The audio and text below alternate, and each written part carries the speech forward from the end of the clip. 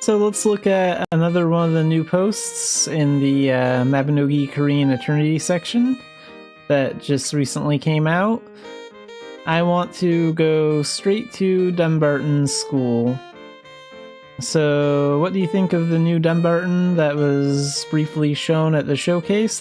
As it was a town that I visited often, I think the Militians were also impressed by it, as it had many areas that needed improvement. Starting from the continent of Ulad, there are regions that can be visited at all times, such as the continent of Idia and Belvast, as well as regions that can only be visited during certain events. And then special regions that don't belong to any continent, like Avon.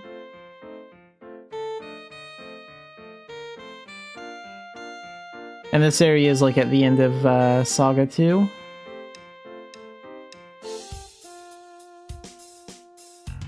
In addition to areas that you, the Militians, can easily access on a regular basis, there are many areas internally. For example, there are areas that are only necessary for special situations such as missions or cutscenes.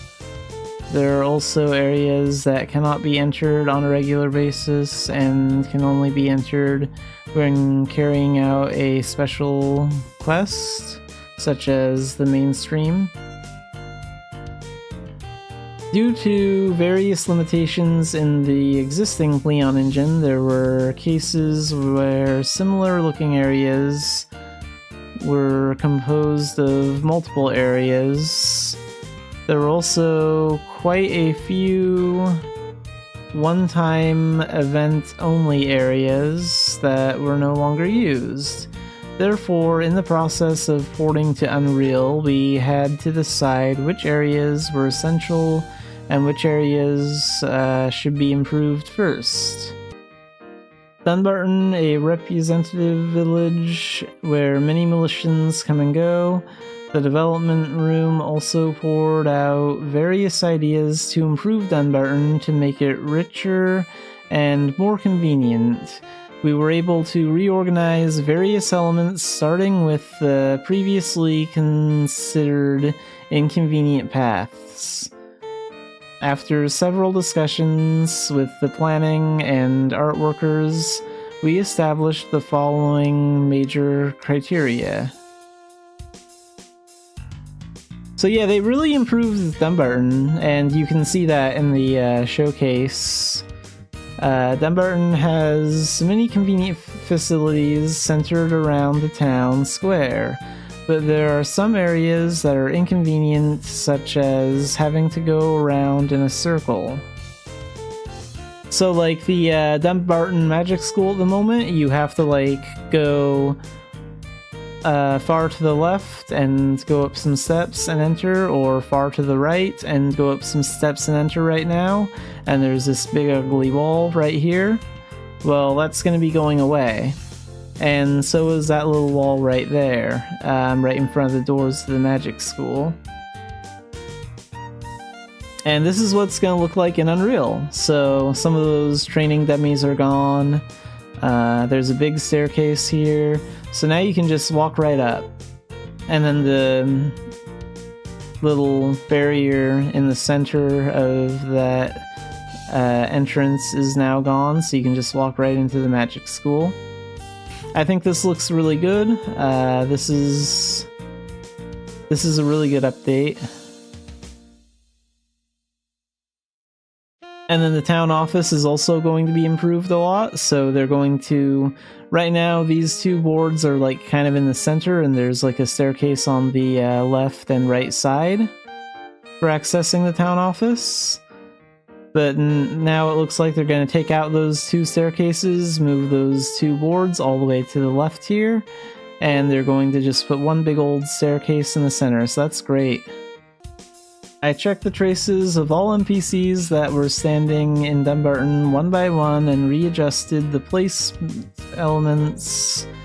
I will leave it to your imagination to see how many NPCs were stationed in Dumbarton even for a moment when I checked the location information. It would be difficult to plant a new tree or something in the place where our precious planet is standing. We also paid a lot of attention to areas that could further highlight the symbols or landmarks of Dumbarton Village. So here's the unicorn statue area. And here you can see Town Square. It's a little bit easier to see than it was in the showcase, but they have the symbol of Dumbarton in the center of Town Square now, right here. That's really cool. I think that's a nice touch.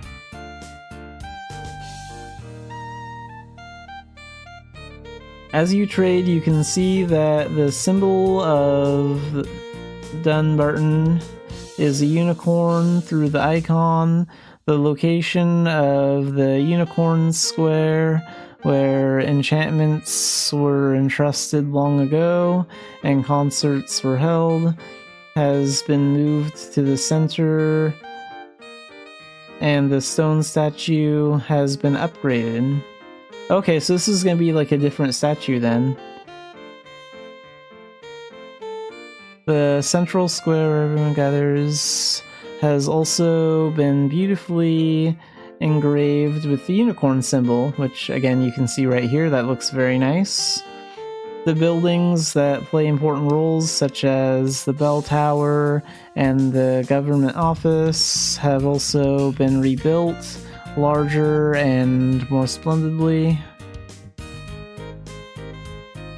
The small garden and trees in front of the cathedral have also been arranged more beautifully. It would be even more enjoyable to gather with the guild members at this place overlooking the town square below. So yeah, this area looks very nice. In addition to this, the decorations on the stalls of shops placed in the town, the fountains, the vines growing on the buildings, the flowers blooming under walls, even the smallest details were decorated to create a lovely, beautiful Dumbarton. So yeah, these are the changes to Dumbarton in Unreal, and personally I think they did a very good job. This looks very good.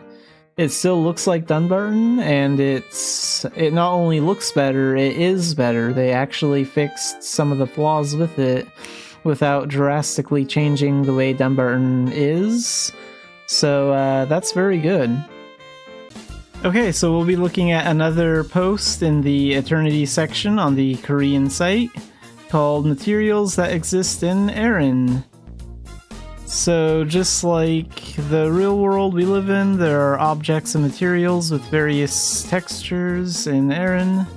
Among the various technical supports we are carrying out in this article, I will talk about how materials implemented in the Pleon engine are being refined in the Unreal Engine environment. So entering. As mentioned above, Erin has various textures such as skin, fur, fabric, stone, metal, and fluid. So things in development.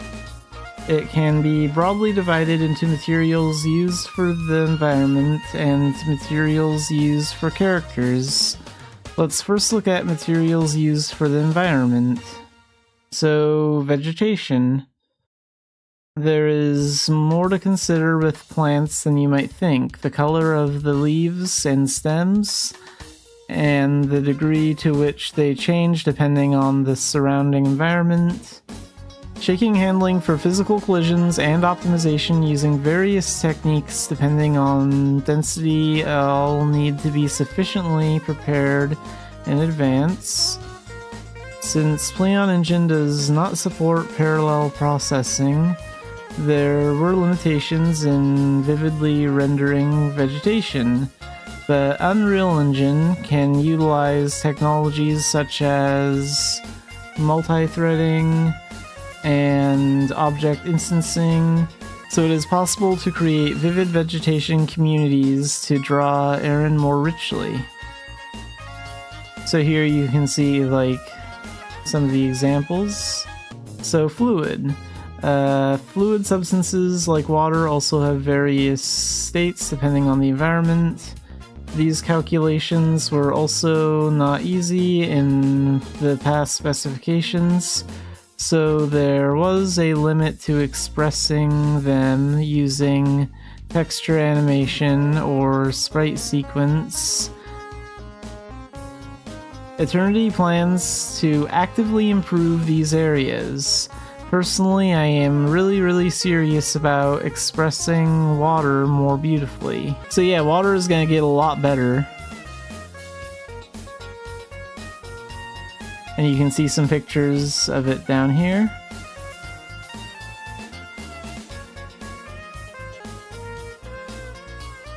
Translucent object. The Eternities project uses Unreal Engine's deferred rendering method to draw the screen. Deferred rendering allows for high-quality results using various techniques. But drawing translucent or clear objects is still difficult to implement. Of course, in Pleon Engine, it was almost impossible to even try to give texture to translucent objects.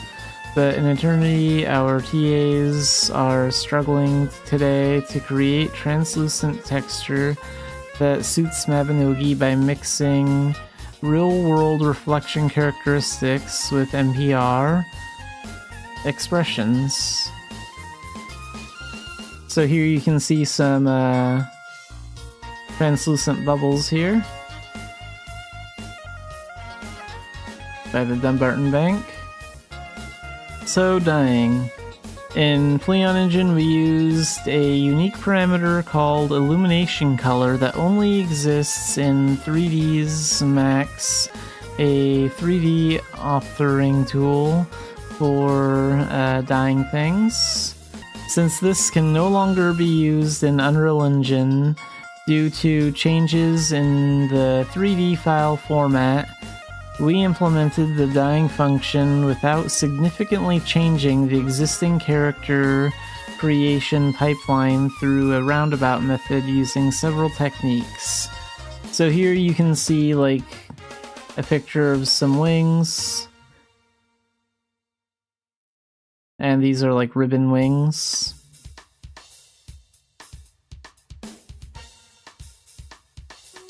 And here we have a fox, so hair. And they're using a fox as an example for that. There are many ways to express fur, but we wanted to draw it only with materials while minimizing modifications to the existing model. In the current Mabinogi, fur is expressed with textures carefully created by artists, but it is not enough to convey the sense of volume. So we are currently developing so that various fur textures can be expressed. Ultimately, we want to give Pan abundant and realistic clothes.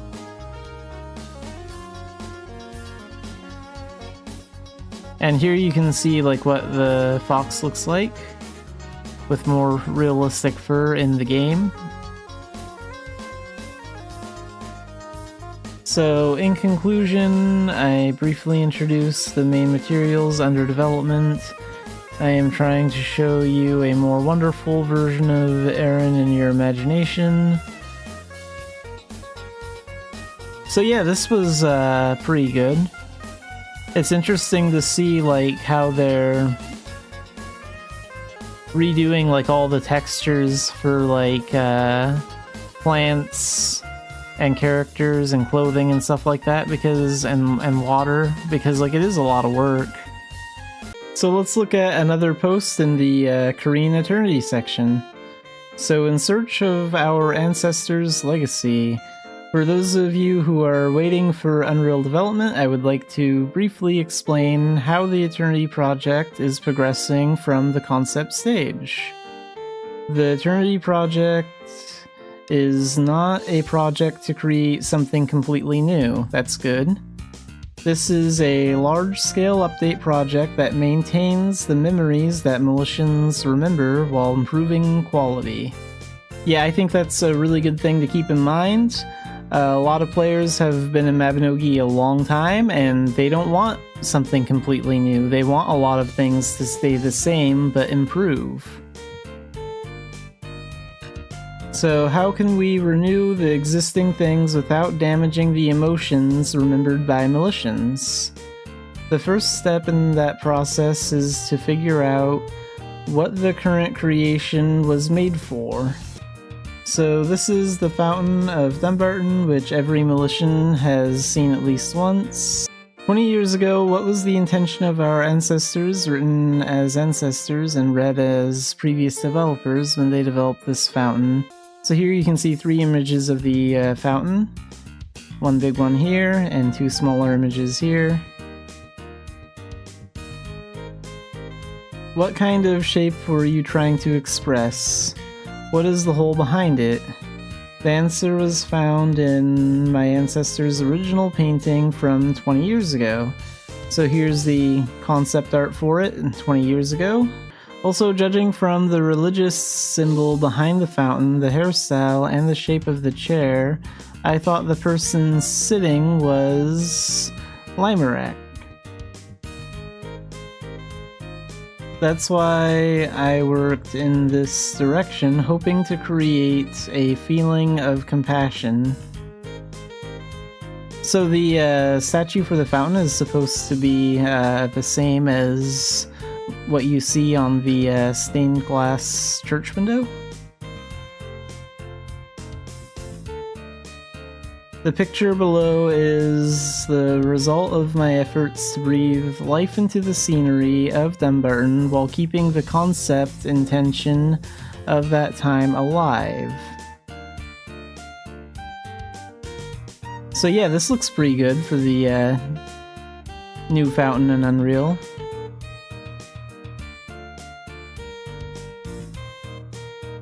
And this is the fountain at night when it's darker out. So to create a mood where you can feel the benevolence of Limerak, we place candles to add to the atmosphere of this fountain so that it can be enjoyed at night. So next we're going to look at the magic school. I wonder what the intention was behind those 3 long poles hanging from the roof. Did they want to hang a flag?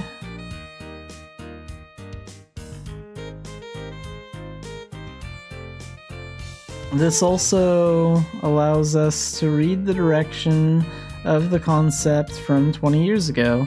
So I think this drawing here is what Dumbarton used to look like 20 years ago, like a long time ago.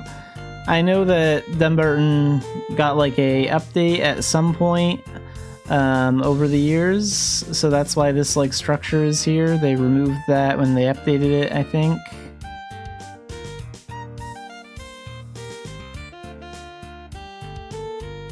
The initial concept was to include a flag, but it seems to have been removed for some reason.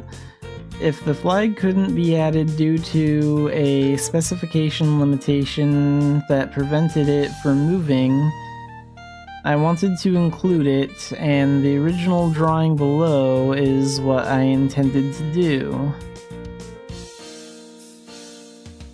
So here's a drawing of what the new magic school will look like, and it looks really good.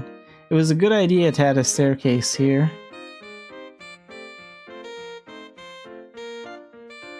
And here you can see a flag in the center and 2 weather vanes on the left and right side.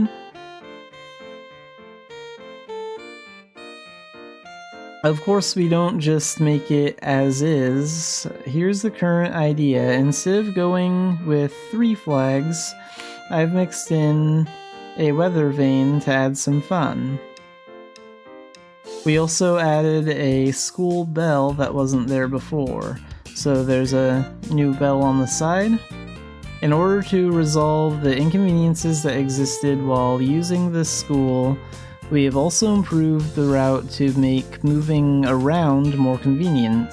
In this way, we are trying to create things now, 20 years later, that we could not create back then.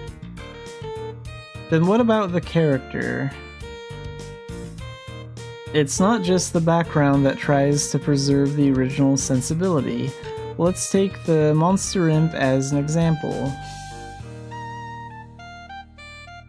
Both the left and the right are imps. Since they are the same species, should their appearances match to some extent. So this is like a commerce imp, and this is like just a normal imp enemy. The imp on the right came out later, so it has fewer sharp edges and looks more complete. Also, in terms of cuteness, the one on the right is cuter. Since both are the same race called imps, it would be right to renew them so that they look similar. But is it really right to break the image that the character imp has?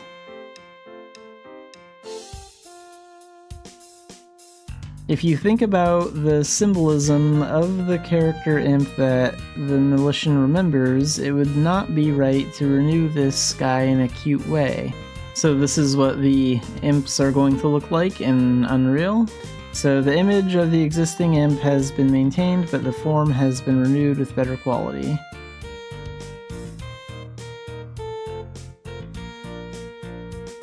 So yeah, it still looks like the same imp from the current game, just still a little creepy though. So here you can see the comparison, existing imp on the left, and the imp renewed in Unreal on the right.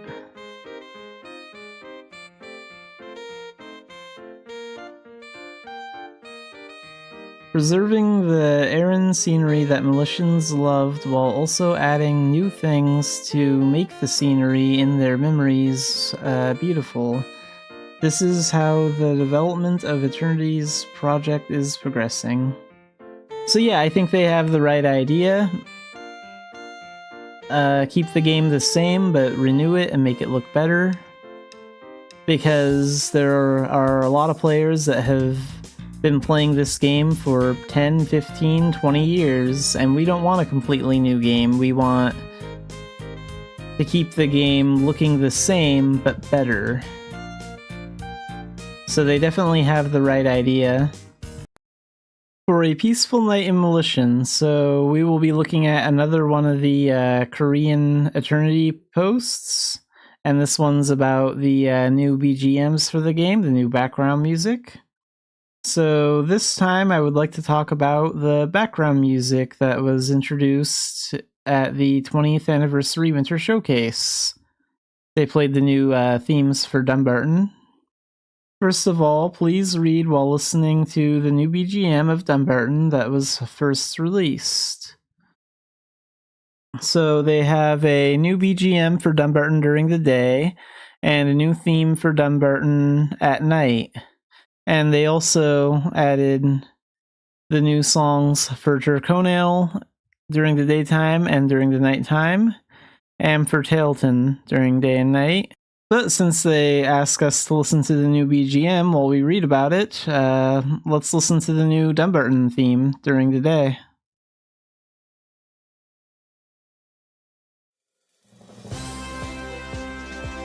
So Mabinogi provides a wide variety of sound sources, starting from the village where you first step into a new world.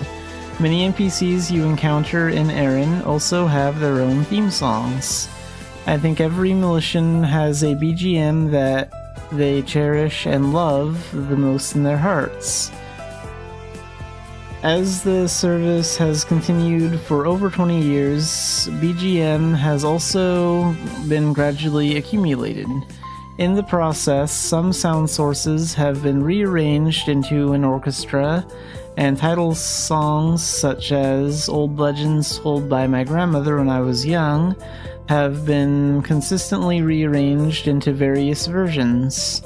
Militians who have consistently enjoyed Mabinogi will know well that they can simultaneously appreciate the history of changes from MIDI sound sources that bring back old memories to recently applied real sound sources or orchestral versions.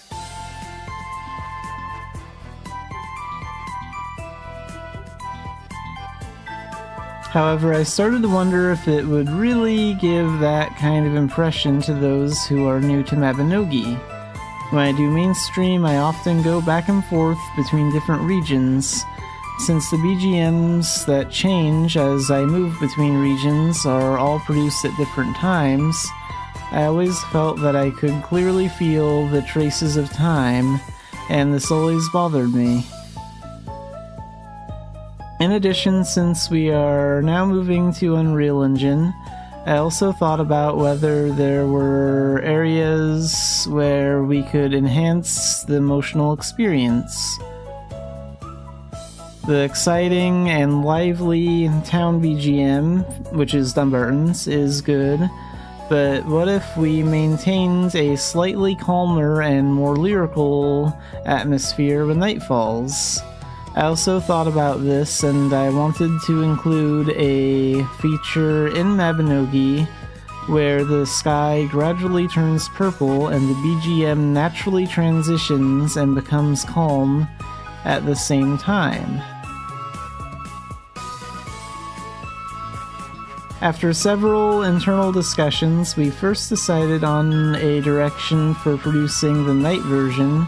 While maintaining the original sensibility, we decided to focus on conveying the unique atmosphere of night above all else.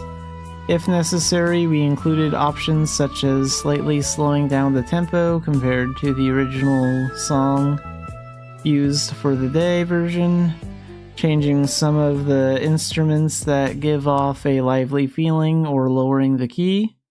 And it looks like we got through Dumbarton's day theme. Let's check out the night one too.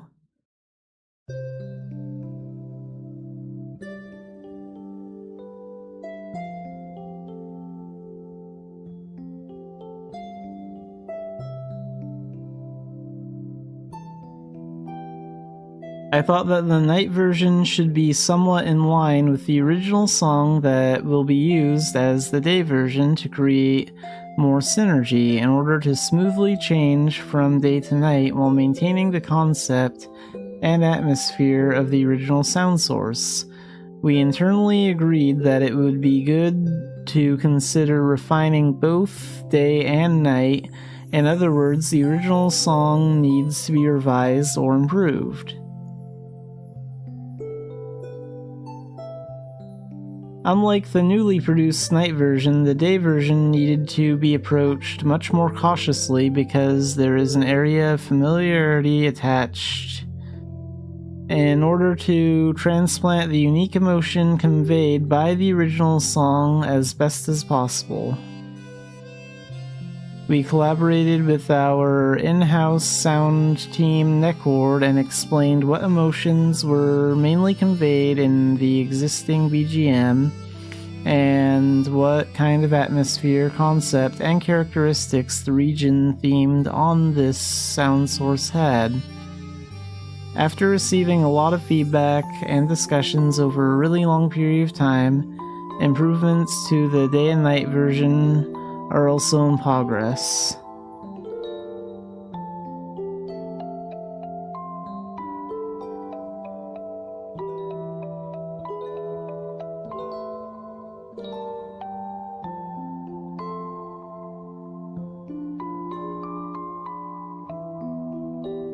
We also paid attention to properly adjusting the balance and harmony between the songs while improving them simultaneously, such as making sure that the types of instruments used do not harm the concept of the town. In addition to the feature that naturally transitions BGM as time passes from day to night, we are currently reviewing other elements that can convey the unique sentiment that can only be felt in Mabinogi. So yeah, I think they did a really good job with all 6 of these tracks that are up here. So go ahead and listen to all of them, they're really good. And you can even download them if you want to.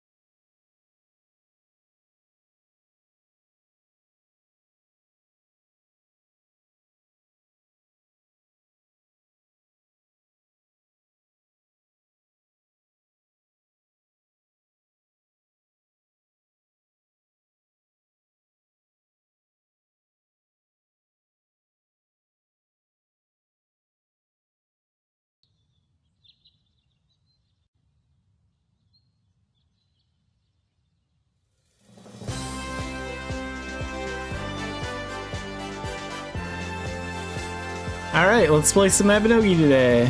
So I'm gonna do some Dan tests, some Grandmaster missions.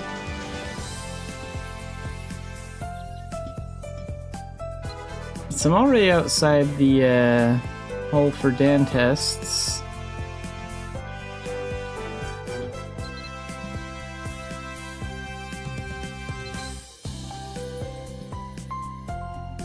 I could get the points I need on Stellar Surge. I probably also need some more gold too. Yeah. Okay, let's go train up Stellar Surge first then.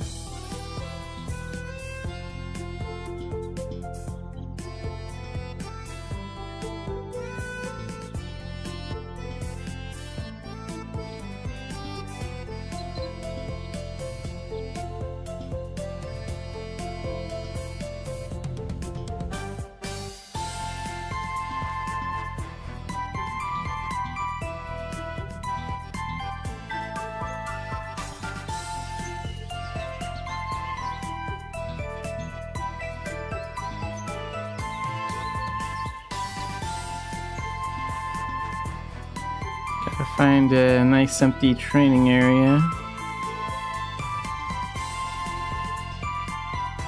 Maybe I'll just use West Hilton.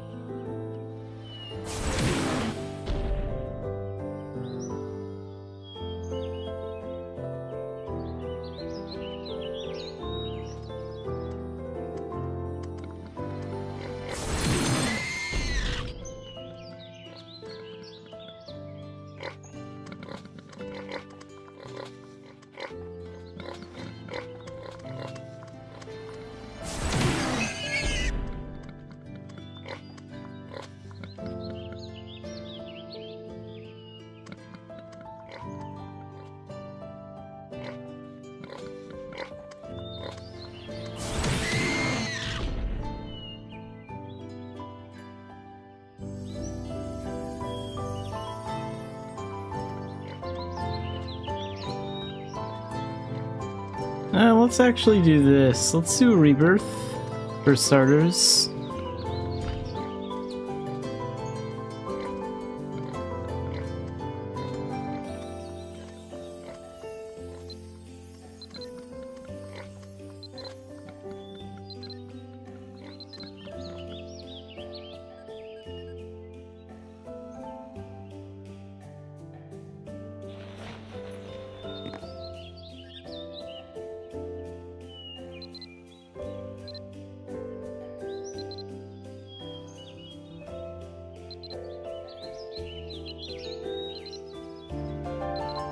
Actually, for now, let's go with Battle Astrologer since I'm training that up.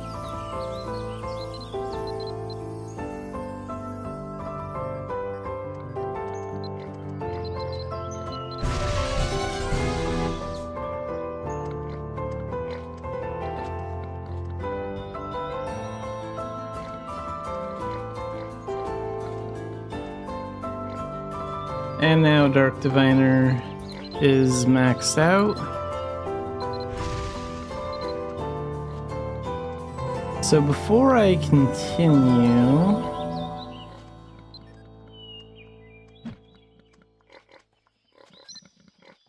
let's go to the association room.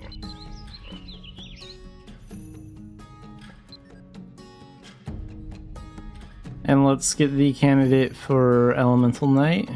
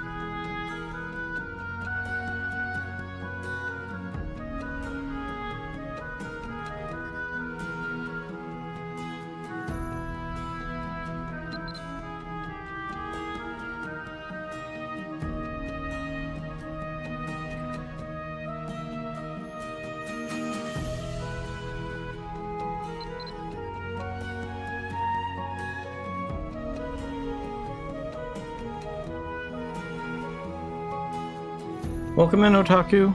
I'm going to do the Elemental Knight storyline, so I can start leveling that up next. I think I'll do Sacred Guardian after Elemental Knight.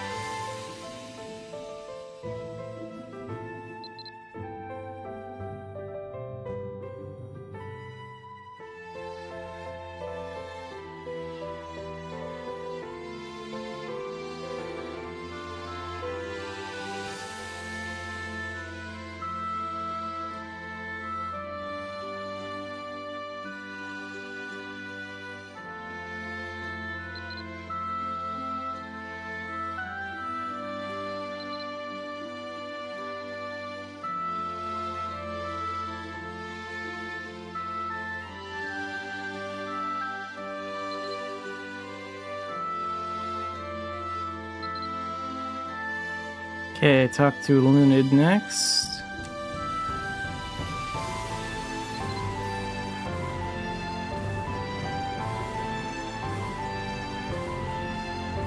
Let's just fly over there.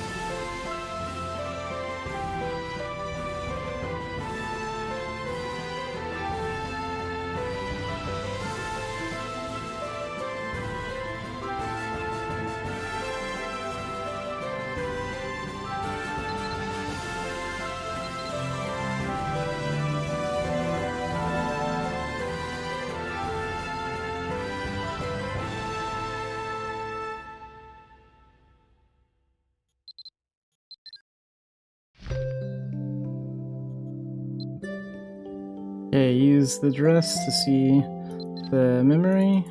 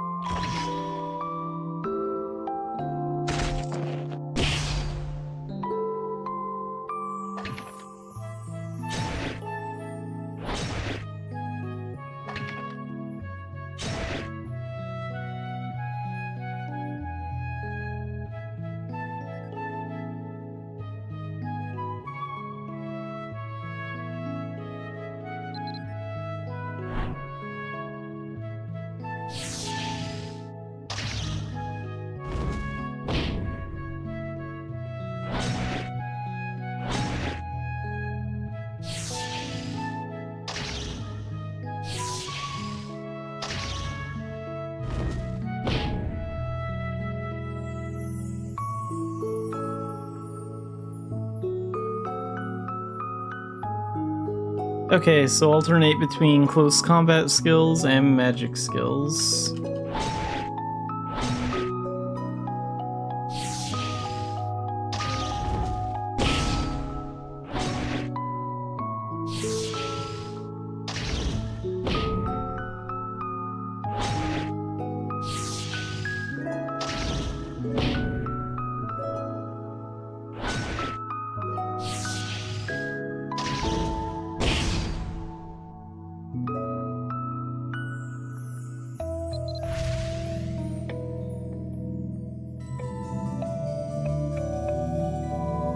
So instill flame.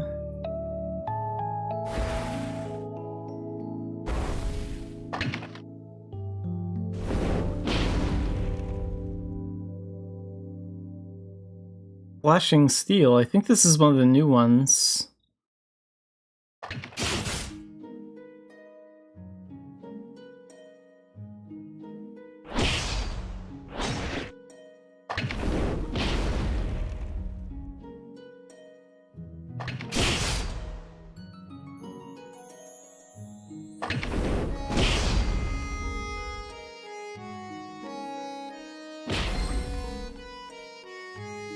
And Dauntless Defense is still the same, that's one of them.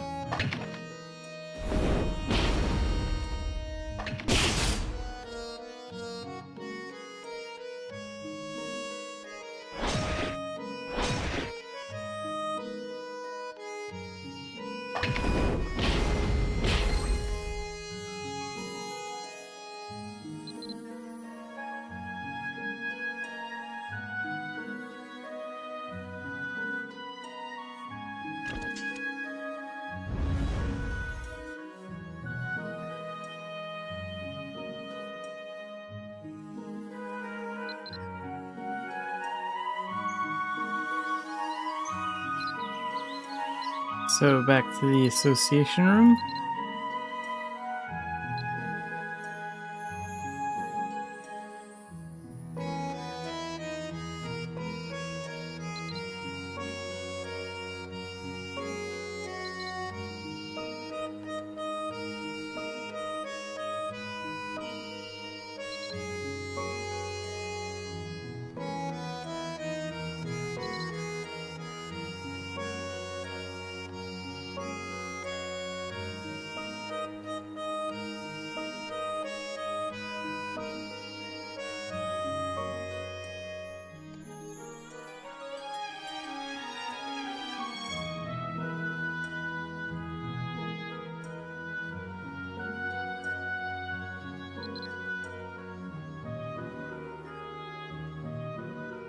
Okay, talk to Kawina.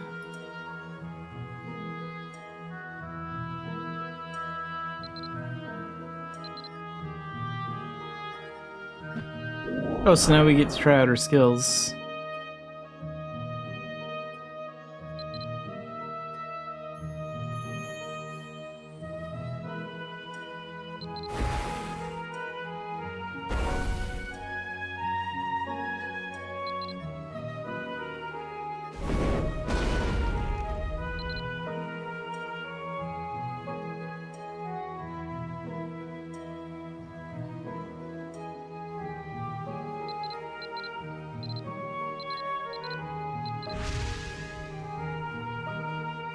Okay, so try out Shattering Windmill.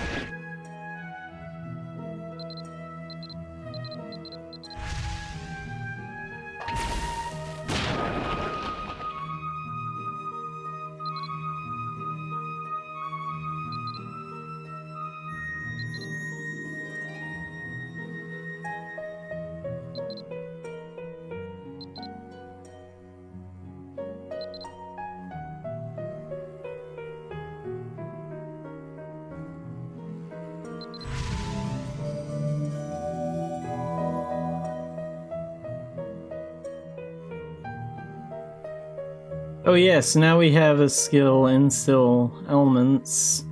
So all 3 elements are instilled at once. At all times.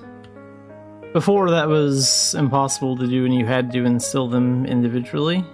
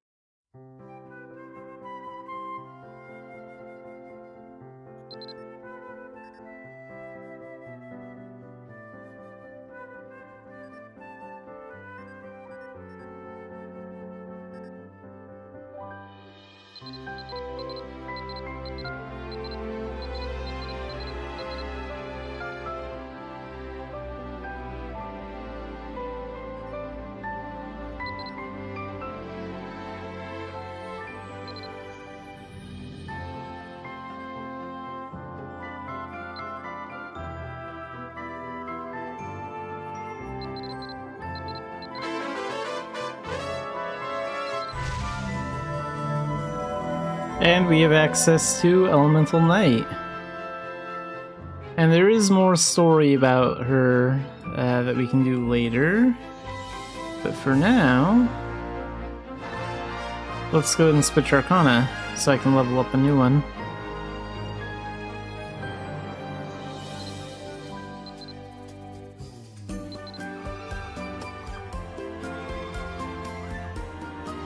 Okay, I have like 8,000 AP, so we're fine for now. I think they were talking about like lowering the AP costs too, like later on. Not that I really mind. 100's not a very big deal once you're endgame.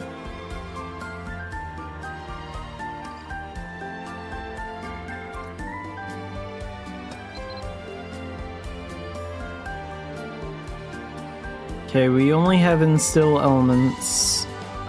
So we need to be level 8, level 6.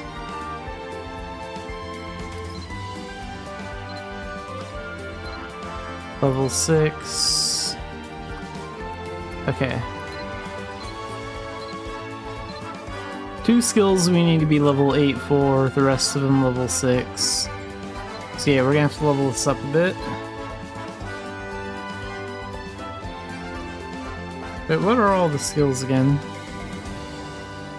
So now instead of having 3 different skills for instilling the elements, that's all compressed into one skill, and then we also have the Flashing Steel move, which is new. I have not used these Elemental Knight skills at all. I played Elemental Knight before the big changes.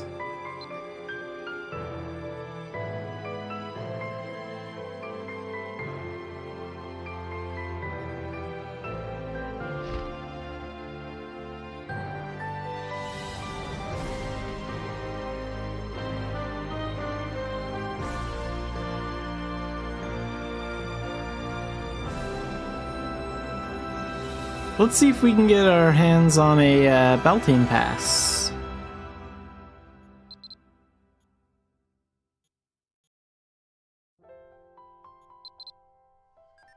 So, random items.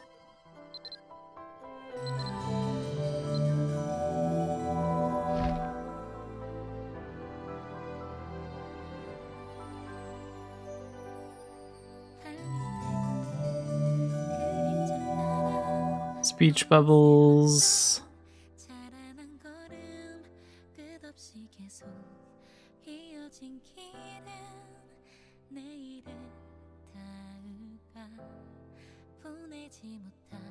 Some gems.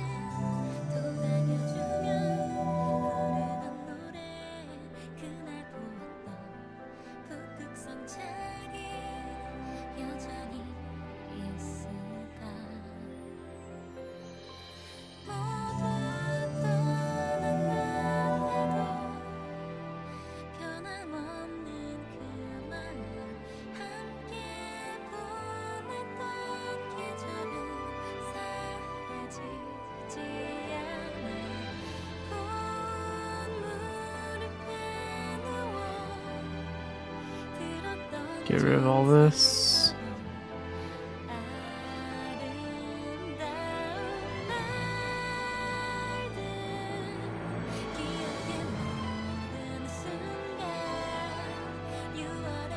Okay, looks like today I got unlucky. We didn't draw any Beltane passes, at least not as far as I'm aware of.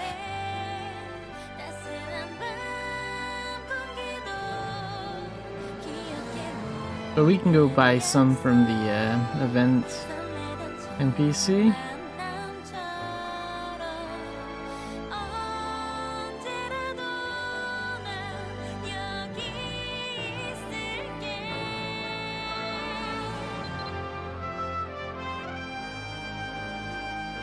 Oh, there's a bunch of crap in here I can get rid of too.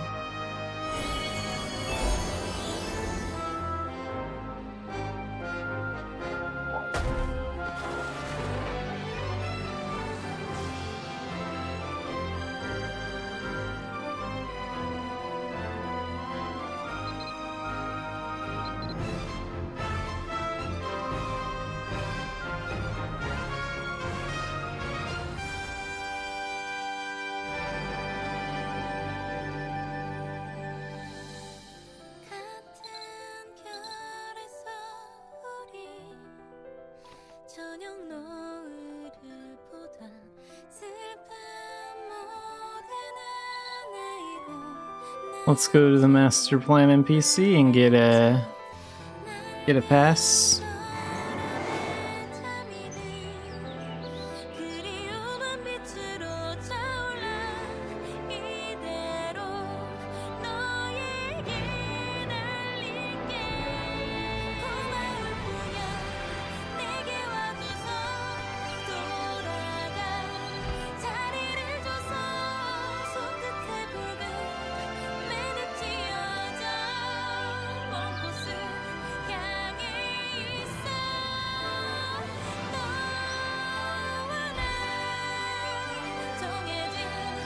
Okay, nowhere to run. Select.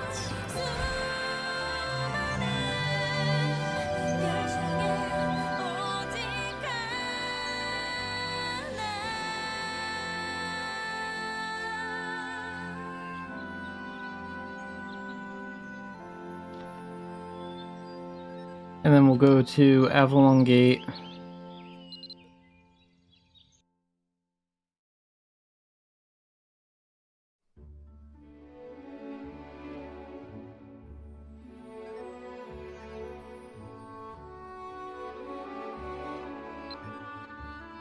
And let's use some magic. How much longer are those buffs gonna last? Like a half hour, okay. So we're good on that.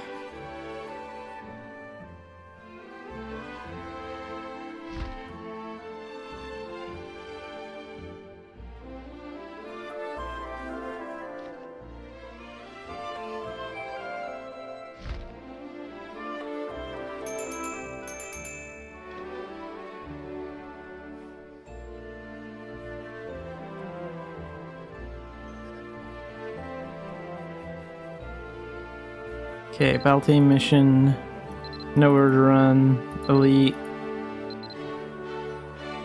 Let's go.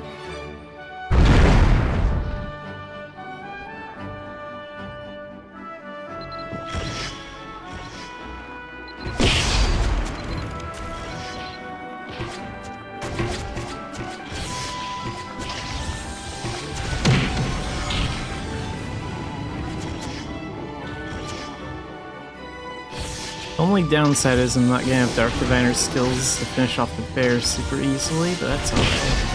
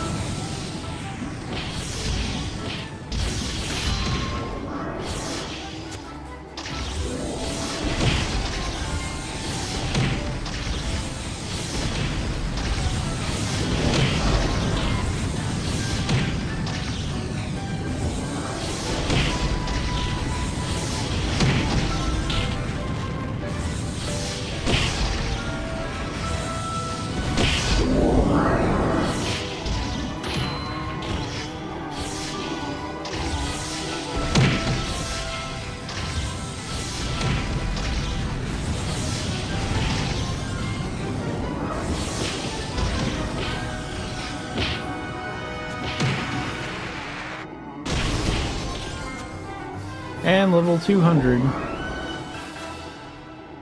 Yeah, let's get out of here.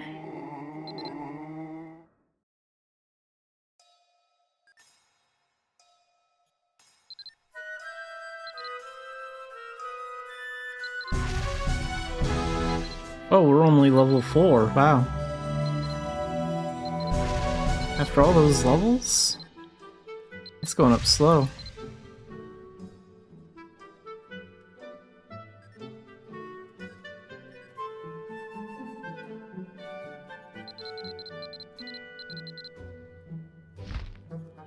I don't think I have any more Baltane crystals, do I? I'm not gonna pay for another one. I'm not gonna buy them. They're expensive.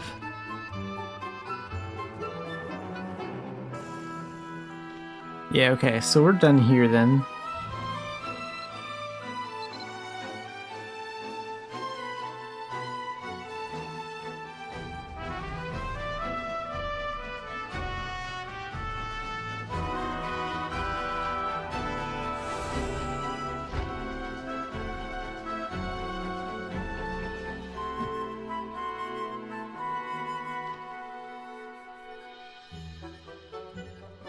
Okay, let's go ahead and do a rebirth. Stack some of these too.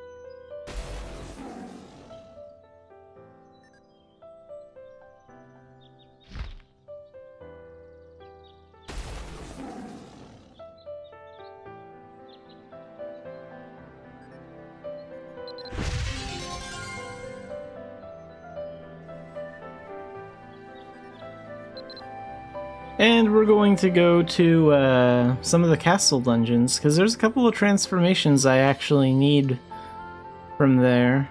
I've been able to find some of the monsters in like Grandmaster missions and a couple other places. I haven't been able to find all the castle dungeon monsters, like the chandelier spiders and the pawns and the bishops, like the chess pieces.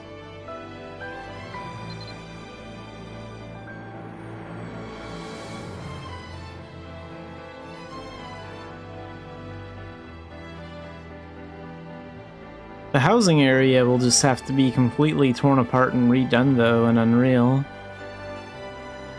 Like the whole system is just out of date.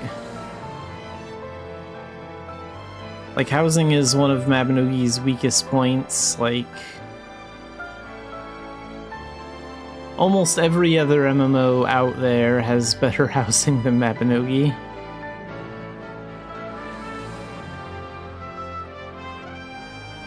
I'm not talking about like the homestead thing, I'm talking about like houses, the insides of houses in the actual housing area, or the insides of houses on your homestead. Like, those just are not great. Like, homesteads themselves could use a little bit of updating, but they're overall fine.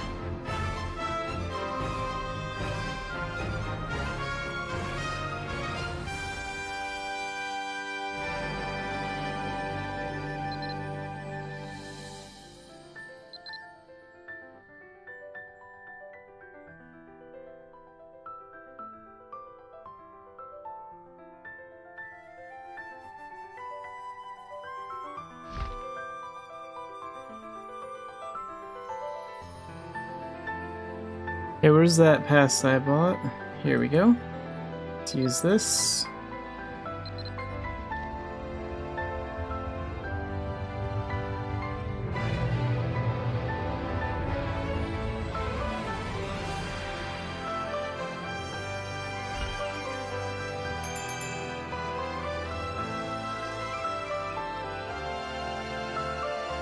So we'll just go through here and use Battle Astrologer, so I can get some XP on Stellar Surge.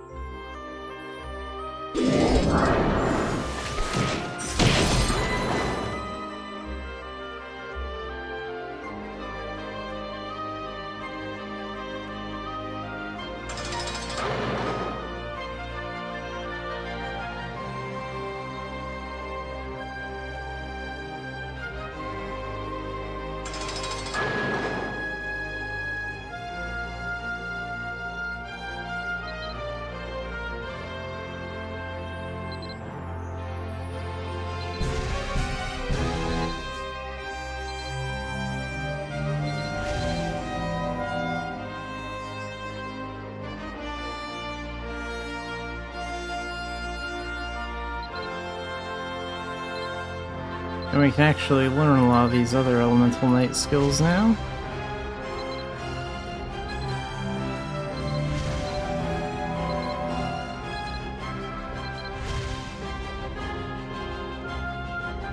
Okay, we need to be level 8 for the other two.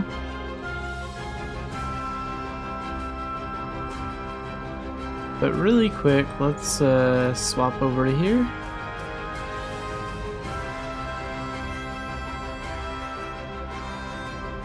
Let's give it 3. So Blazing Assault Slash will go over here. Dynavolt Smash will go on 1. We'll put Counter on 2. Shattering Windmill will go on 4. Dauntless Defense, when we get it, will go on 3.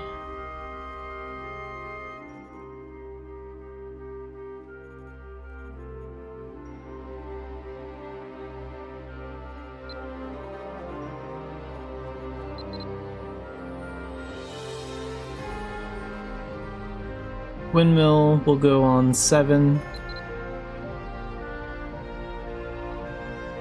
The normal one. Final Strike is still going to go in the same spot.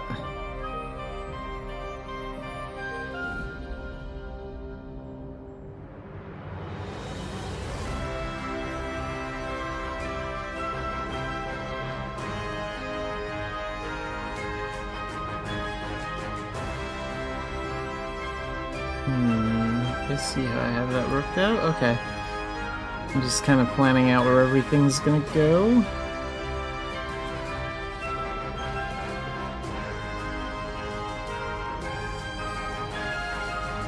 We're still going to use Stampede. That's gonna go on 6. I think that new skill, when we get it, the Flashing Steel, I'm probably gonna put that on 5 maybe.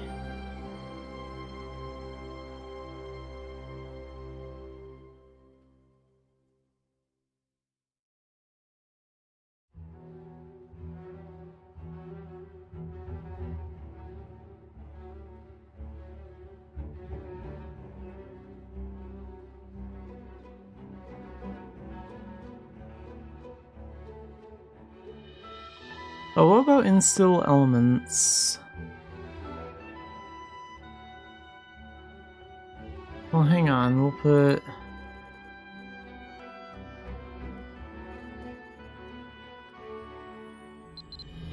that where it always goes. Berserk where it always goes, we're not going to change that. Crisis Escape will still go on 9.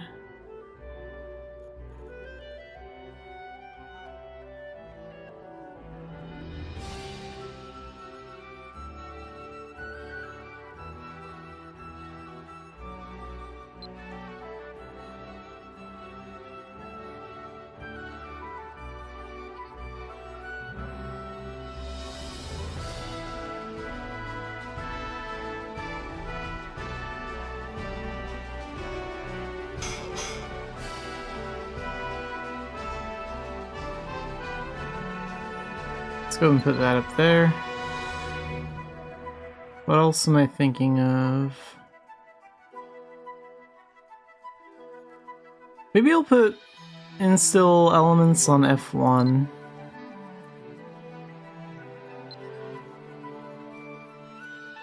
Because, I mean, I have Continent Warp up here. We're not really going to need that on that bar.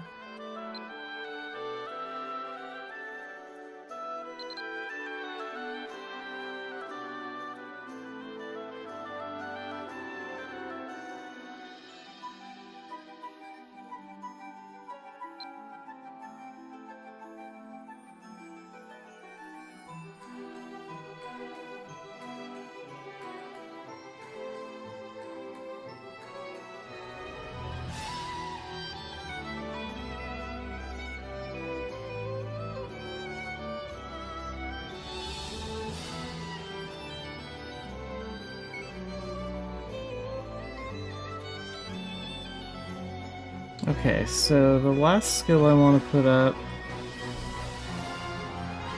for now we'll put Rage Impact, or... no, we'll put Bash right here on 8. And then we'll put that new Dashing Elemental Knight skill here, and Dauntless Defense here when we get that.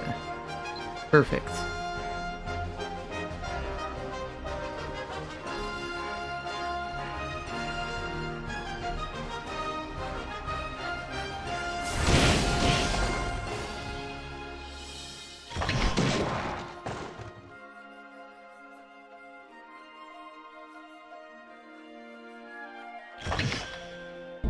Yeah, it's the real one.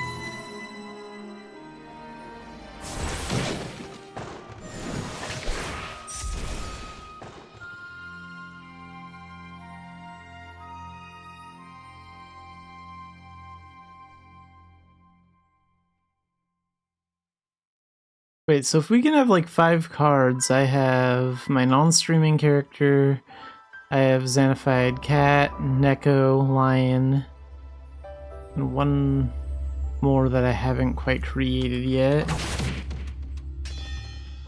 When I get that last character made, I could actually make like 5 tarot cards of my most used characters.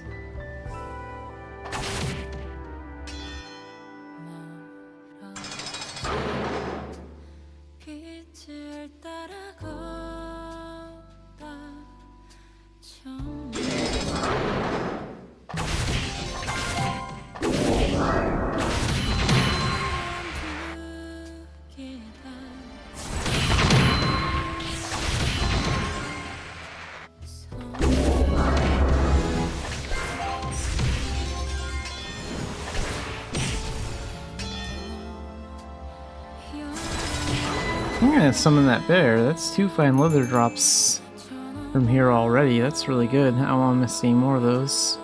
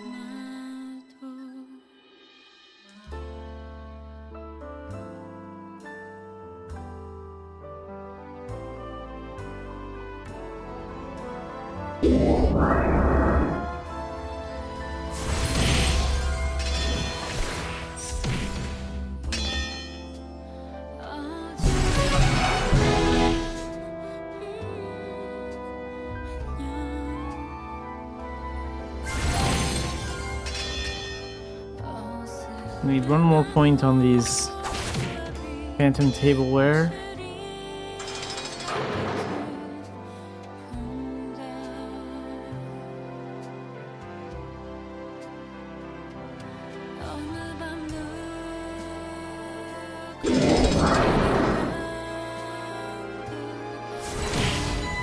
Still need some points on these candle warriors. There we go. I might be making a second run through here. Okay, let's try this one. Let's try this one.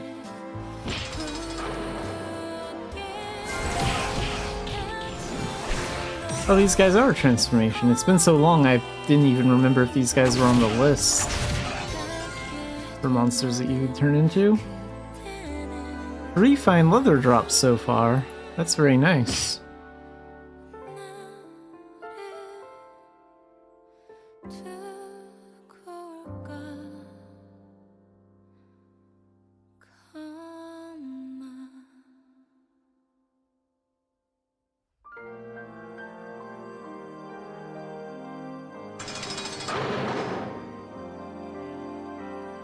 Herb room.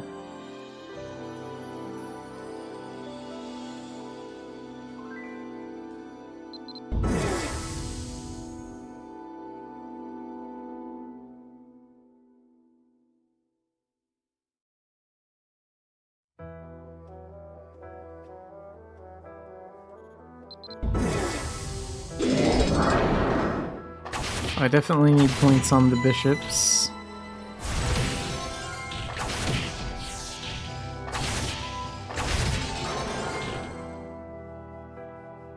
Get that silver plate.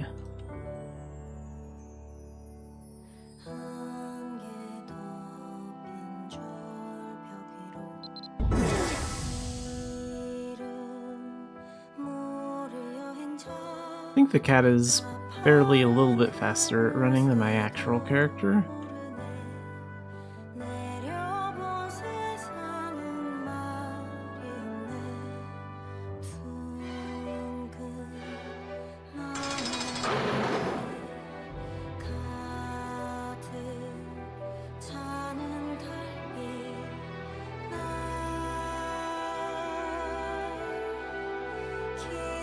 How many floors is this place again? Only 2, I think?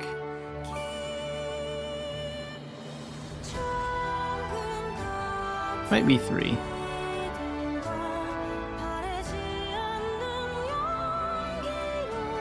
Like, when they redo castle dungeons in Unreal, what are they gonna do about this? You can see pillars, but there are, like, no walls designed.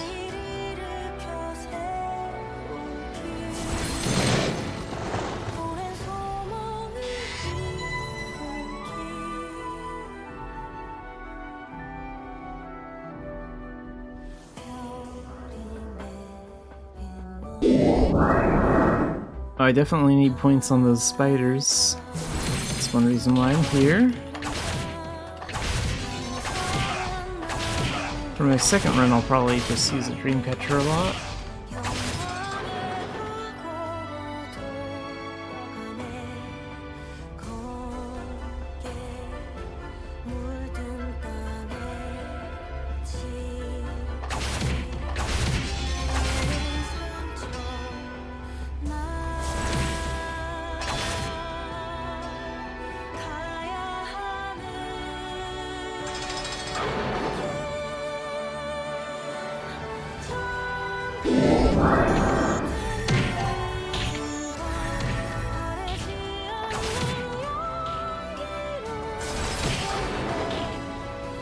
Hey, large nails. I'll take those. I need that for Daily Cobb.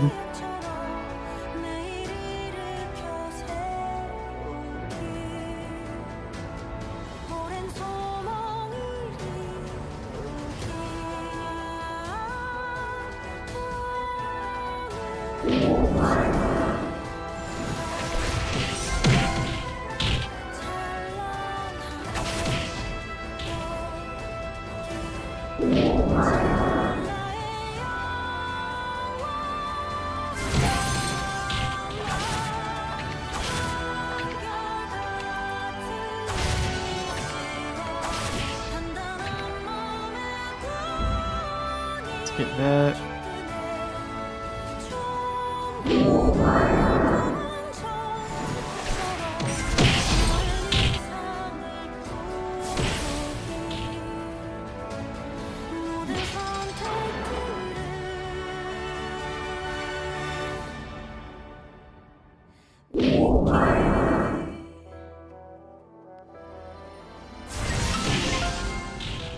There, got the pawns.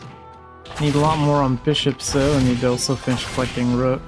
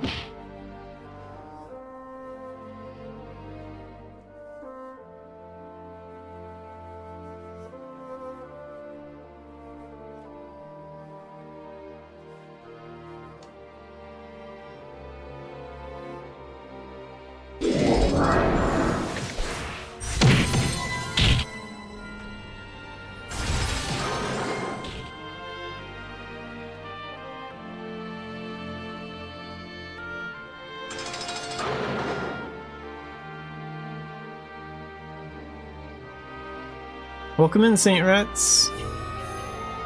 I'm trying to get 100 XP on Stellar Surge, and there's also a few transformations in this castle dungeon that I need, so that's why I'm here. Probably gonna do a second run of this place too with my Dreamcatcher next time.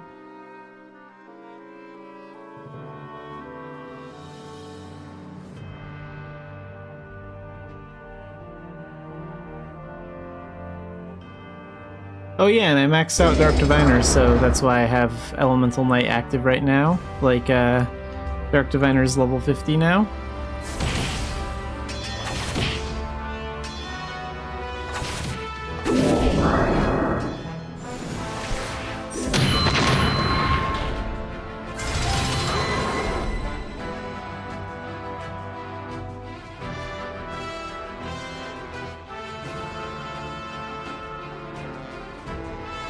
Okay, so that has...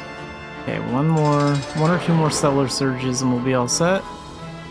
Okay, so this is 3 floors.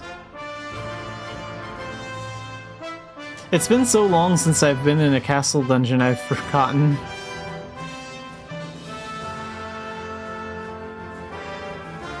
Like, it's probably been close to a year since I've done a castle dungeon run.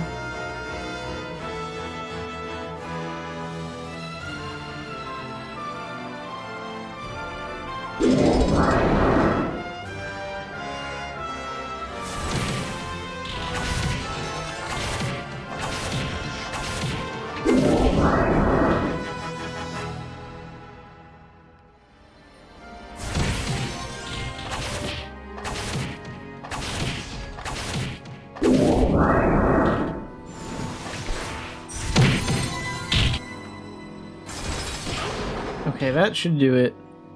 So yeah, now we have 100 XP and can take that Dan test.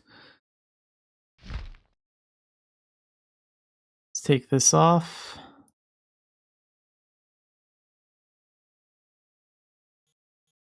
And this time I will be using a dream catcher and my coffee cup.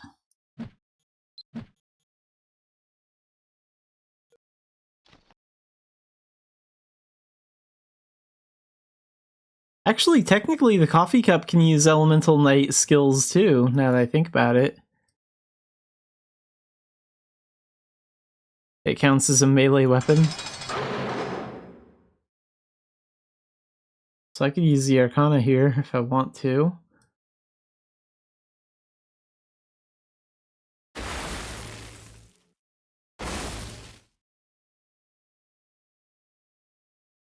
That's a powerful cup of coffee right there.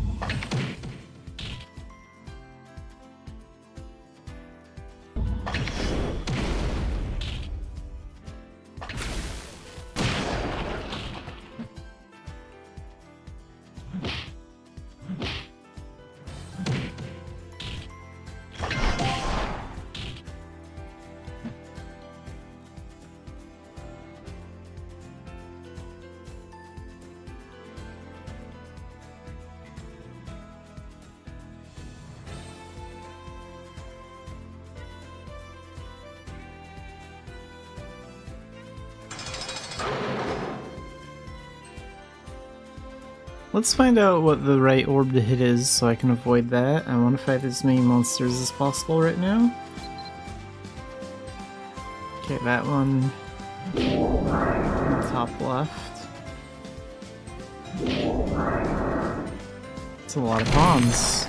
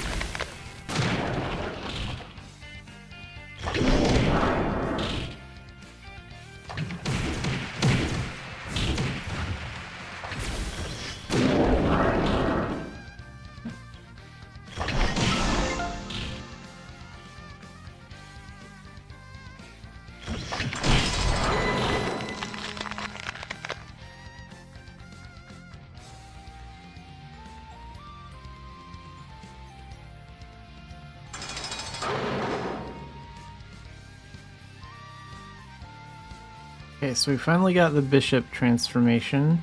I think I need a few more points on the rooks. Okay, we got the phantom tableware.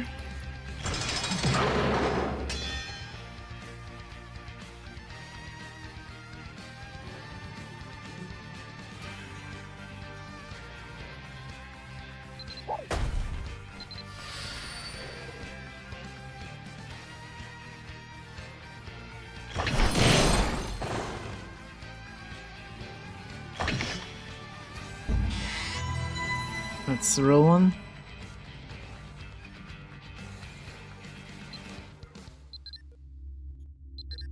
Okay, 1 strength.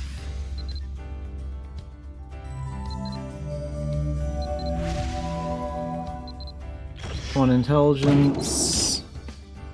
And 1 strength.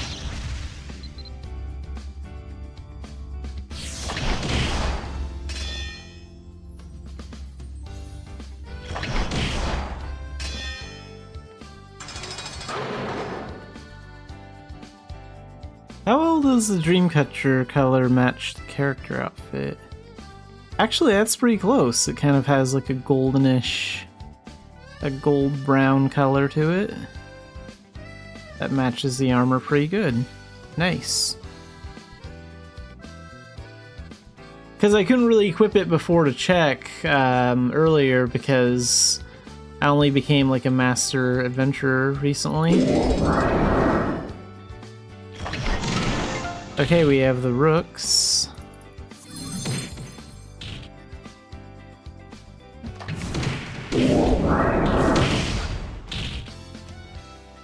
I think we got all the chess pieces now.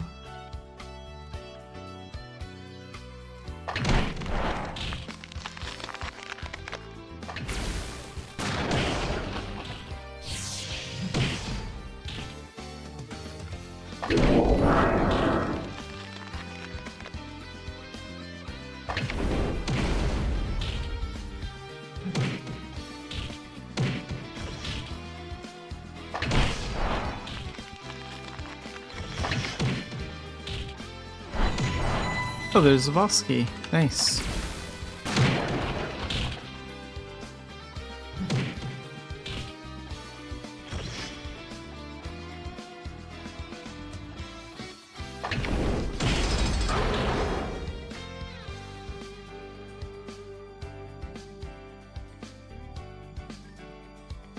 But I'm gonna do this dungeon again because there's still a few more transformations I need to get.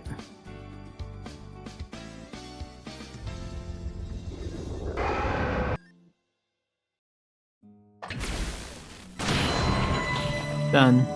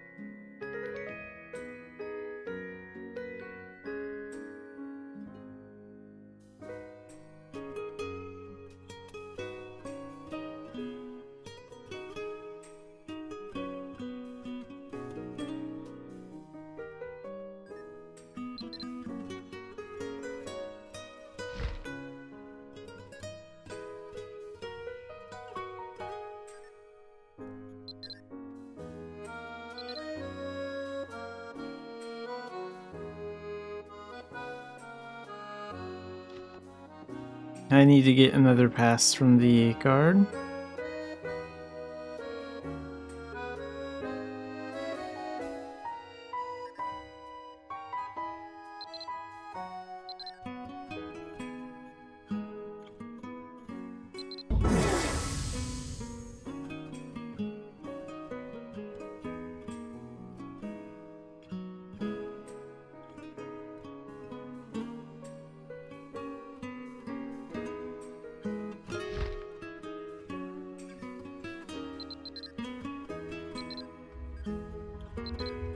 It's cool that the castles are And housing areas are one of the few places transformations work indoors.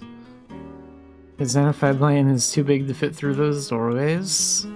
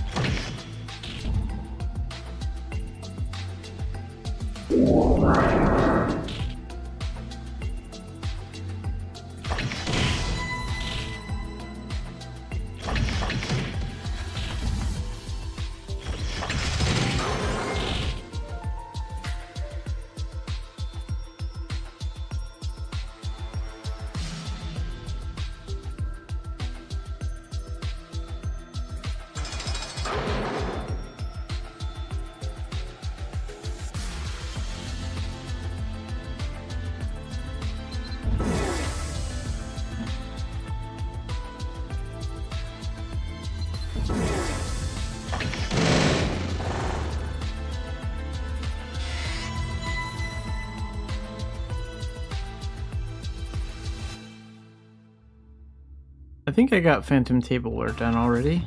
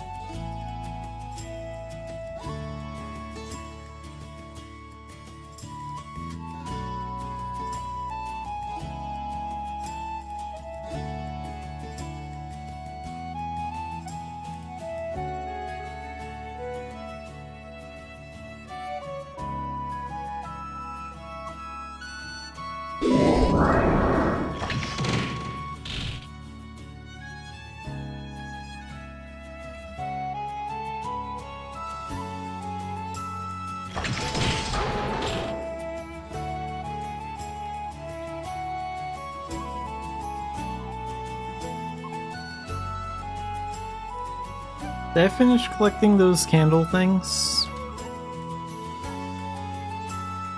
Nope, still need one more point on them. And also the candle spiders too.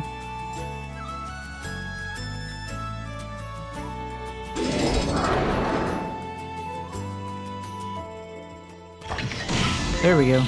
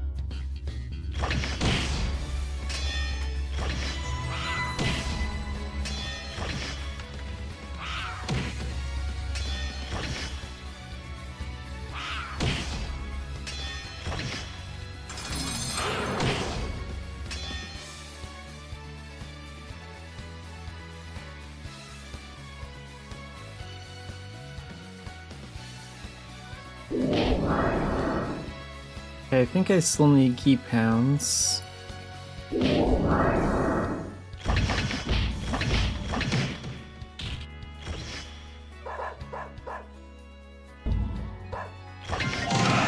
There we go.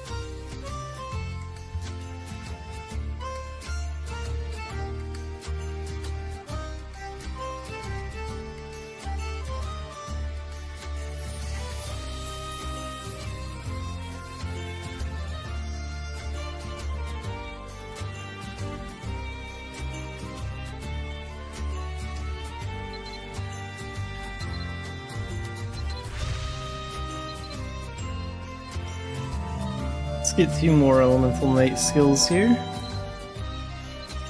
So Flashing Steel and Dauntless Defense.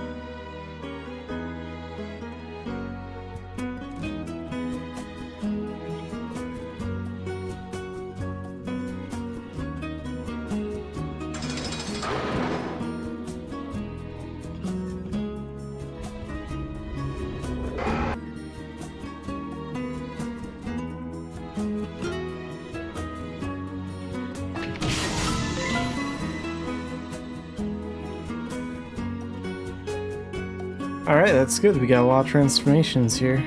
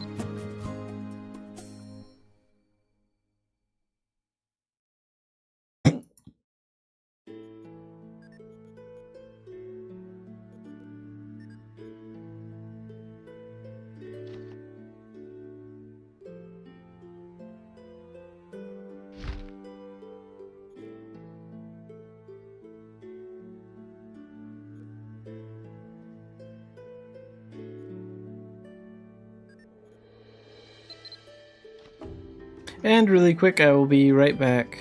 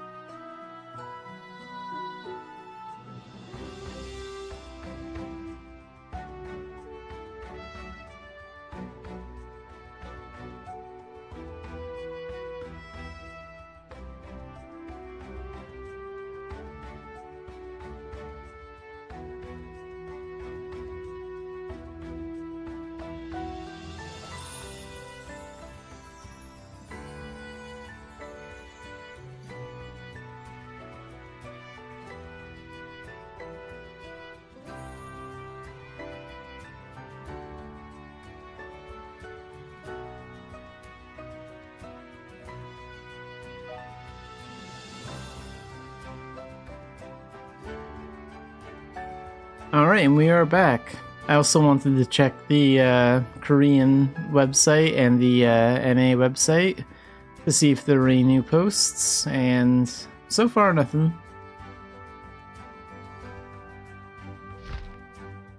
So no new news today.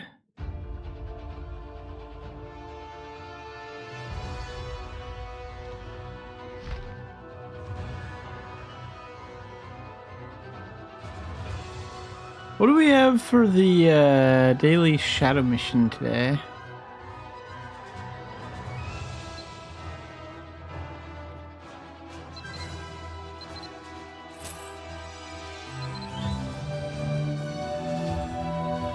Or maybe I have to change channels, get a new one?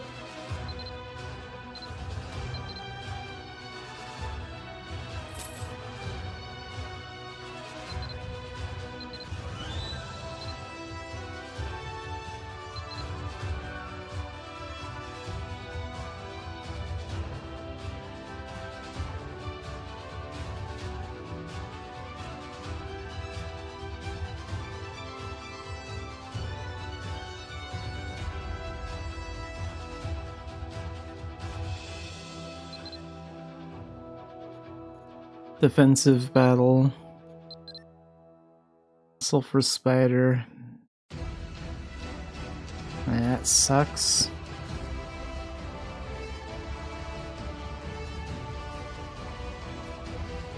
I guess I'll do sulfur spider.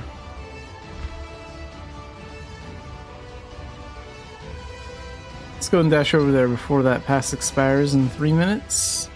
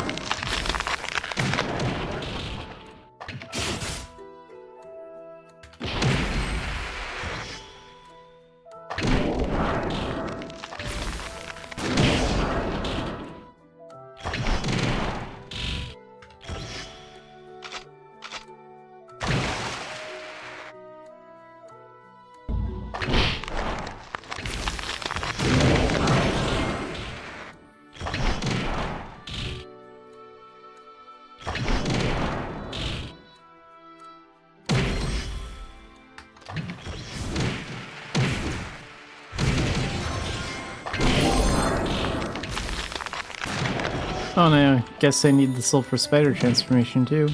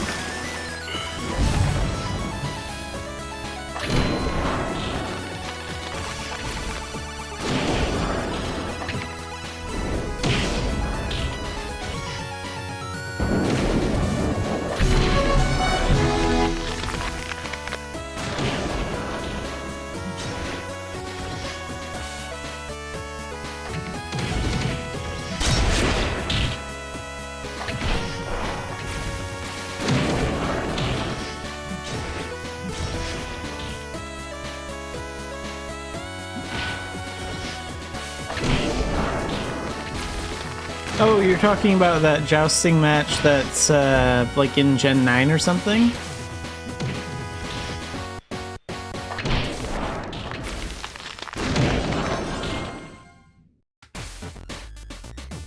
That jousting match wasn't too bad the last time I did it.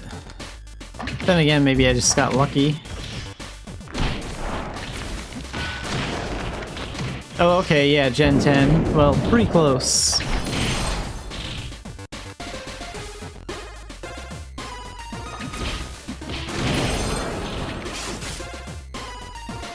Yeah, no, most of the jousting changes seems to be received quite positively by the community, but I guess it's not for everyone.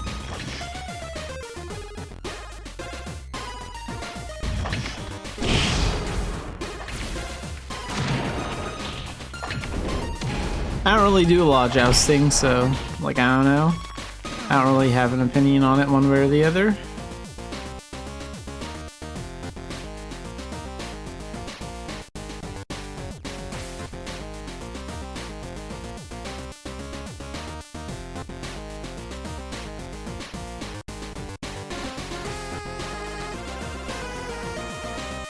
Yeah, there is that one part of Gen 10 where you have to do it.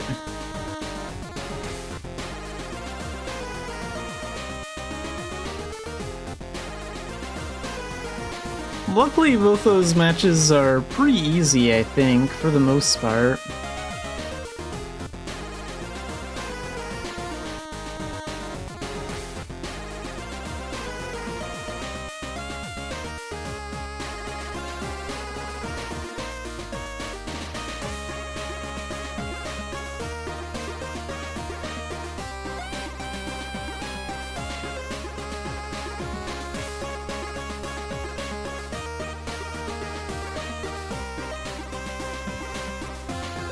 Yeah, Mana can be kind of annoying sometimes.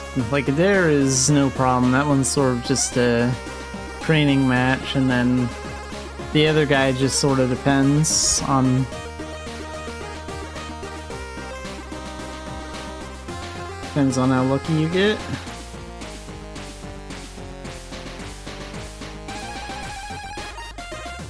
Because, like, I had an easy time with him on Xanafiedlion, but I remember having a harder time with him on, like, Xanafied Cat and Echo.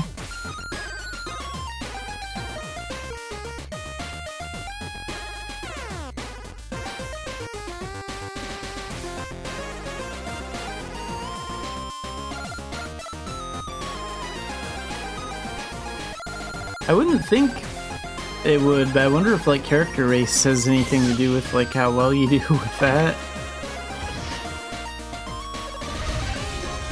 Probably not for something like jousting.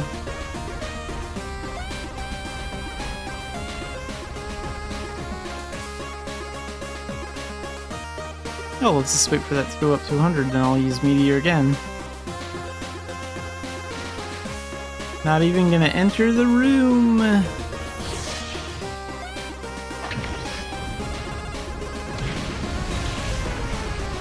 Over half your health and I'm not even in the door yet. I'm still not gonna enter yet, we're just gonna hang out right here. Do some pet summons so we can more.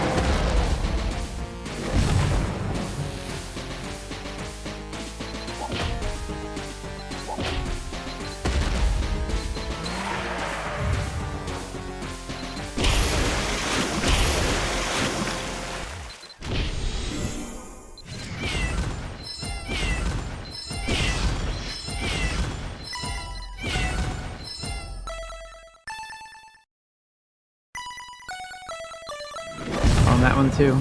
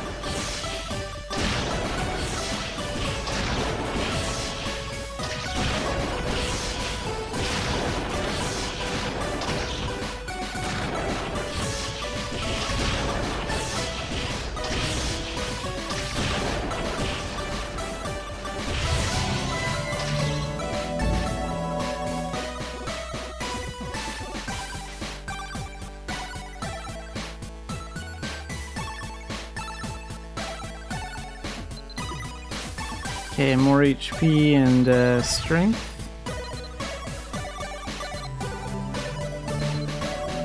More strength. More strength. More strength. And what about this one? More HP.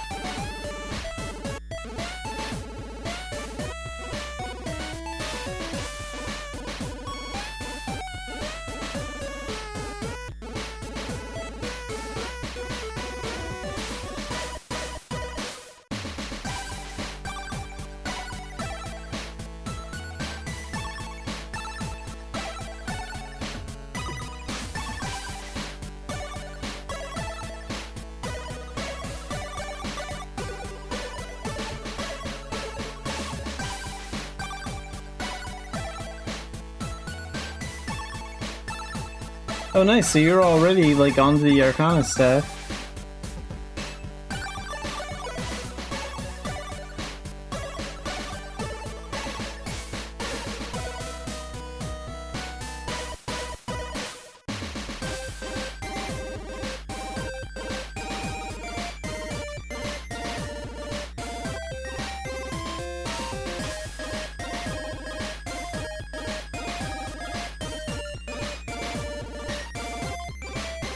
Yeah, I think there was an update that made that was like very friendly to new players for Arcana.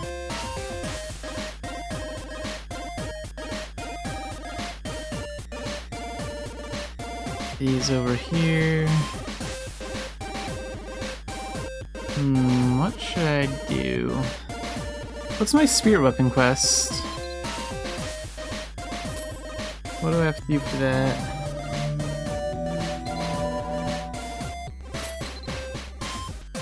Oh, that. Right.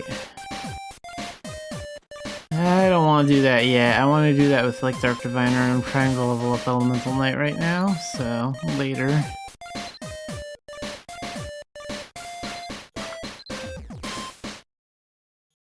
Feed gems, okay.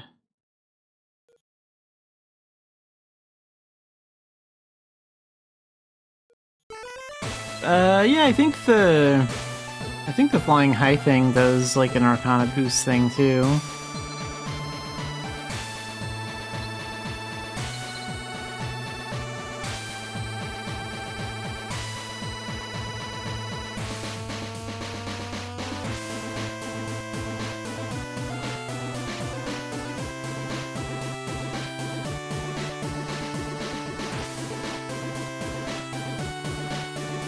Oh nice, you're further in the story than I am then.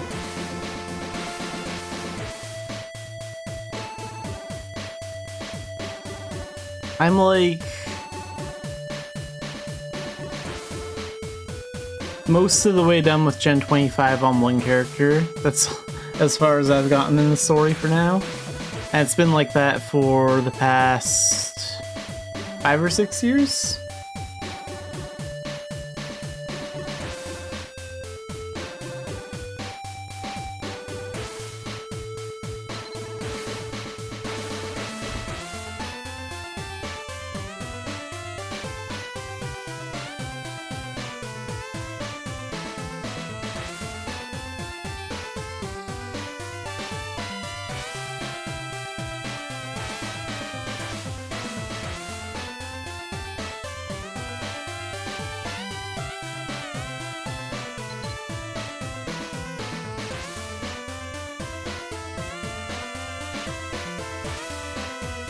And that's mostly just because I'm very lazy about, like, story stuff.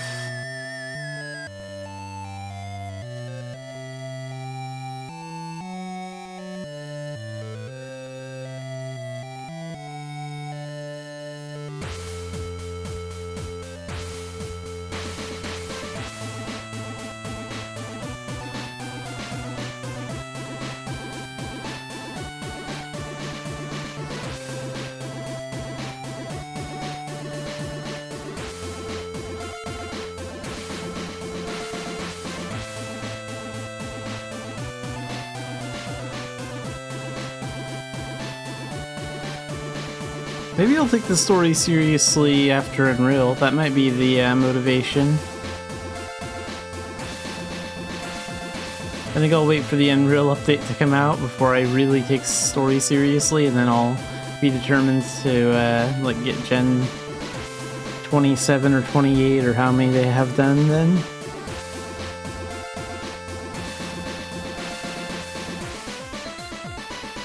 Get to see all those HD cutscenes.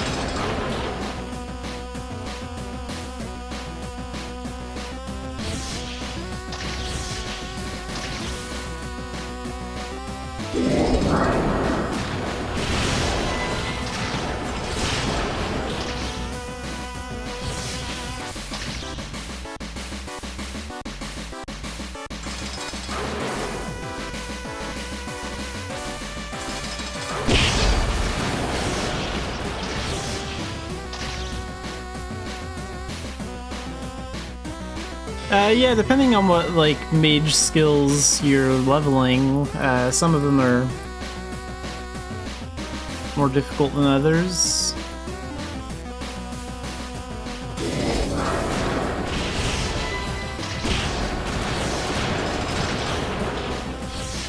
I like mage, though. It's a lot of fun. And they have made certain parts easier. Like, it's way easier to learn Fusion Bolt than it was back in the old days.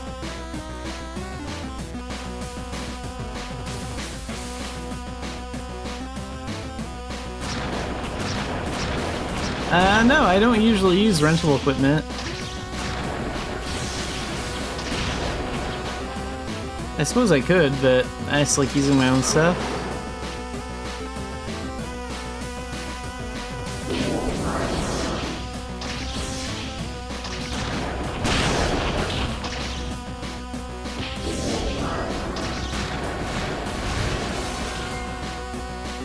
Oh, durability on the stuff is strained. Alright. I love remote repairs. There we go.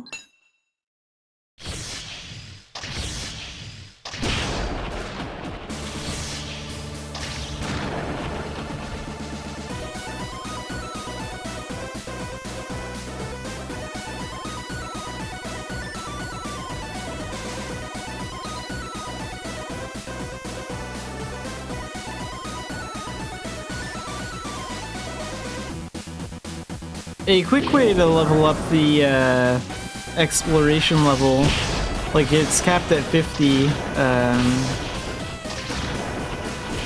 like a quick way to do it would be to go to the Human Mark Mana Tunnel, and then there's a lot of sculptures that you can discover. There's like a row of 8 things you can discover. And then there's like off to the side, there's also like 8 more.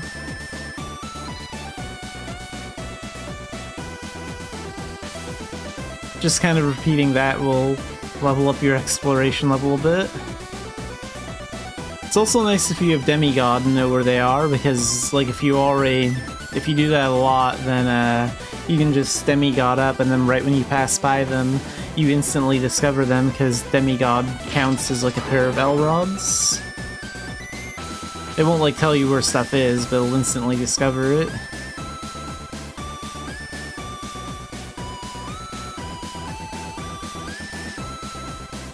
A timid and trusting cat.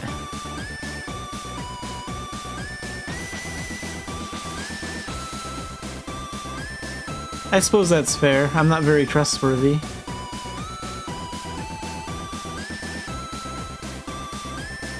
Like, if I had a clone, I wouldn't trust my clone. Like, I wouldn't trust me if I met me. Absolutely not. I know how insane I am.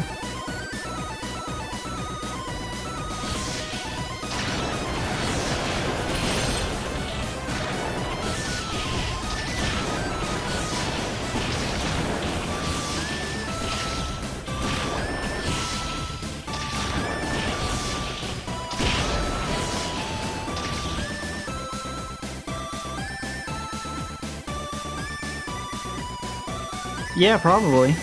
I would say so.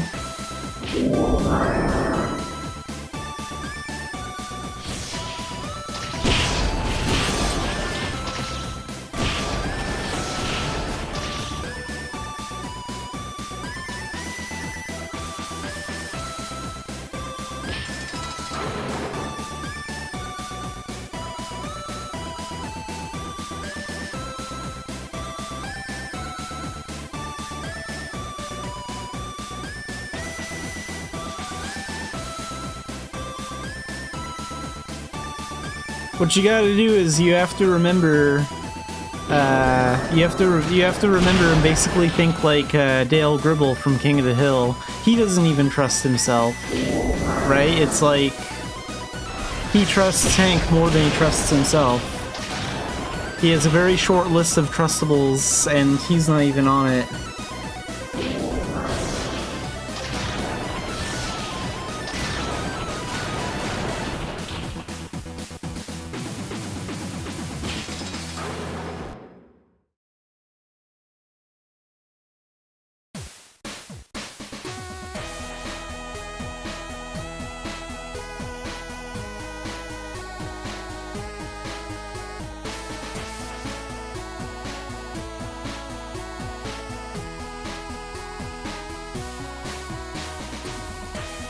The world may never really truly know, but it is really funny how, like, John Redcorn is basically considered his best friend.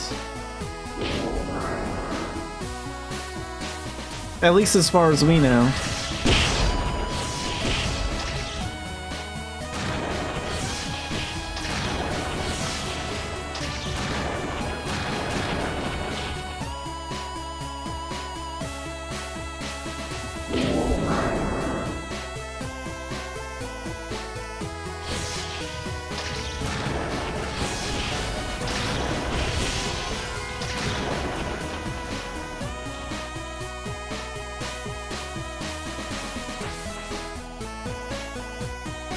Tough day, huh? Yeah, some days are like that. Or just like a, yeah, really long day. A lot to do. Sometimes even if you're like used to doing everything and like following your routine, sometimes there are those days that are just like tiring.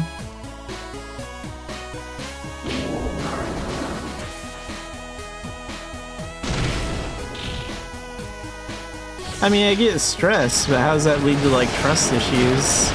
Unless a bunch of people screwed something up.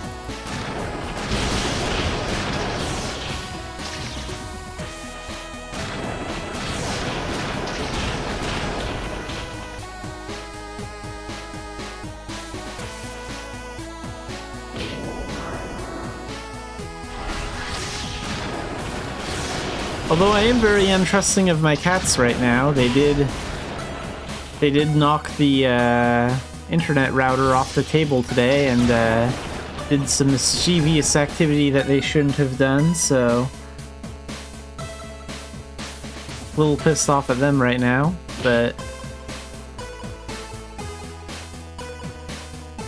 yeah, so I had to take some precautions so they can't get onto the modem table anymore because like I can't have them breaking that. I don't want to have to reroute another Ethernet cord or have to call my internet service provider to have them send out another modem, because then I can't stream.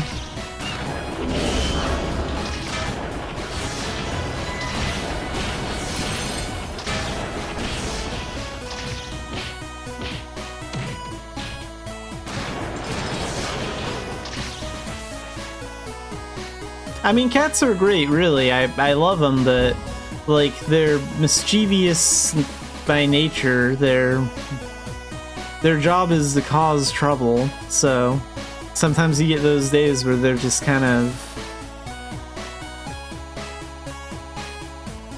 not acting so good.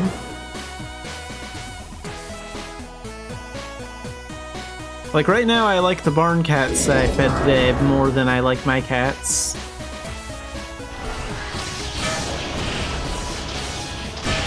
I guess one of the cats must have had kittens recently because there's a little kitten there that was eating the food. Looks like maybe they're a year.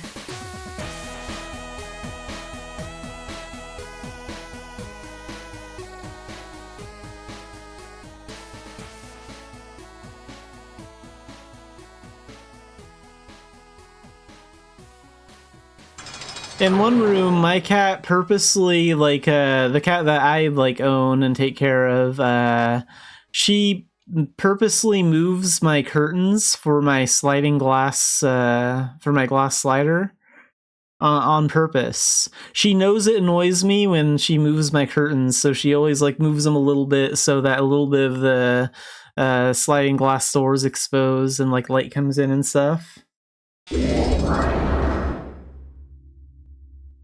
I think she does it because she knows it gets a reaction out of me.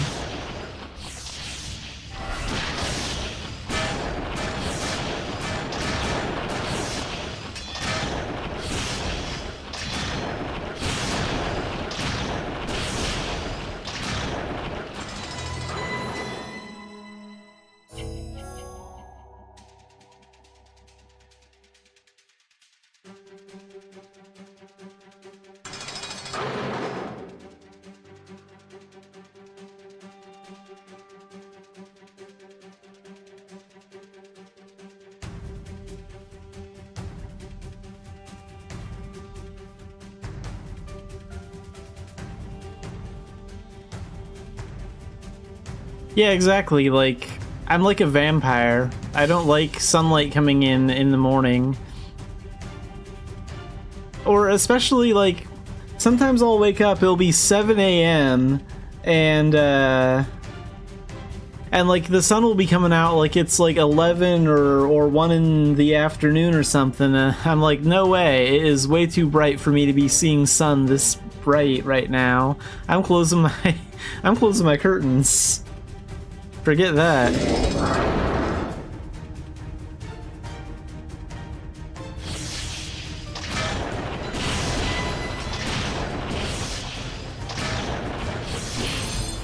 Not a morning person, at least not anymore. There's no reason for the... I mean, maybe if you're camping or something. Like, I went to Boy Scout camp when I was a kid. I know what it's like to wake up at, like, 6 in the morning or whatever, and it's nice to have sunlight then, but if you're just living average day-to-day life, there's no reason for the sun to be out that early. Welcome in, Nerby.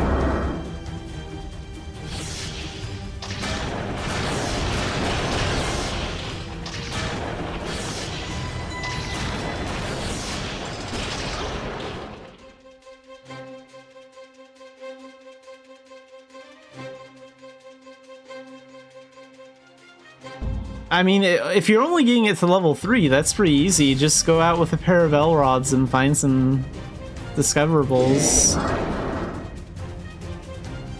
That won't take any time at all. In fact, get the talk to Alexina and get her daily quest. And if you discover 10 things then with L-rods, then you can complete that quest and you'll get a massive amount of exploration XP from that. Like, that'll shoot you up about 5 levels. Maybe more, I don't really know.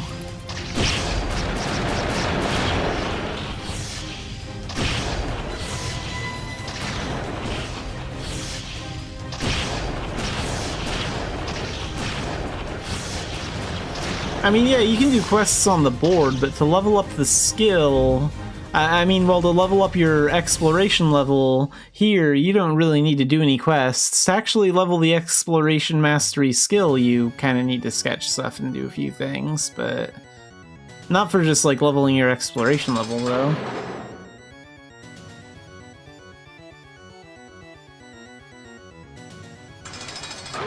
That's true, you could also run idiot dungeons and sell the artifacts from the chests and stuff, and there's a number of different ways to do it. Cat Sith. I feel kind of bad that I have to fight the Cat Sith. Kind of wish they were a playable playable race.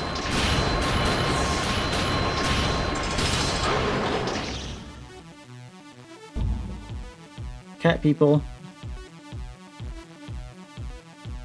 Like in that anime Log Horizon, there's that MMO world, and there's that cat chef, like Nyanta or whatever.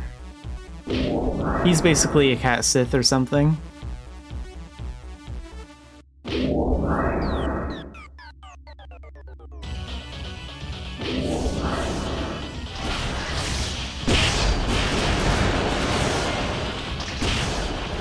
I actually still need to finish Season 3 on that. I haven't watched Season 3 yet, or if I have, I've watched very little of it. Been meaning to get back to that.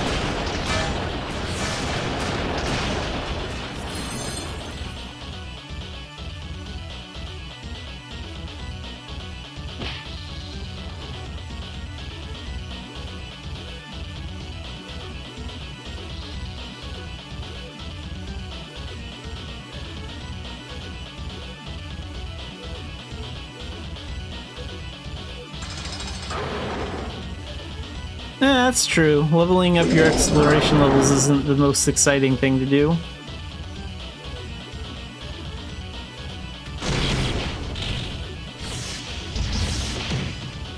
Uh-oh. Let's put you guys on ice.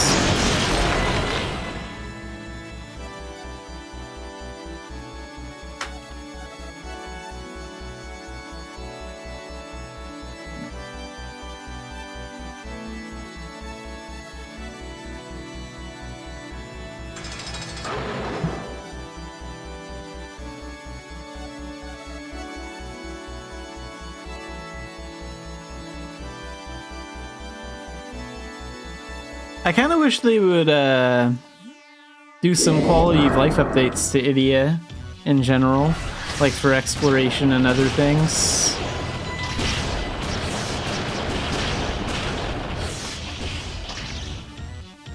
They did have like a event in Korea that took place in Idia a lot, which was pretty cool, but I don't think they've gotten like a real update or anything yet.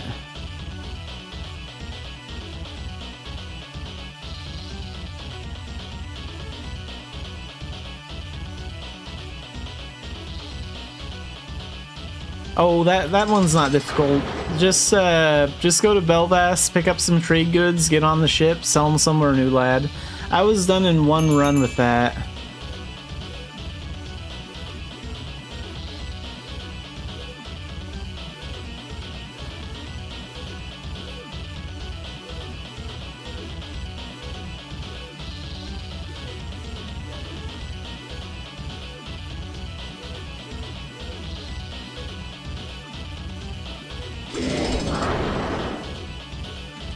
Okay, I'm fine with fighting these guys. They're my natural enemies. They're dogs.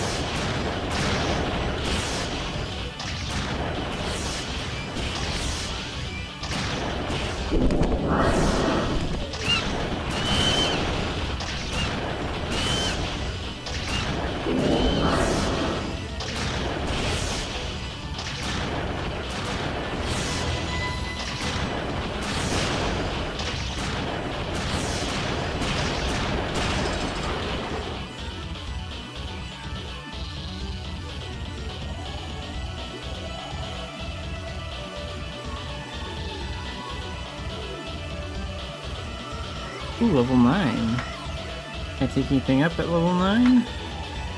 No? Okay.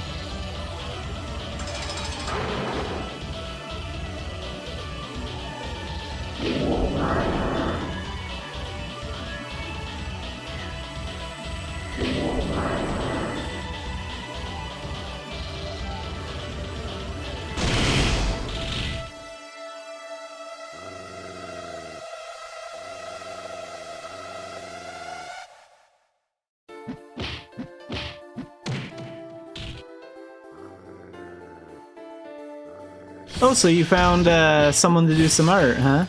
That's cool. Did you, like, look around the Mabby community? I know they have a pretty big art community.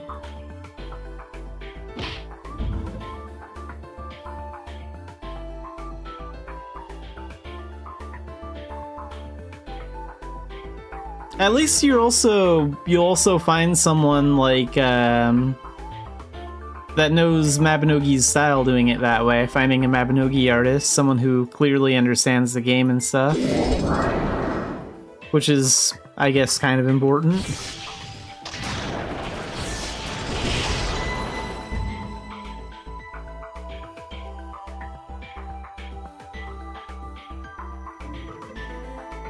Yeah, that too, helping out the community. The art community has always been really good here. I've never heard of any, like, fake artists or scammers or anything like that. I think the art community is the only exception Nexon makes with, like, exchanging real money or gold so freely.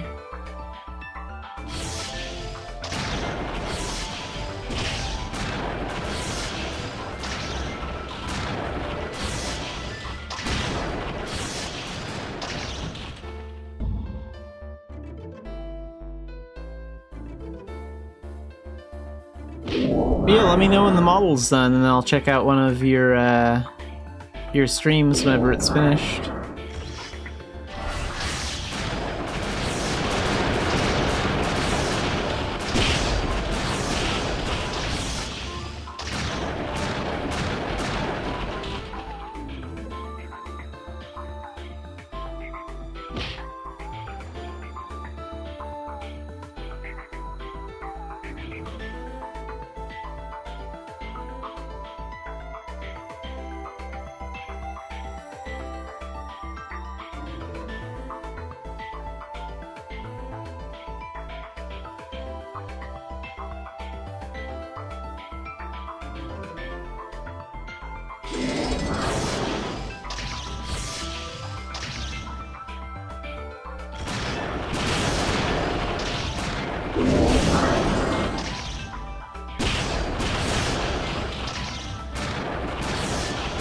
Oh, the caves underneath the Longa Desert.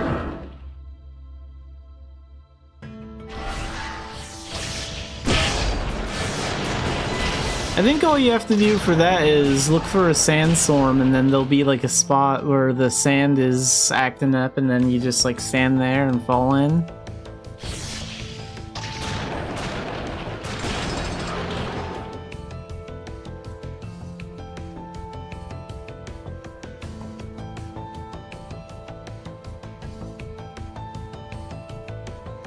If you have a hard time getting to the caves underneath the Longa Desert, though, I can take you there, because I have a Warp Imp set to that location.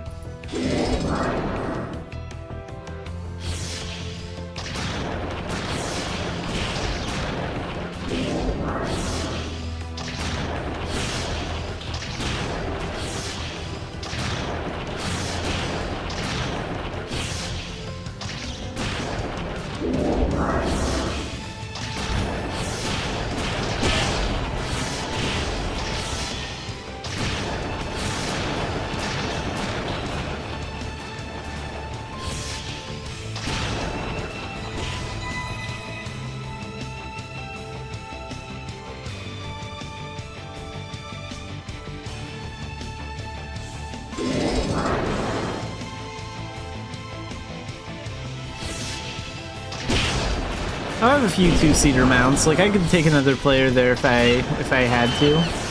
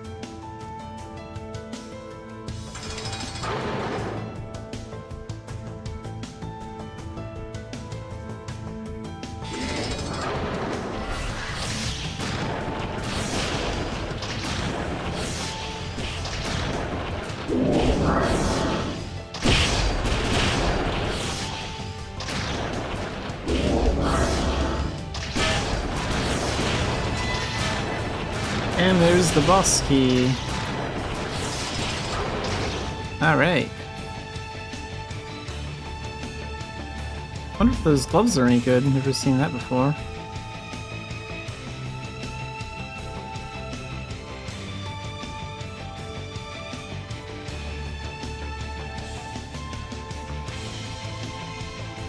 An empty car. It's probably someone's pet. Like, that still happens sometimes. If like a player goes by you fast enough, sometimes the game will glitch and it'll leave like a shell of their pet behind.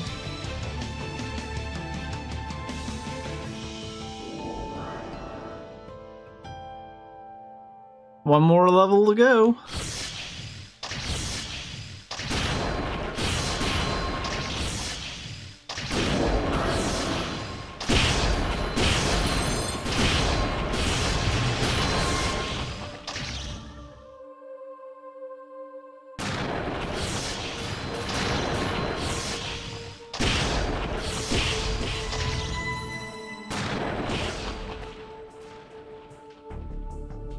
Finding lost elves.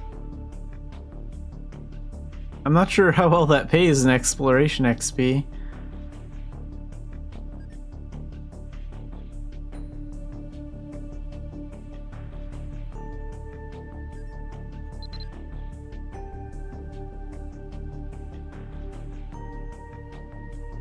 Gold.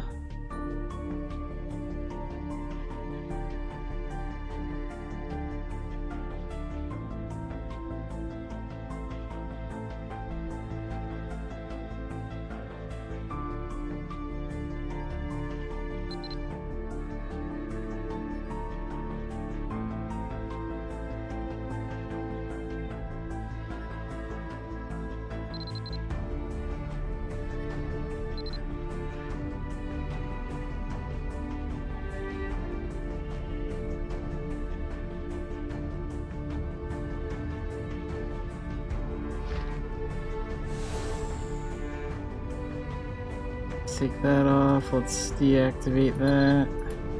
Take that off, and sword, and shield, and coffee cup.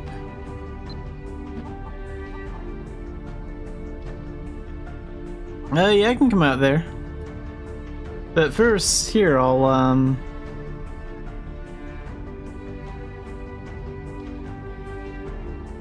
like, it's really easy to level up exploration levels, though. It's like daily quests. This will pay out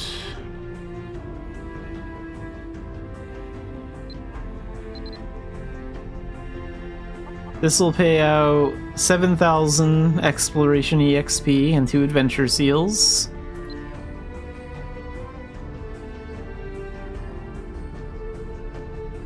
I'll go to Human Mark. My exploration level is currently 1. And then I'll demigod up.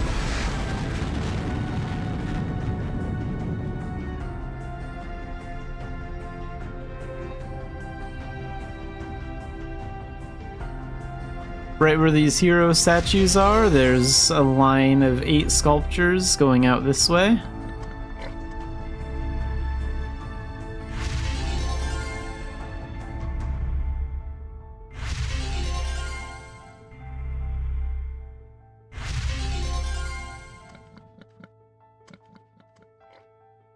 Already level 6.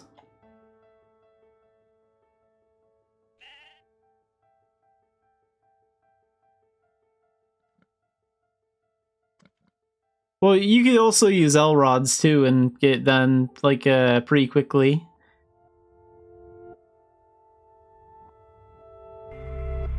And then there's 8 more going this way too. Even with L-rods, this doesn't take very long. It's just the most effective with demigod.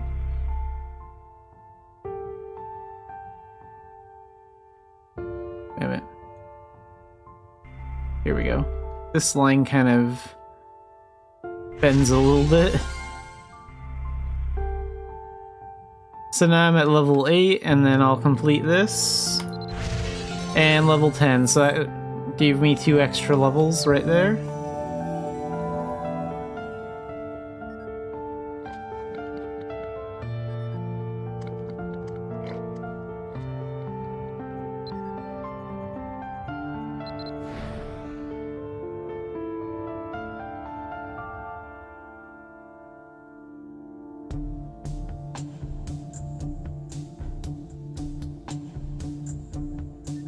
What channel are you on, Otaku? I'll join you in the desert.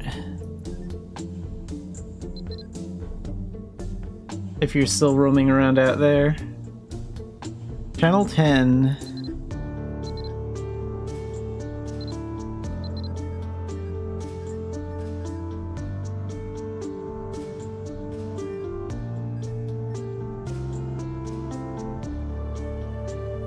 Ah. Turning. There we go. Whoa. Oh, wait. Different mana tunnel than I thought. There we go.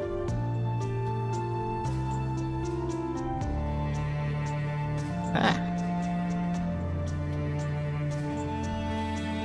There we go.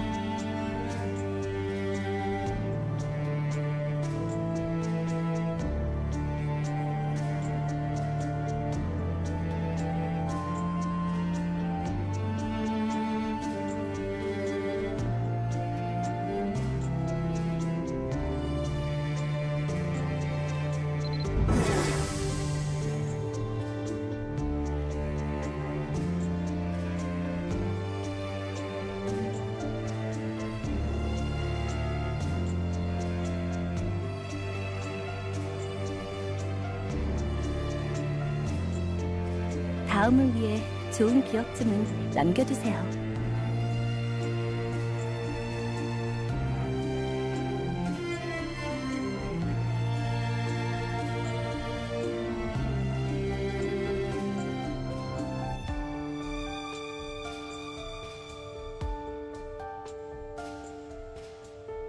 Yeah, rental equipment's pretty good for that.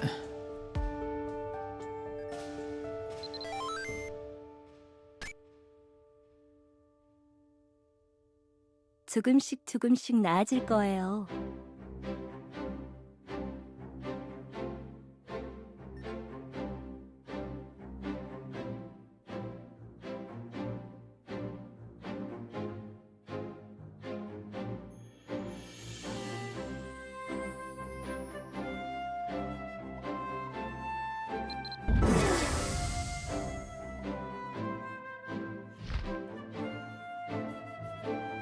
Let's see.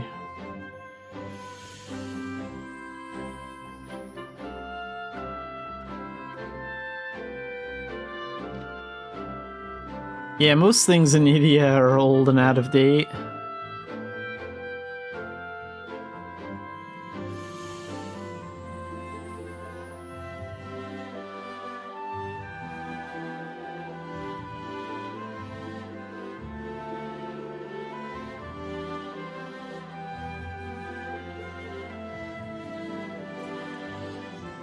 Oh, the sword?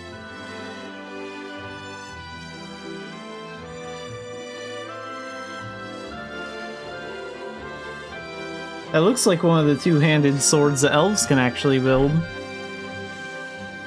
Or wait. That's a human character.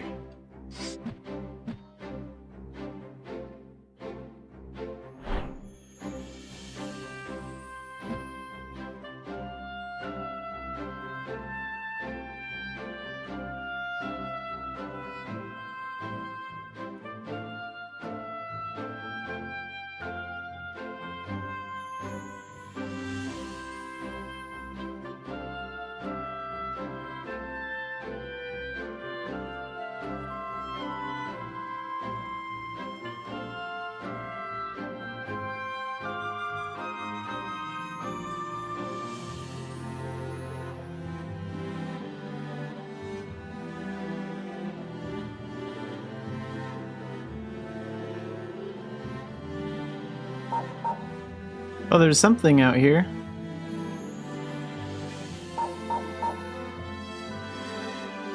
Try right over here.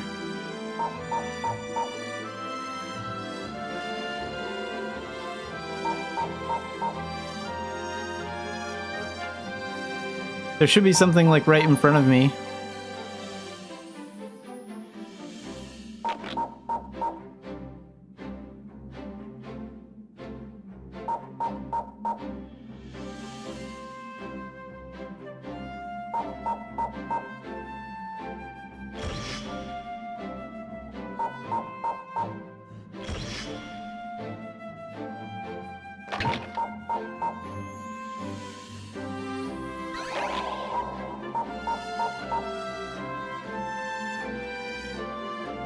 Oh, it's saying I think I should find it another way. That's weird. So I can't find this with L rods. That's probably not the Lost Self then.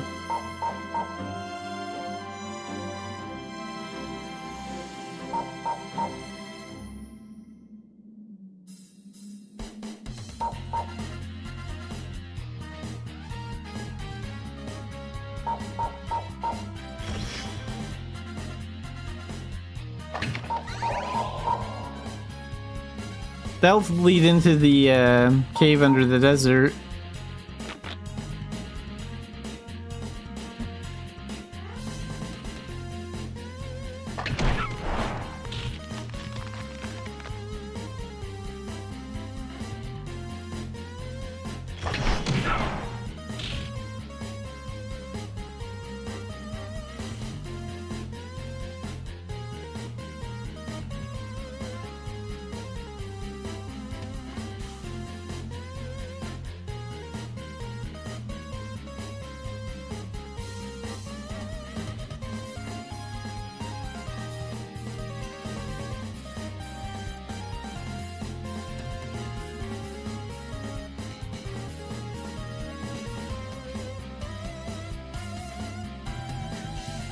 Oh, this is one of the moons. And this is the second one.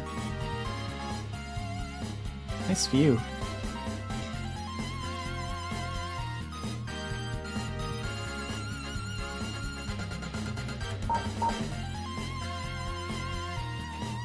Oh, right over here.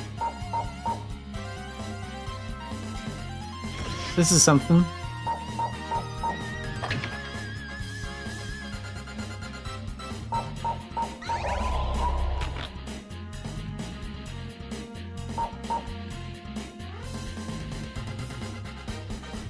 What was that thing? Coat rack?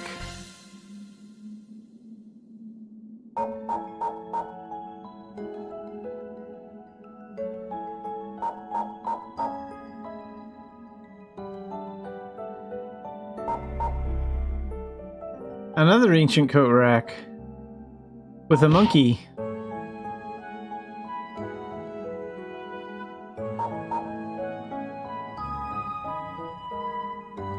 It would actually be really cool to actually like take pictures of that and make a real one that looks like the one in the game. But unfortunately, I don't have skills that good. Nice. Got to level 3. Yeah, I wish I had skills that good with like wood or metal or anything, but I don't.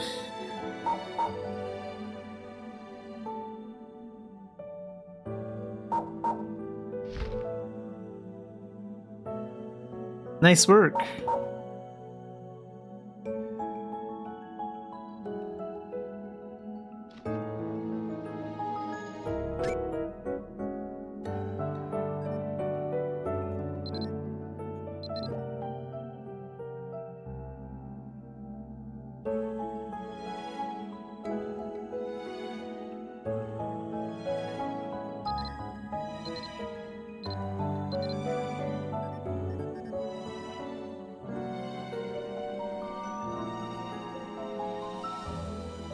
I mean, I did some construction work in my late teens on like job sites for houses and stuff. So like I can improvise for a small at-home project, but overall there's a limit to my abilities.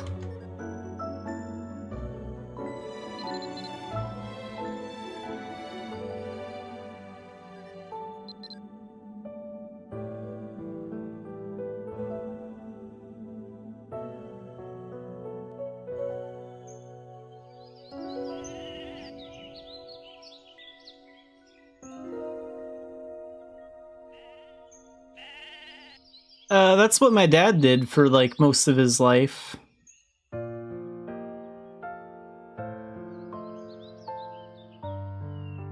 So he was really good at stuff like that.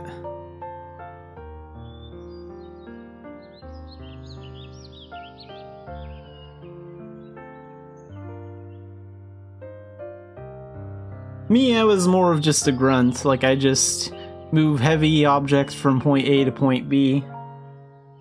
Well, that, and I was also good at, like, doing concrete work.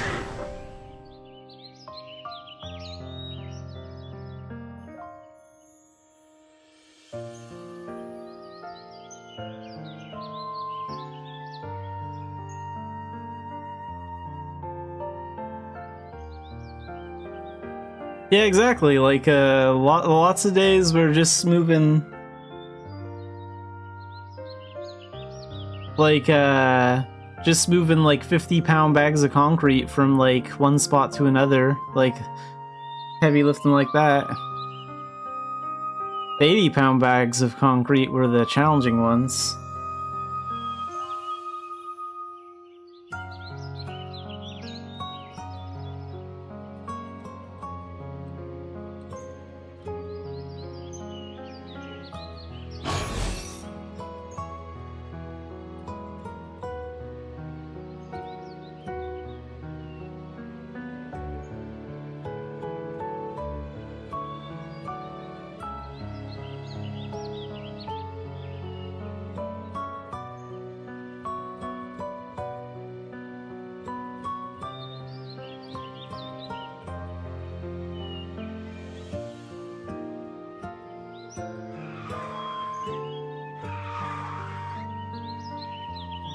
Yeah, it's definitely, I mean,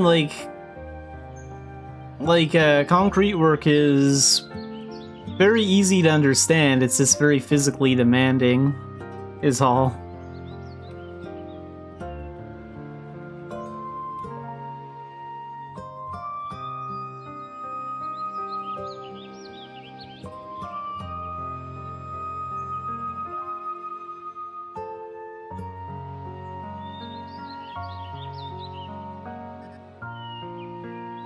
But yeah, I basically spent a lot of my summers in my teen years doing stuff like that.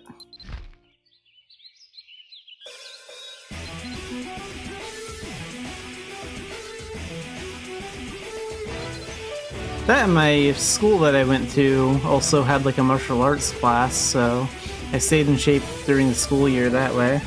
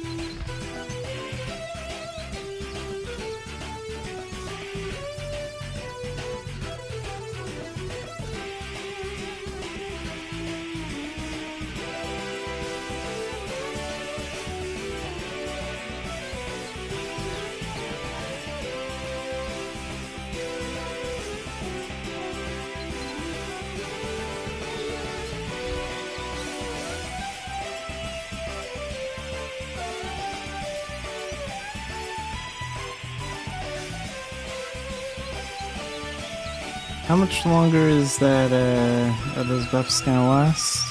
Ooh, not long. So those are just about used at...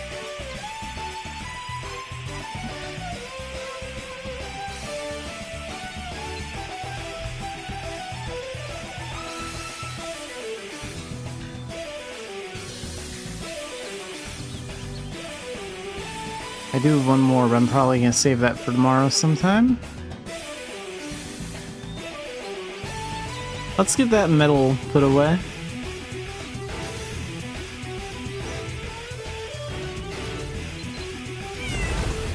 Oh, not that one.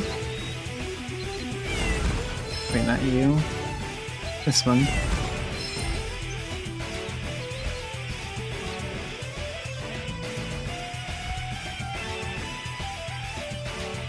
Wow, I found a lot of those copper plates.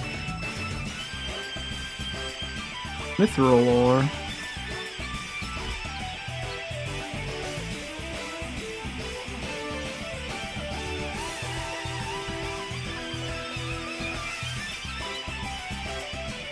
I wonder if I'd ever want to go through the pain in the butt of crafting another cat tower. That involves making mithril nails.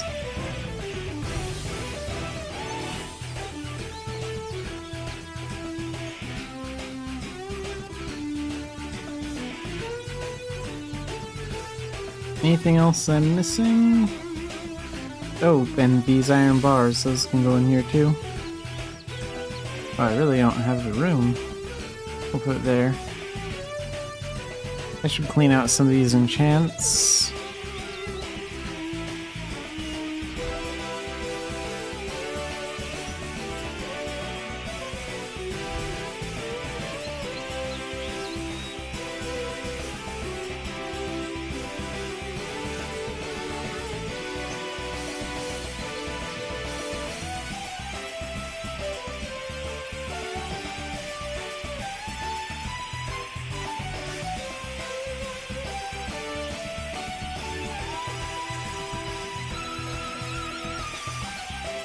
Maybe it's time I finally take some Grandmaster tests. I haven't done that today.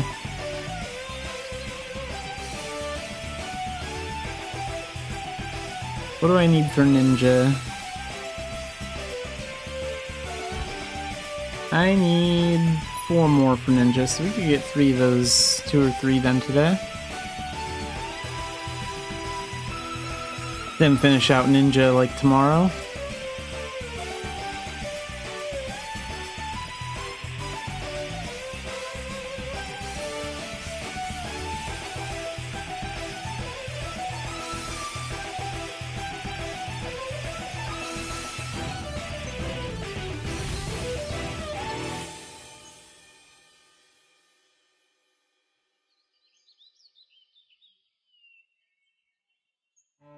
Do rebirth real quick too.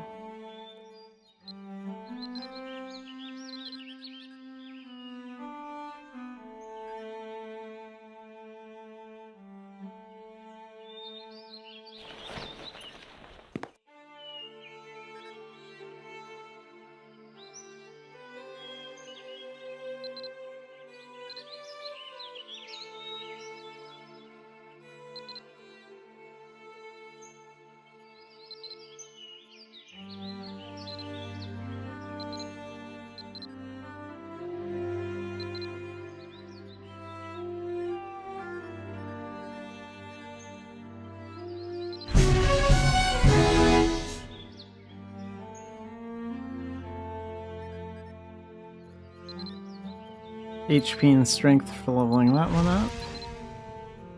Strength for leveling this one up. Strength for leveling this one up. Strength for leveling this one up.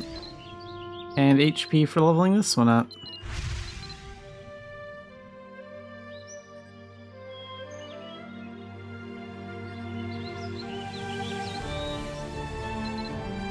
Okay, Grandmaster test, 3rd mission for ninja. 2nd mission for ninja.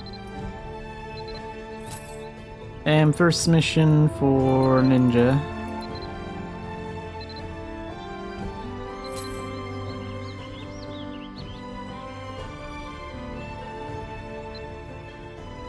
So what do we have here?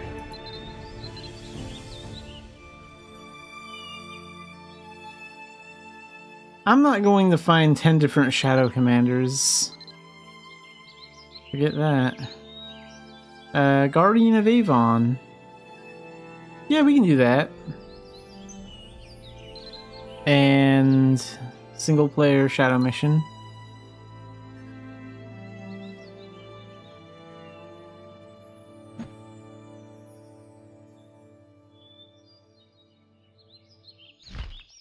I'm going to equip my sword and shield.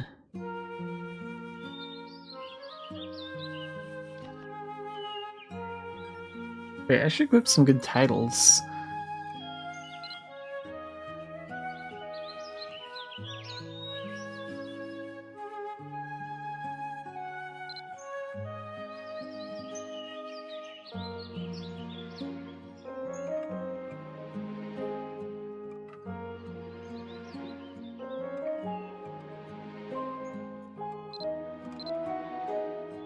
Any of these give stats?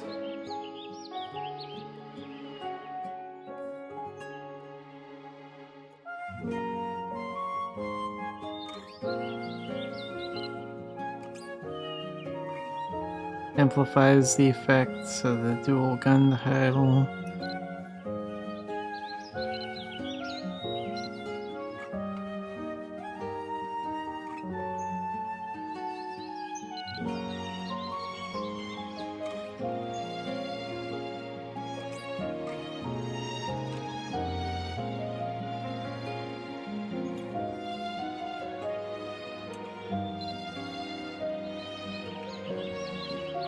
Archaeologist, Wild Animal Tamer, the Lucky, Apprentice, Elemental Master.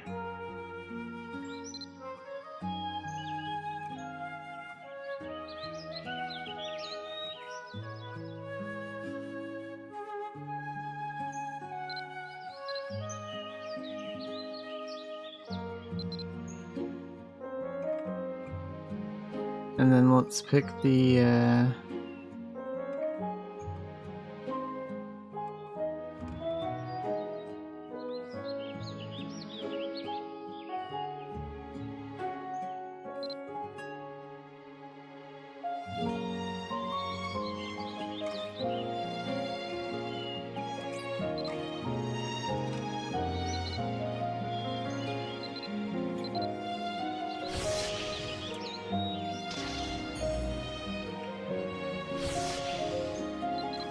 I'll set these as vanity titles.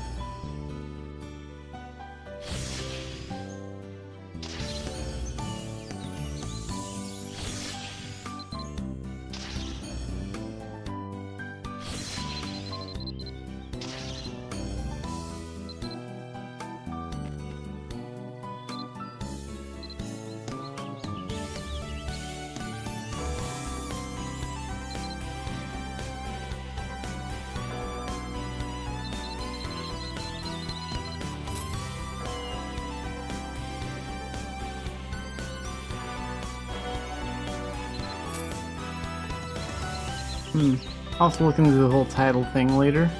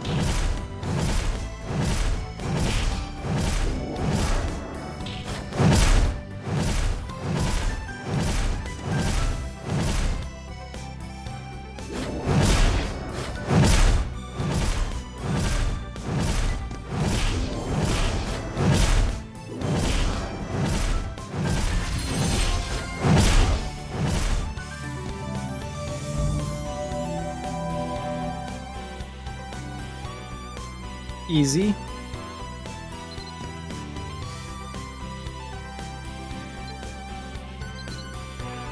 I picked this armor because this armor has a thing on it that makes Final Strike last 3 seconds longer.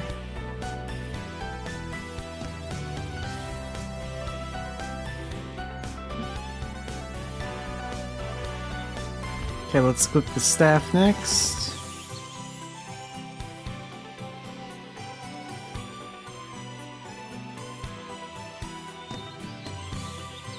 And then we'll go to Dumbarton and get the pass for the Avon mission.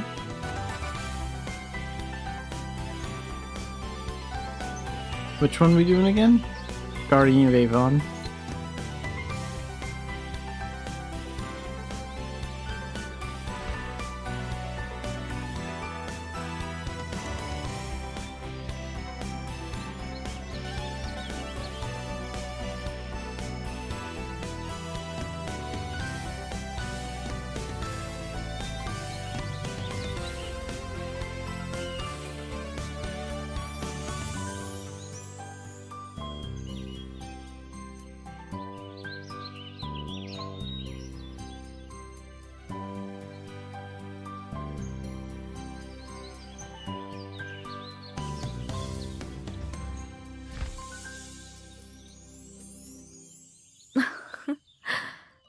또 러브레터네?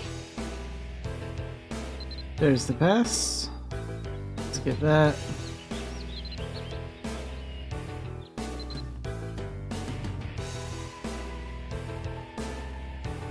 Who that personal shop in town has. Also, that bookcase chair is really cool. I have that on one of my other characters.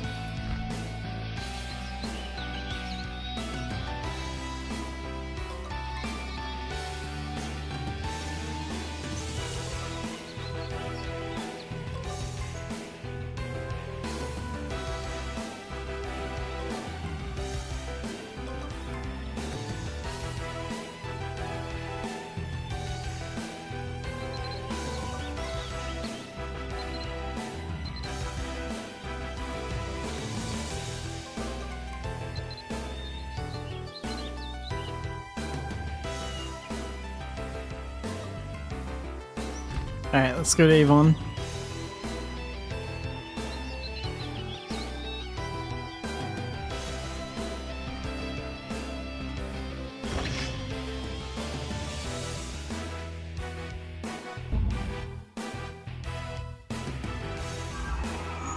And what doll bag should I use here?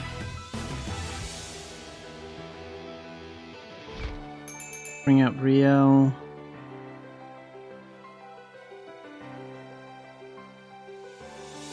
For this one.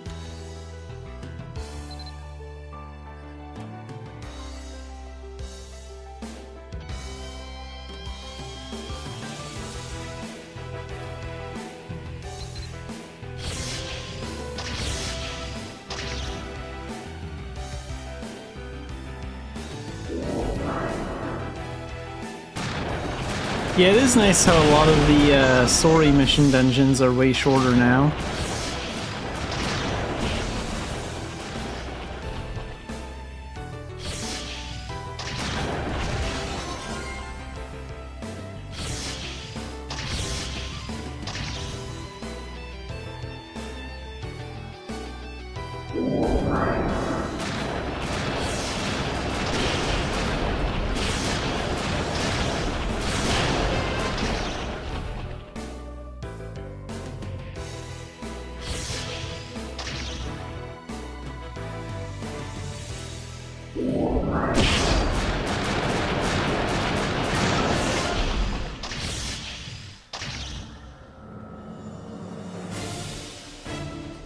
I also need to get those snowfield spiders as a transformation, but they're in a different Avon mission.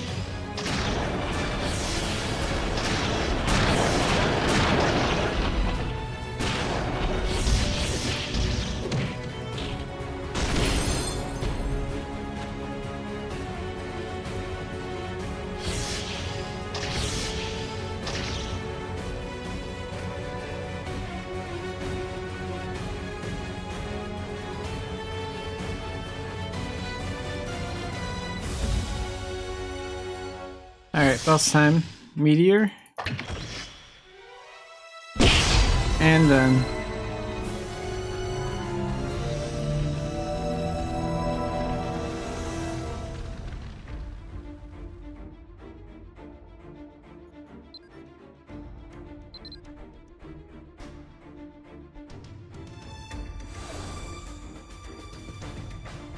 Let's go to the association room, if I can do that from here.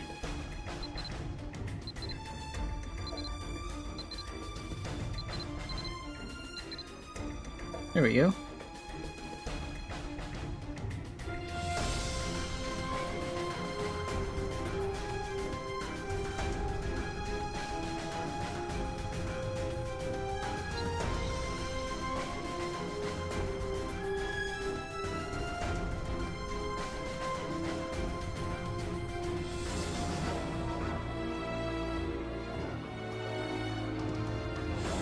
I don't think Gen 10 is too bad, like, at least not anymore, since they shortened stuff.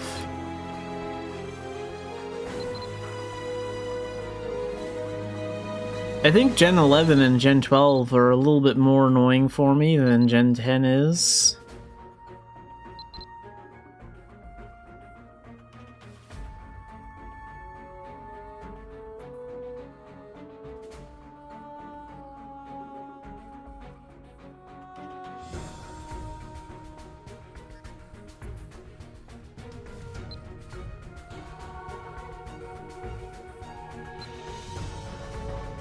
Let's activate Dark Diviner for a second.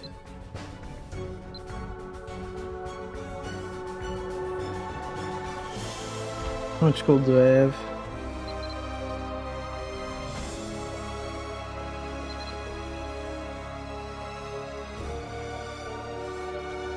Oh wow, that costs 400 AP.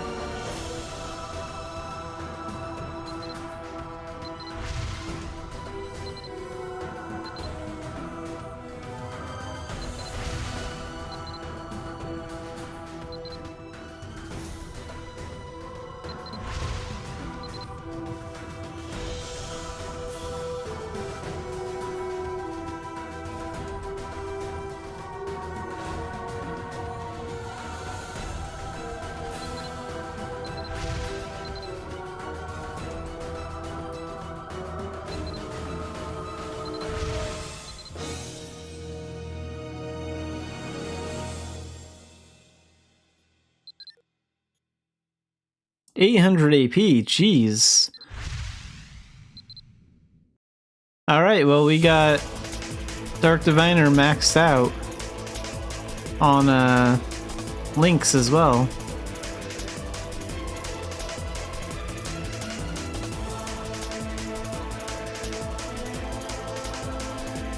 I mean, granted, there was some event thingy that gave me a crap ton of smoldering thread and frost flame thread, but it's pretty good to have this done.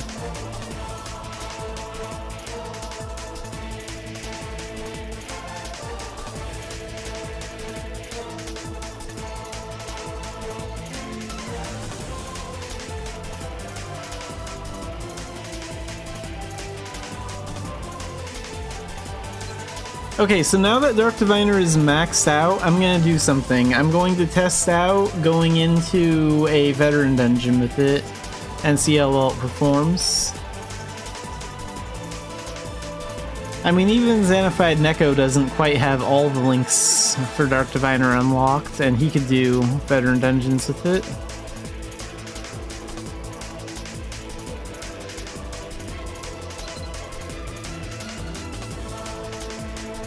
So time to see who the better mage is.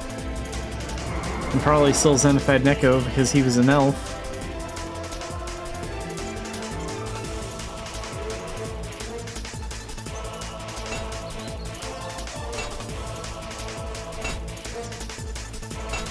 Yeah, push yourself, test your limits.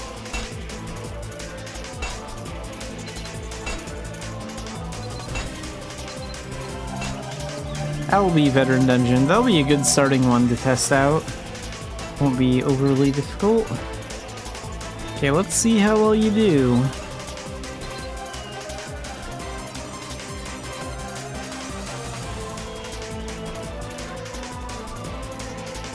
Everything else just depends on like stats now. Like I need to level up a bunch of other skills to just make my stats better, but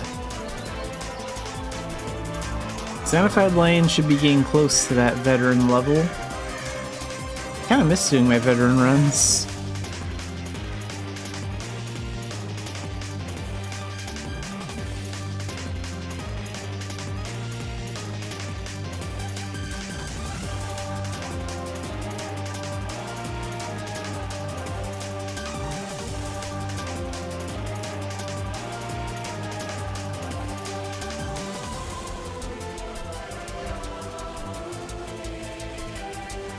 What's my what? I think Twitch censored one of the things St. Red said.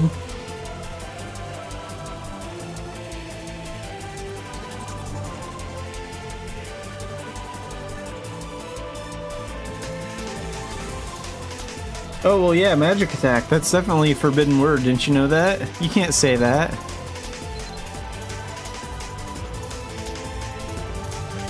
Let's see, magic attack is 668 on this character.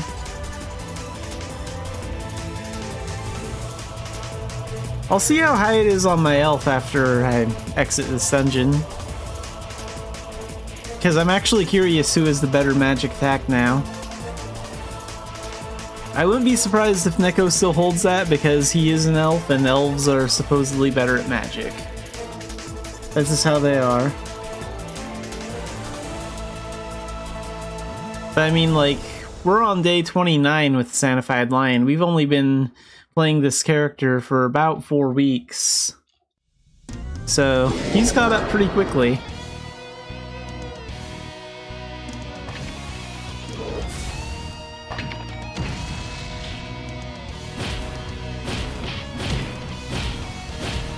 Yeah, the damage isn't quite there yet.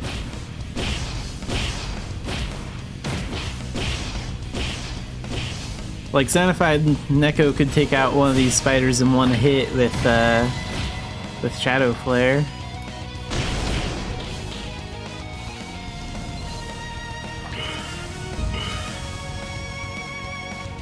So yeah, I just need to buff up some stats is all.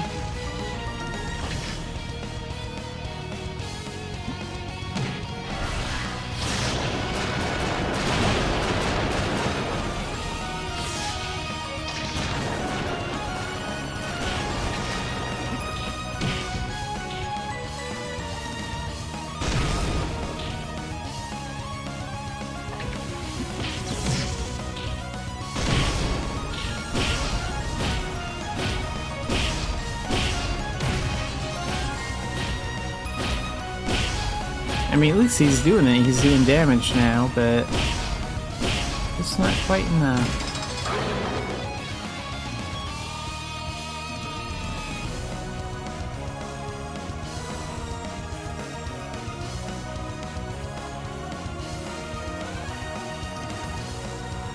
Alright, weakling, let's get you out of here.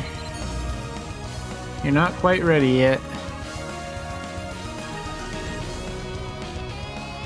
Alright, hang on, I'm gonna switch to Neko. I'm gonna see how high his magic attack is. So you're at 668.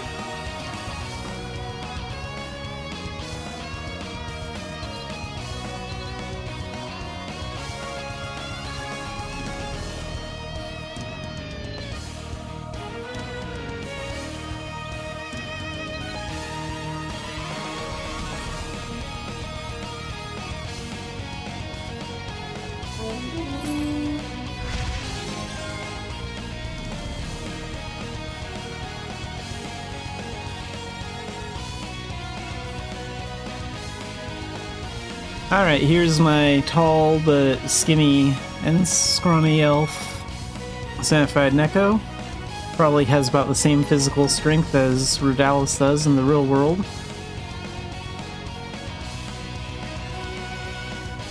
$685 for the magic attack.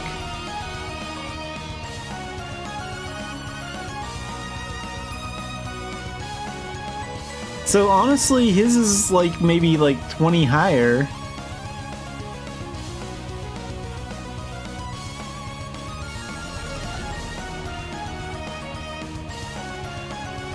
But he does have, like, other good stats.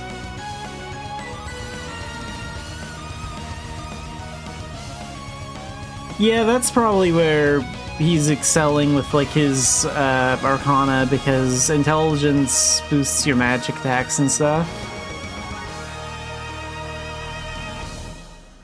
That's an elf for you.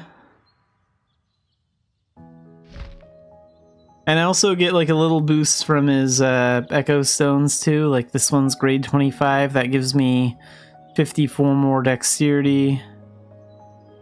And then this one gives me 85 more HP, mana, and stamina. Takes Shockwave up a little bit too. And then this one gives me like 60 intelligence. Yeah, I mean, I worked on this character for like 3 years to get him where he is today. He was my first streaming character.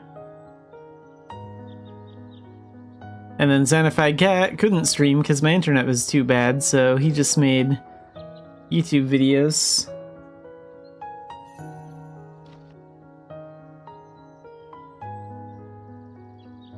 And as you can see, Neko is very simple. He only wears his suspenders, white shirt, and black trousers.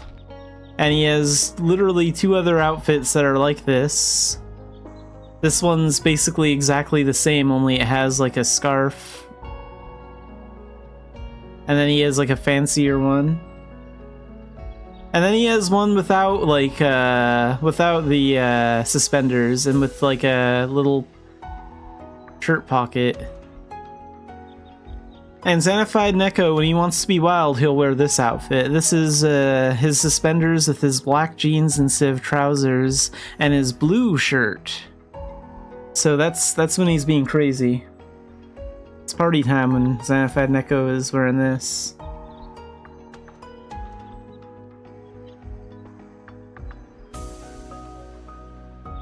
Yeah, look at that flare. That's totally different. Different color shirt. Different pants. I mean, what's more wild than that?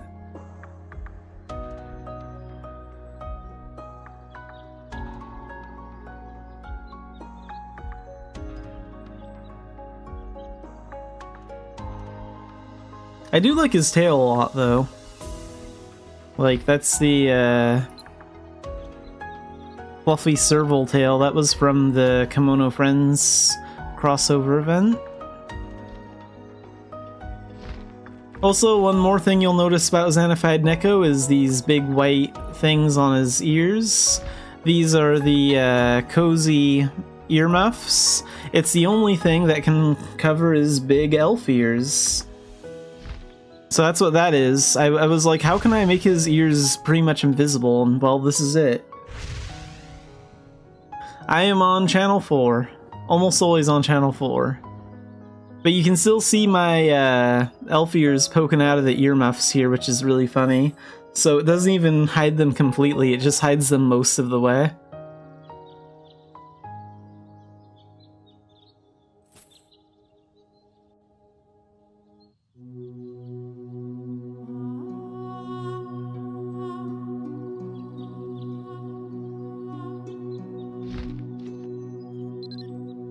I did a lot of things with this character, like he has a lot of titles and stuff like that.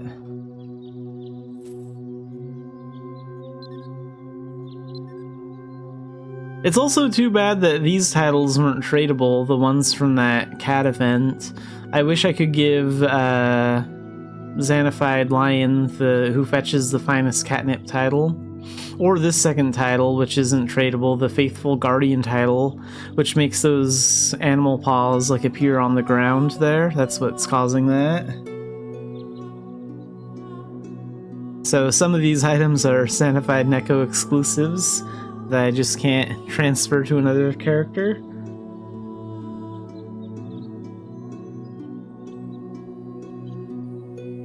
Hey, there you are.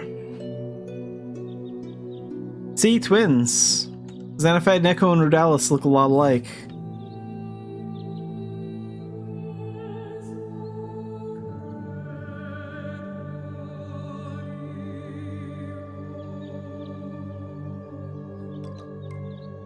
But Xanafied Neko is the cooler one because he's taller.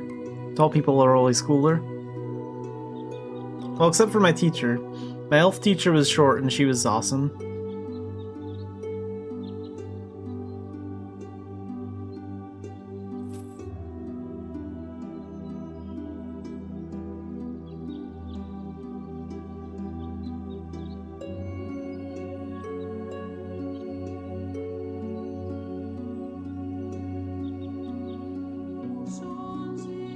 The one thing Xanafied Neko and Xanafiedlion have in common is both of them are, when both of them rebirth, they rebirth at age 18 because I like keeping them both as tall as possible.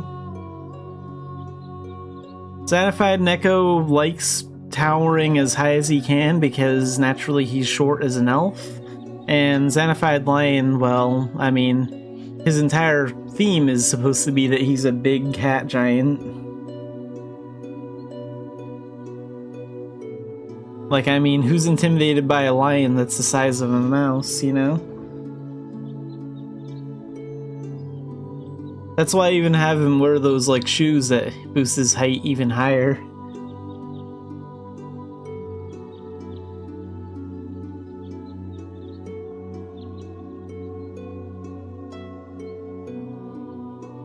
And surprisingly, I don't know why, but I always set this pineapple juice gesture for Xanafied Neko's idle animation. Whereas Xanafiedlion's the coffee guy, but this idle animation just looked kind of cool from the from that like scuba suit outfit or whatever. And I just continued using it with this character.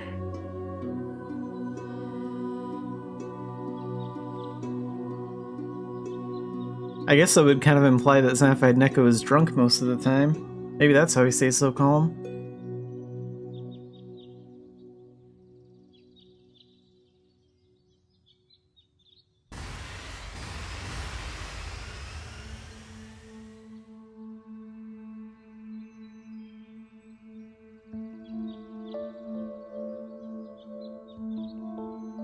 Yeah, very average character. You can see that like he doesn't wear as much flair as Xanafiedlion does. And he wears the Blessed Noble Chevalier shoes.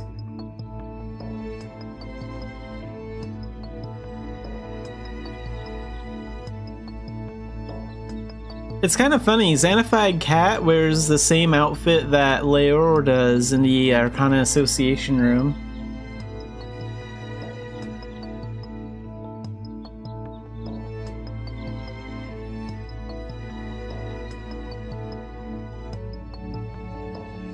Xanafied Neko does kind of fit that, like, Resident of Aaron look because, I mean, he basically comes from the late 1920s in his world, and, I mean, this world's a little bit more ancient than that, but not by much. So for the most part, Xanafied Cat and Xanafied Cat and Neko did not have a very hard time, like, adjusting to life here, because it's only a little bit more old world than the world they come from.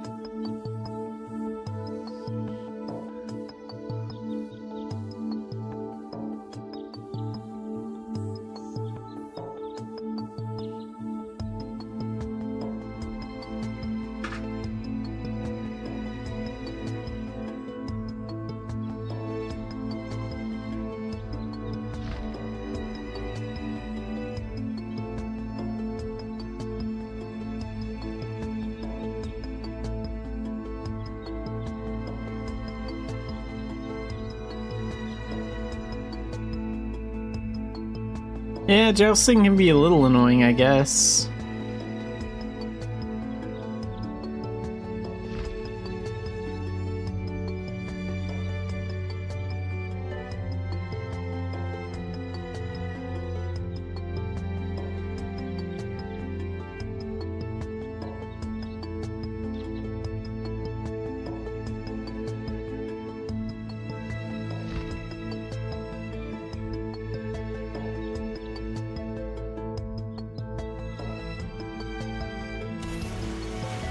Actually, I have a bunch of Lorna balloons on Xanafied Neko that I should move.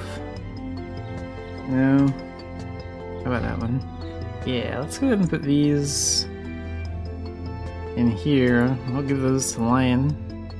I don't need these on Neko anymore. Mostly use this when I did Pika Abyss.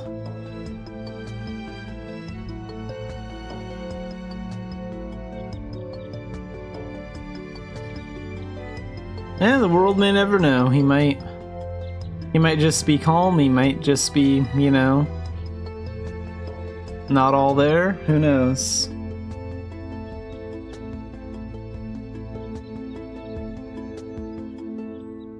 But one of the most passive characters you'll ever, like, meet in Aaron.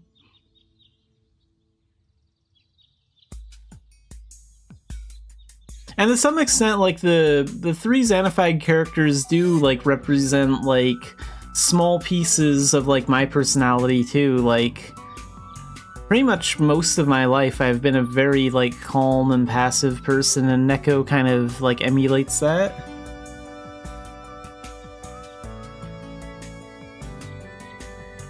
So he's, like, how I just am casually. Which also kind of fit the streaming theme too, because when I stream I don't really care, you know, it's just like, I'm playing Mabinogi, doing whatever I want.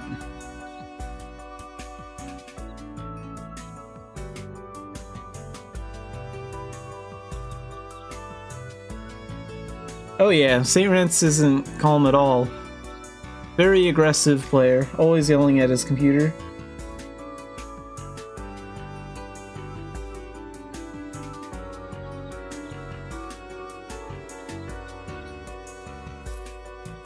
I don't really do anything to make my stream unique, I just play games, I play Mabinogi. Like, if I wasn't streaming Mabinogi, I would just be doing this, you know? Playing Mabinogi.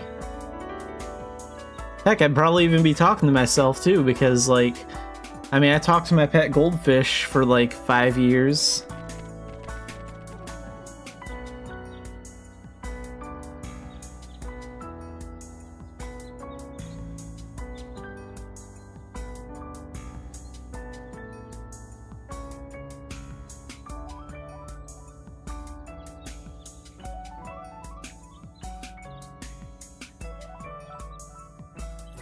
Yeah, but I like Neko. I miss this character. He was fun.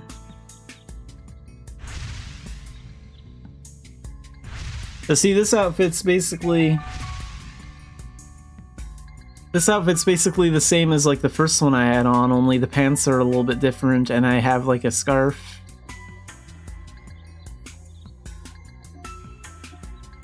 It also seems kind of like partly British, I guess. Like some people would dress like this in like the in the like the 1920s or whatever. So it fits him. No, if you want fancy pants, I'll show you fancy pants. There we go. This is the fancy Xanafiedlion. I wear this outfit to the Tara banquet. Yeah, this is like rich looking outfit. But again, it still has basically the same theme as like the other three. It's just pants, suspenders, and shoes.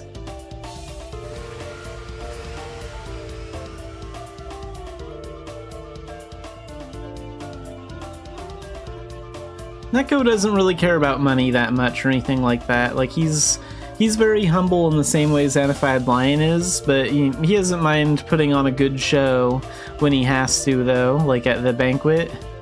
Because again, he's most likely British, so he knows how to dress for an occasion when he needs to.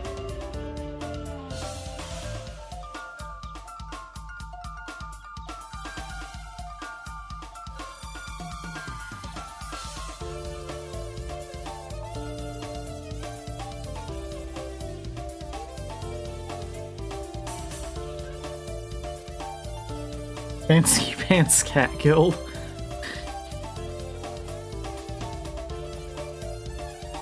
That might be a name idea for a guild. I might do that.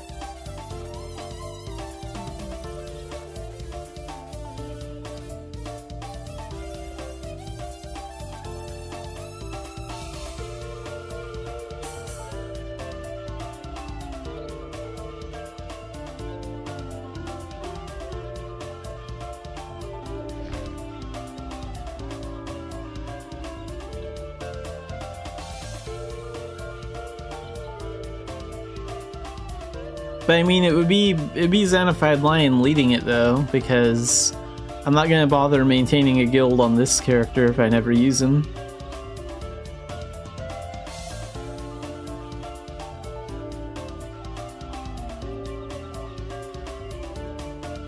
And actually, Xanafiedlion's pants might be closer to like a skirt or a kilt.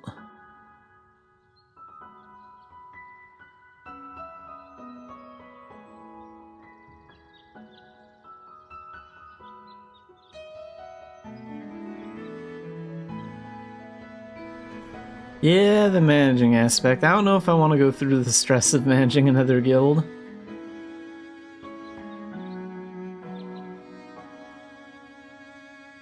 I mean, I was a guild leader before, but that was in another MMO, and it was okay. It was just stressful.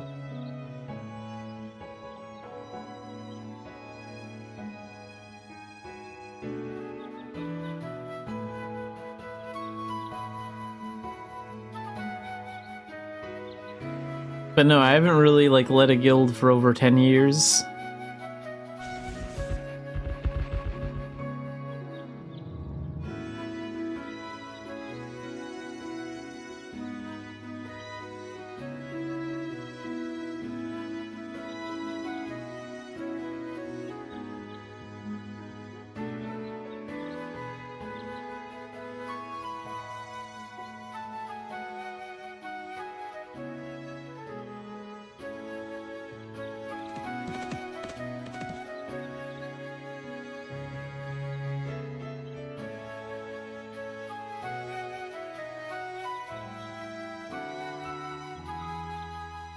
I mean, if you're really desperate, can't you just use one of the story skips to skip, like, Generation 10? Because they have, like, an event going on for that.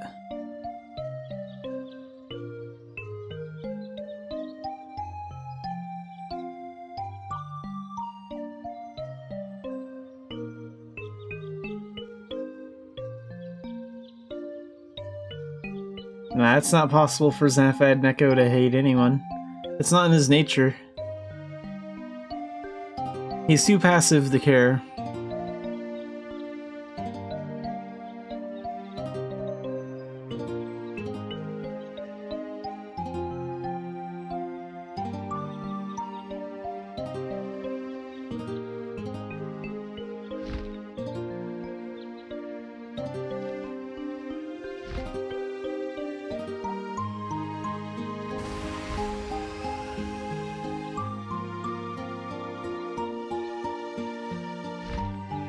Oh yeah, and I also have like this hat thing too. This is from an event. This one also hides my elf ears, but means taking off my tiger ears.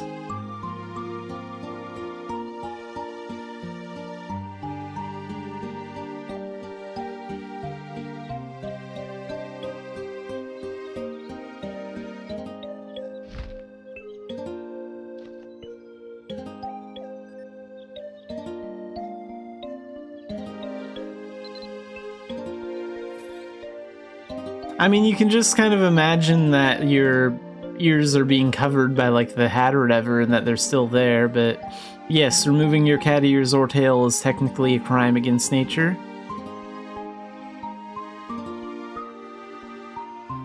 That's also where I'm very conflicted about the cat cape, because I do have the cat cape on my main like female character, and like it looks really bad with her tail, so I have to take her tail off to like wear the cat cape and have it look cool. But then I just kind of imagine that she basically just wraps her tail around her waist like Raditz and Nappa do in Dragon Ball Z.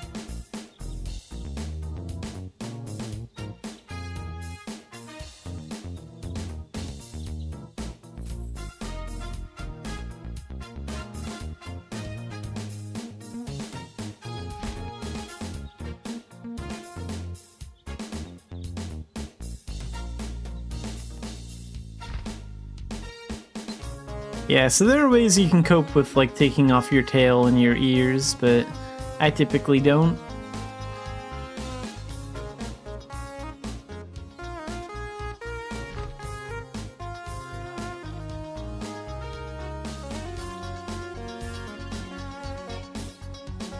Oh, I need to cover up my elf ears. They're quite large.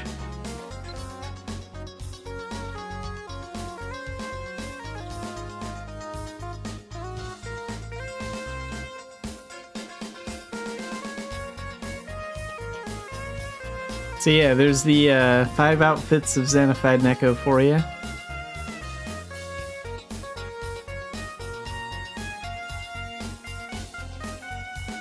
I mean, like, on my non-streaming character, I have, like, different kinds of wiggling cat ears. Like, there's the droopy ones, and there's, like, another kind, so I have, like, maybe 3 or 4 different kinds. But the tiger ears have become my favorite. I just like the way they look overall.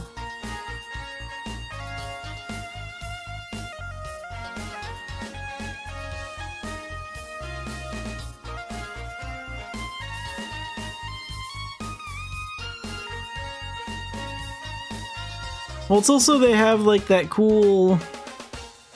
They have like spots on them on like on the back and stuff, like very cat-like and very Xana-like.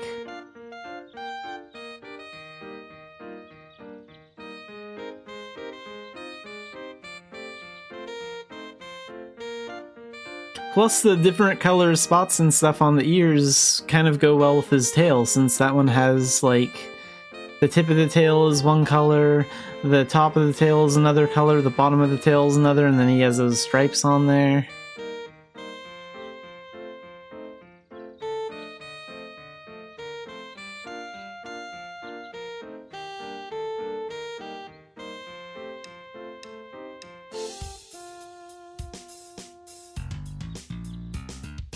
Xanafiedlion's tail is so big though, I almost wonder if he could like sit on his tail, like balance himself on his tail like Goku could.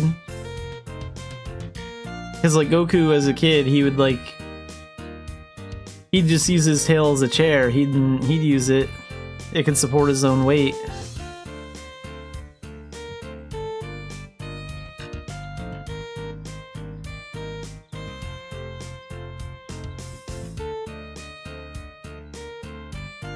But like, I don't think an adult Saiyan could do that with their skinny tails, because their tails are about as thick as a normal cat tail, and like, a Saiyan is basically the size of like an SUV.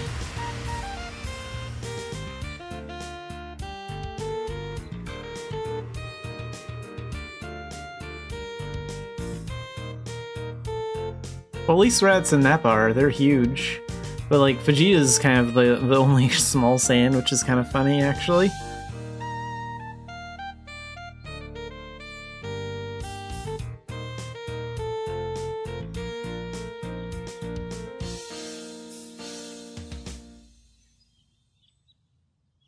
Whereas Vegeta is not only the shortest out of all Saiyans, but he's like skinnier than Goku.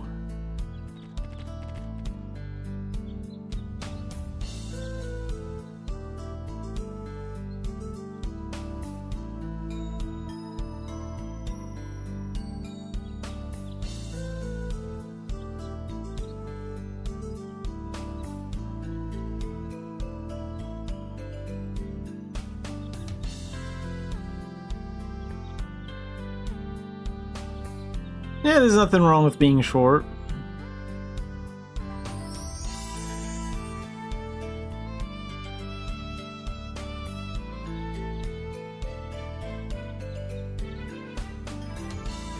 But actually, Mabinogi, it's like giants are the best because when a giant uses like a mount or a chair, the chair or the mount is like bigger.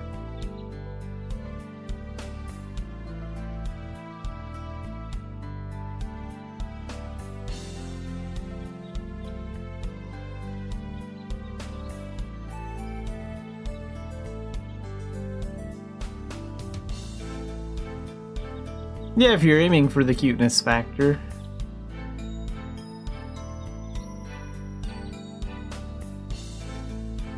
I think the only one that even looks remotely close to cute out of my 3 characters is Xanafied Neko.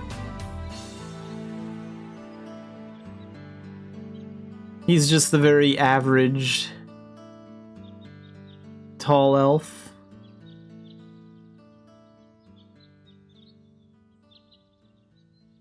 Lion is more like an actual lion, you know, big, intimidating, scary, but friendly.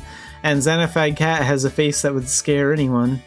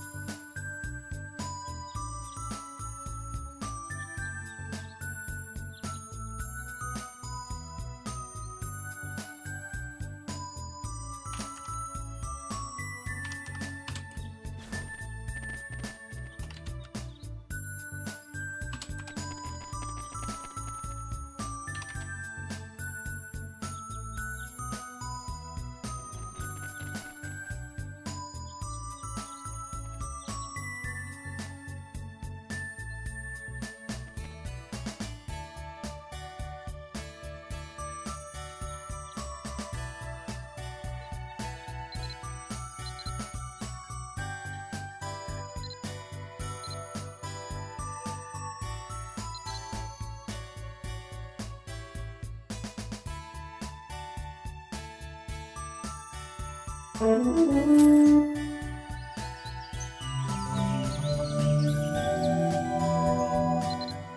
been a long time since I played on Xanafied Cat, too. I need to catch up on this character one day.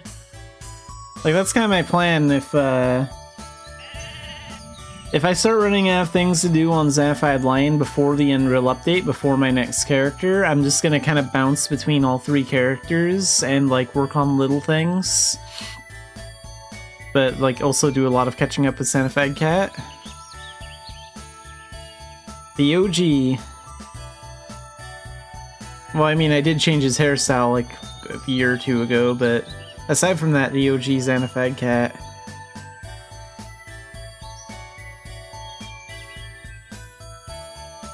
But he has the same outfit as Lower from the Association Room. And that was before the Arcana stuff was released, so technically Lower copied me.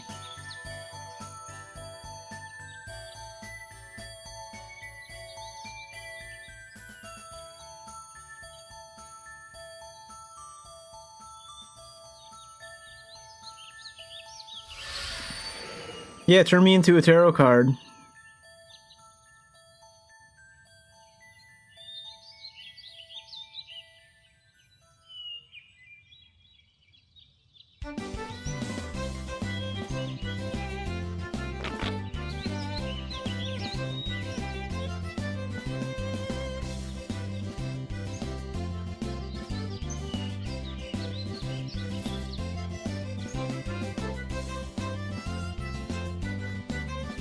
Oh, let me change it in my settings. That I think it's set to that by default. I can fix that because I don't really care. Instruments, skills.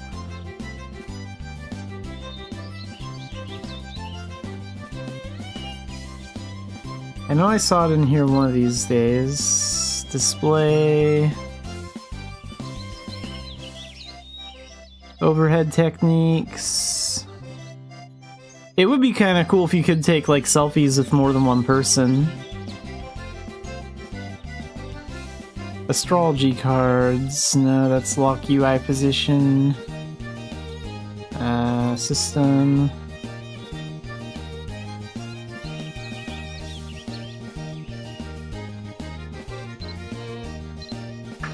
Hotkeys. Maybe it's in social?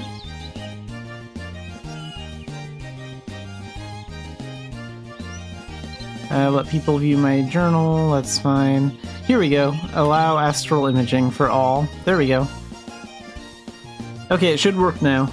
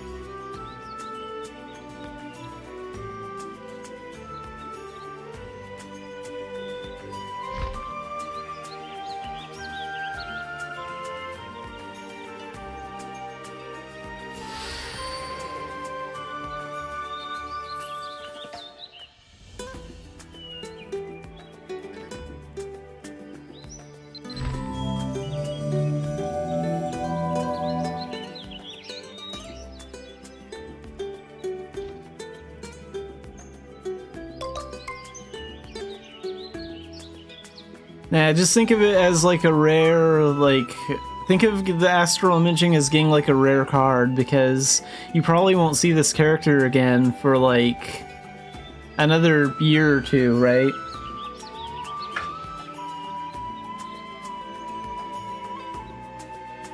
So it's like getting a Charizard Pokemon card or something, because you're never gonna see him again.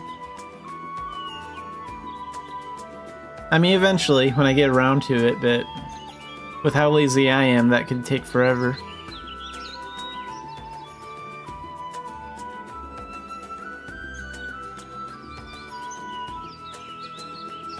And Xanafied Cat is also... he also has the same type of cattail that Rudalis has.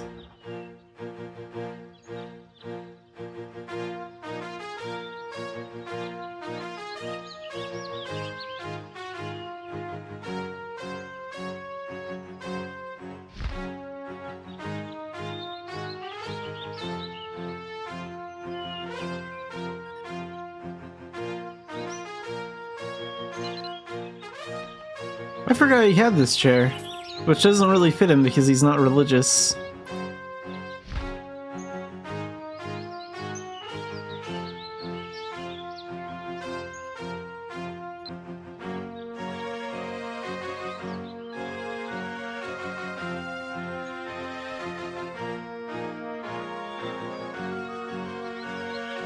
I like this hat because of the cat ghost that's on it.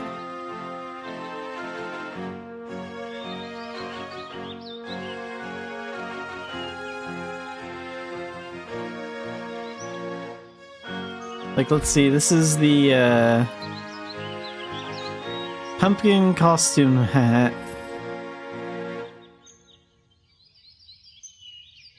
Fun story about this item, the pumpkin costume hat. It's a it's from one Nexon's Greedy Days, because in Korea this hat item was for free from an event, but for the NA version this hat item was slipped into a gachapon, and it was not given out for free. And we actually caught Nexon on that, and like one other person in the forums and myself, like we called them out in the forums on it.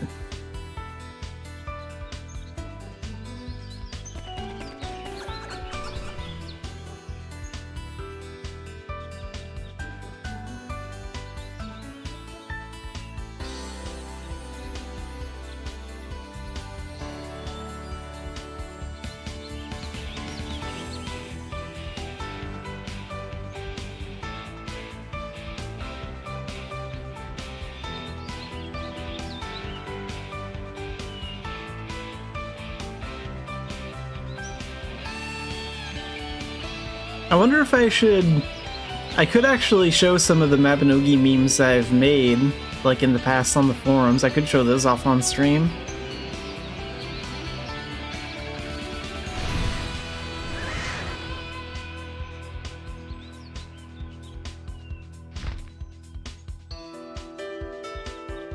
Made a couple of them over the years, but I'm not too active on the forums these days.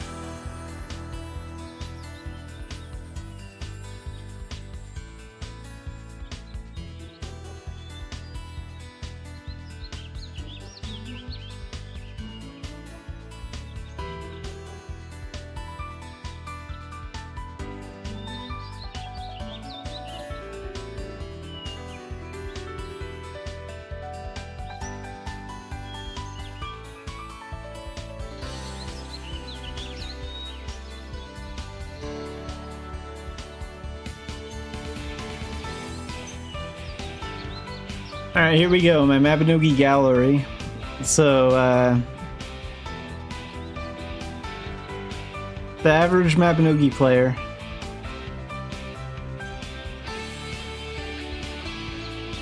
I don't think I posted this one in the forums, though. This is one I just made for fun.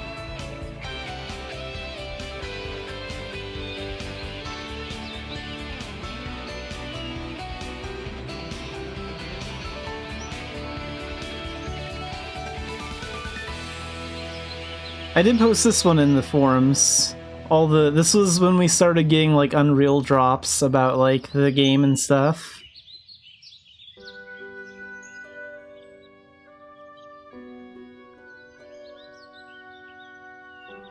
Right, this one was about a bunch of people complaining about the yacht chairs and like how they're overly annoying. So I made this about it in my post, and I was like, maybe you should just make it so you can't use yachts in your NPCs or in buildings, and then I posted this.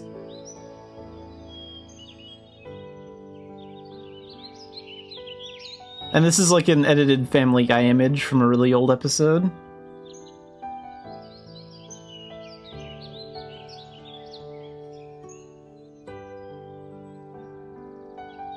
That was me just taking pictures of like rates from a gachapon. More rates from a gachapon. This one's...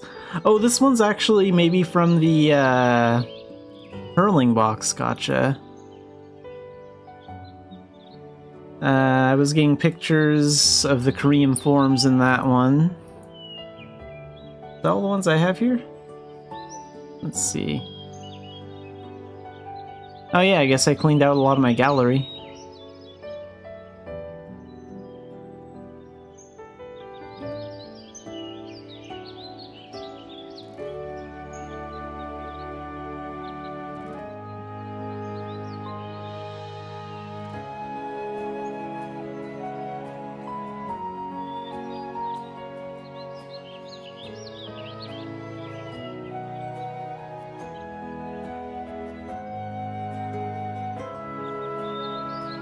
Oh wait, I do still have a few like Mabinogi memes like around here, so it's not over. I saved a few more of my actual pictures. So whenever someone says that they're hooked hooked on like playing Mabinogi in the forums, I usually reply by posting this.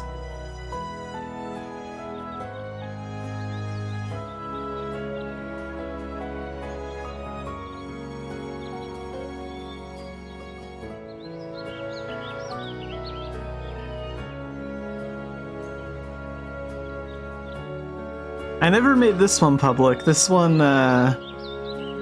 Mabinogi players versus FF14 players.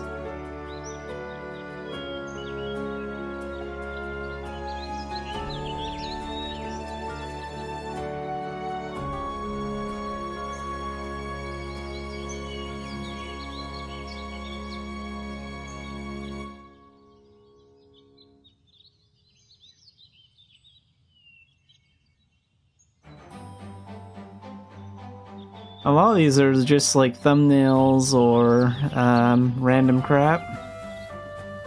Like screenshots for thumbnails and stuff when I was making Eternity videos.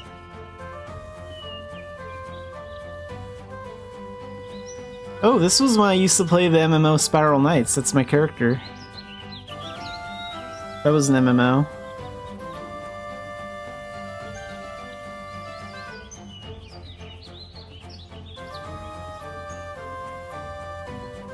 I don't think the boxes can be directly traded, but pretty much all the items inside can.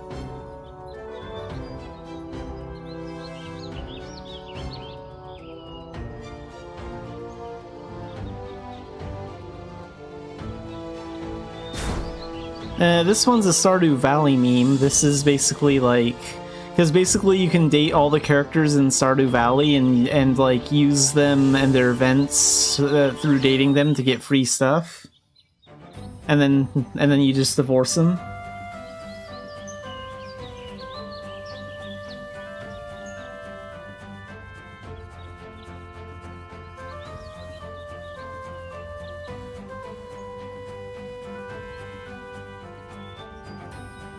But yeah, I think that does it on all my...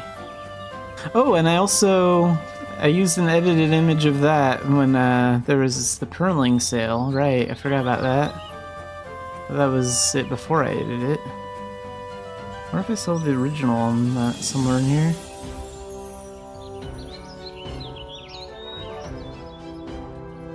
Oh, I also made this when the Perling Gacha came out. I forgot about this one.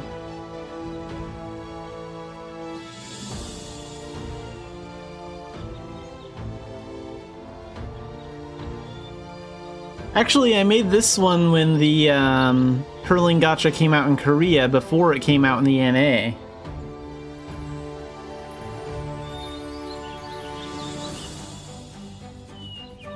Because it came out in like July in the NA one year, and then like it came out in August for us. And I even went back like a few gacha boxes and checked, and like we always get a pet box before the sale ends in Korea. So like I was trying to like predict the date and stuff.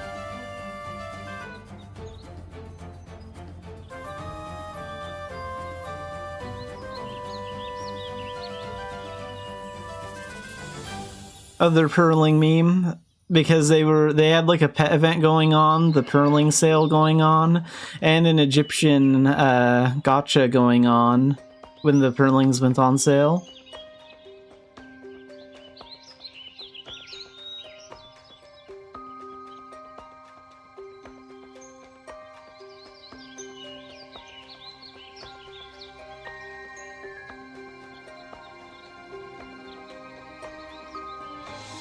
Yeah, fun times.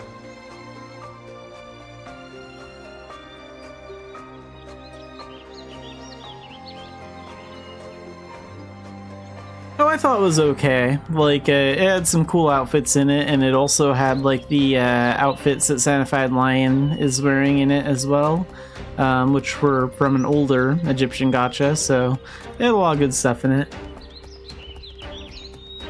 Oh, classic Nexon. So this is what it would be like if you could upload your brain into a computer and, like, live in Mabinogi. Nexon would charge you for breathing, talking, standing, existing, everything.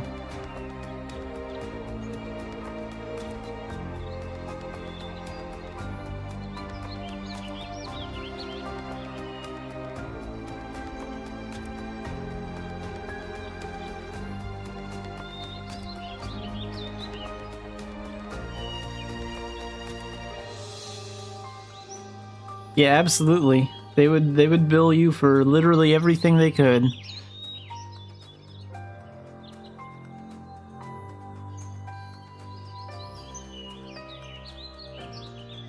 I should really clean out my gallery. Oh, I made this one a long time ago. So before Nexon was being like, before Nexon was more transparent with us, I made this one.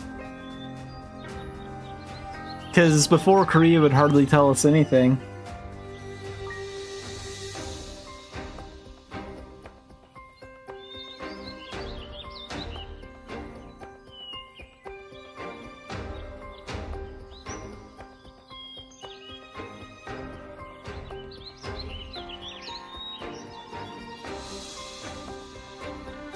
Nexon is your friend.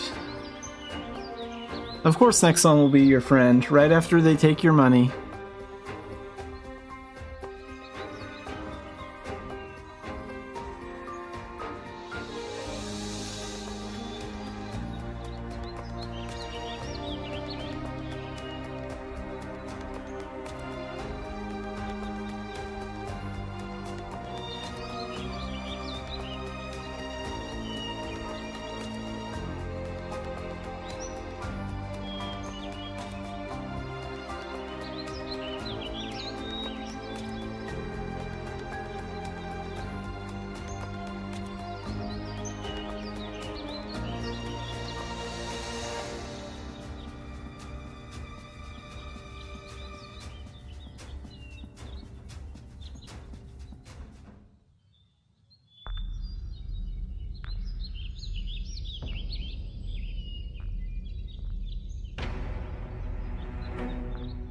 Yeah, but a lot of this is just about, like, old events and stuff. Like, this is about the Arcana achievement system when it was released in Korea.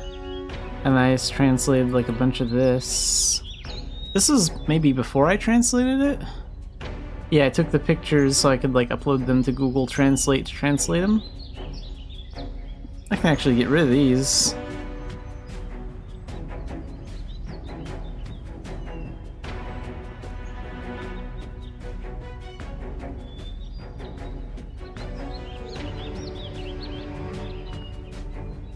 Oh, here's my original Mabby character. This was when I discovered the prairie ruins.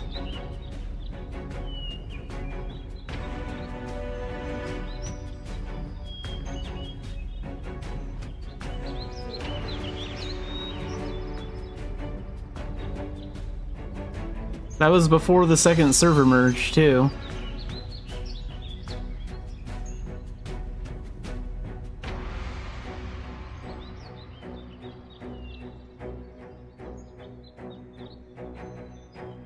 And then here's my actual cat.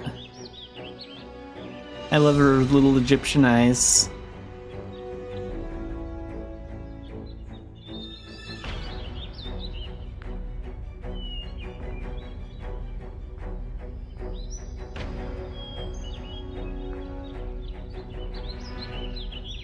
Yeah, actual cat lore. This is the only one that's actually, like, officially my cat. And this was like day 2 after I found her. Like, this is maybe like her second day here.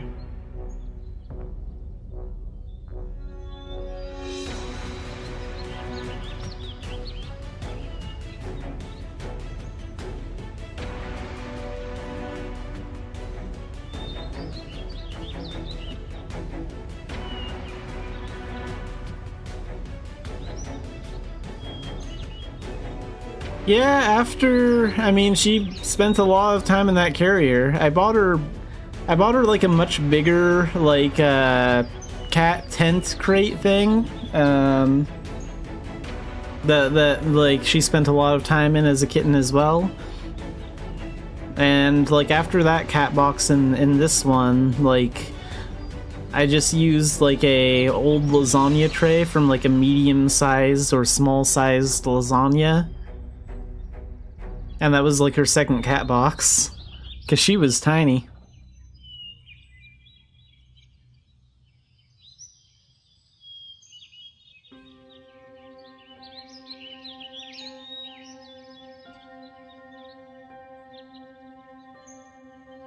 And then the only other one I have is of her in like this ottoman thing.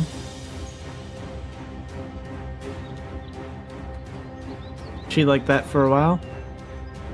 Has like a nice pad in there and everything.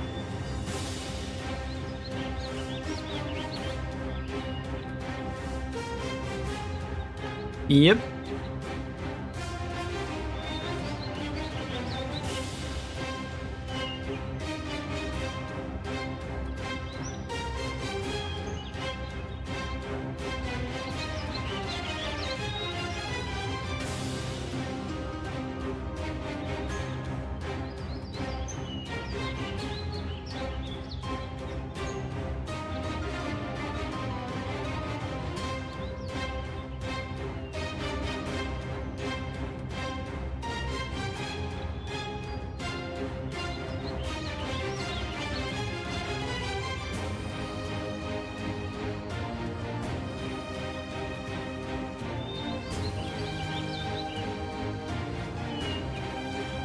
But yeah, so that's basically what I did as a Mabinogi player before I made like videos and started streaming.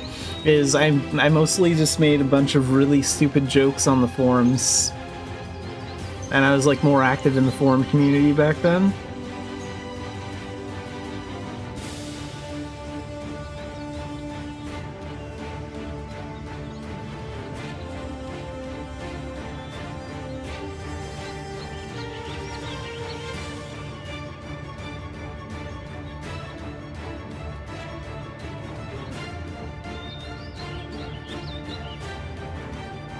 Yeah, that too. The social aspect has gone down a bit.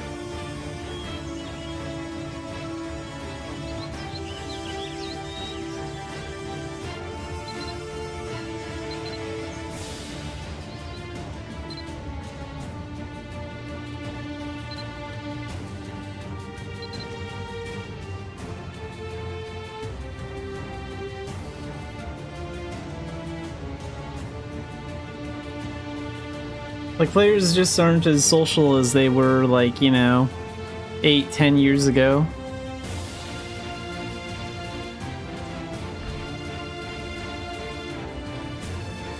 That's a problem across all MMOs, not just Mabinogi.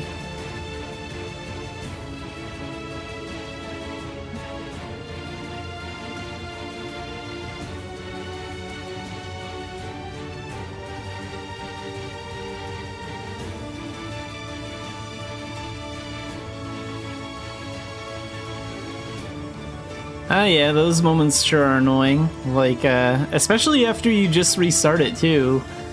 Like, I've done a restart before, and then my reboot, my computer or program is like, hey, do you want to restart your computer so I can do this update? I'm like, no, I just restarted you. Why didn't you ask me before I did this?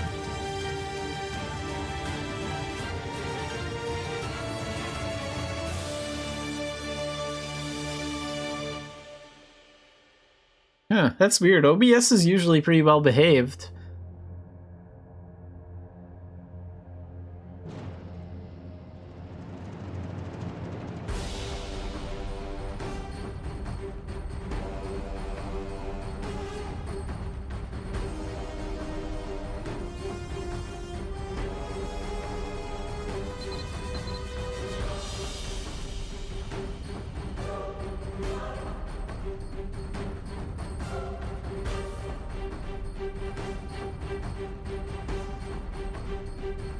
Alright, Wayne, let's do some commerce.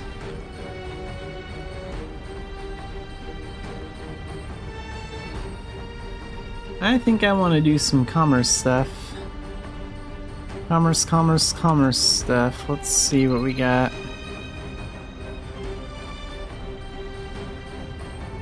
How many speed potions do I have? Do I have any of those ones that give me like 40% or just those lame? Oh yeah, what's with that hat? Ooh, that gives refining and blacksmithing enhancements. That's nice.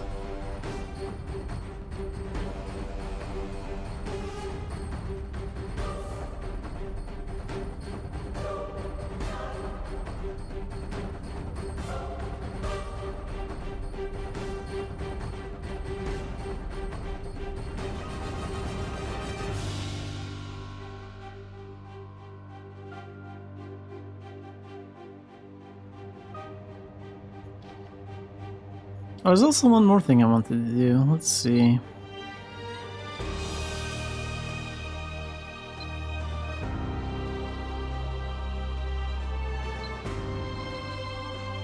Here's the dressing room.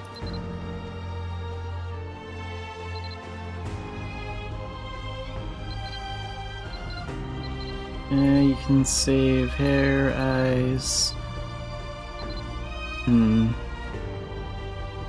Let's save all appearances.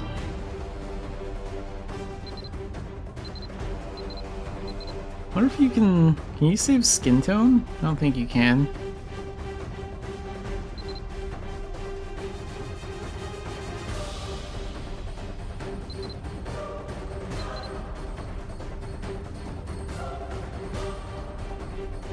Oh wait, maybe if faces.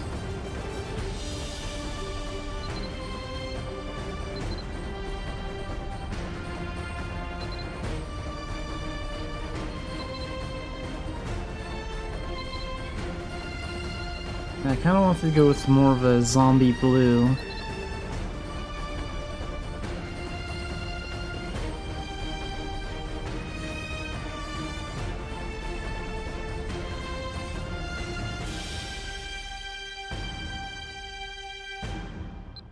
Poison.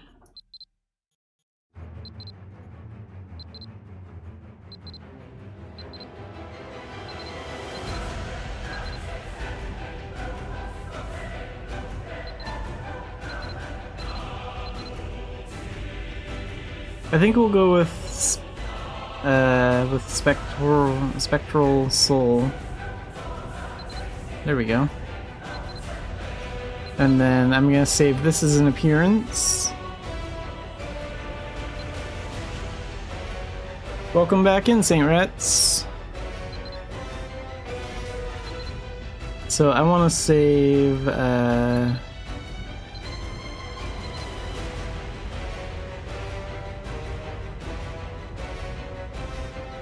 save face here. Perfect. Now if I want to switch back, there we go.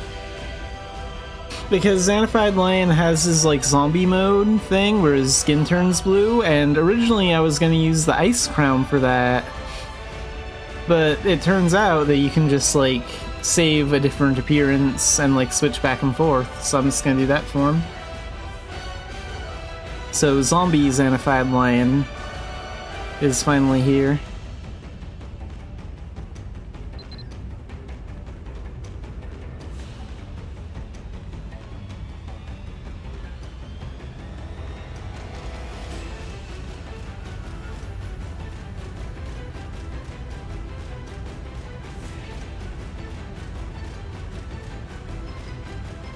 Well, this is where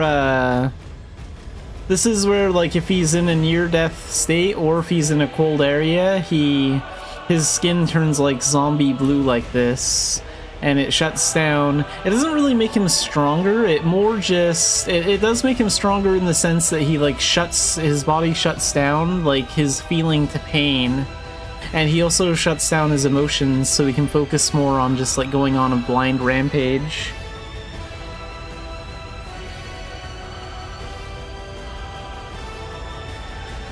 But yeah, after Xanafiedlion learned how to control this power, he decides to purposely enter a zombie state in cold, snowy areas like Vales, so he can numb his ability to feel things, which makes it harder for him to feel cold.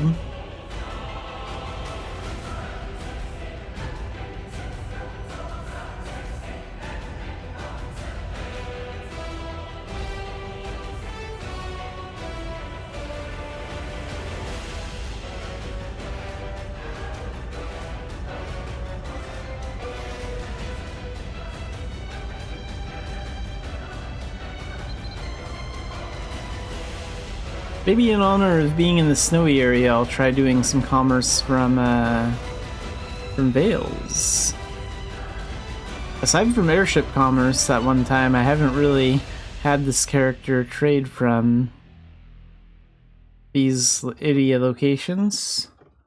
In fact, how much did that boost his level in those zones?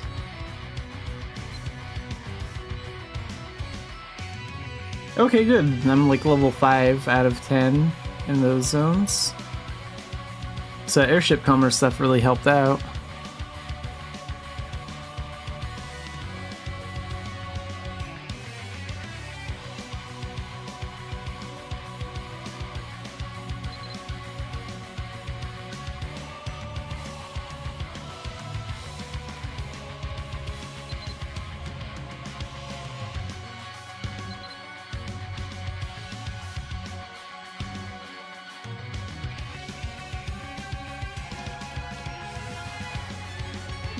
So 159 at Quilla, we'll go ahead and take him over there.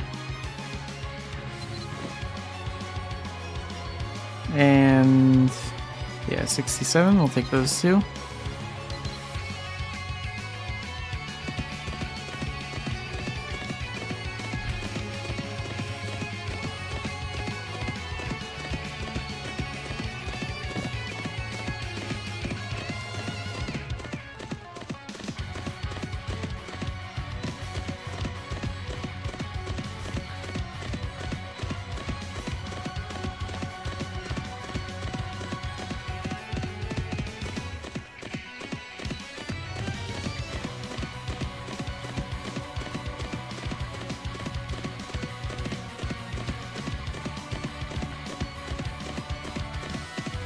I could use warding candy, but I think I want to fight bandits today.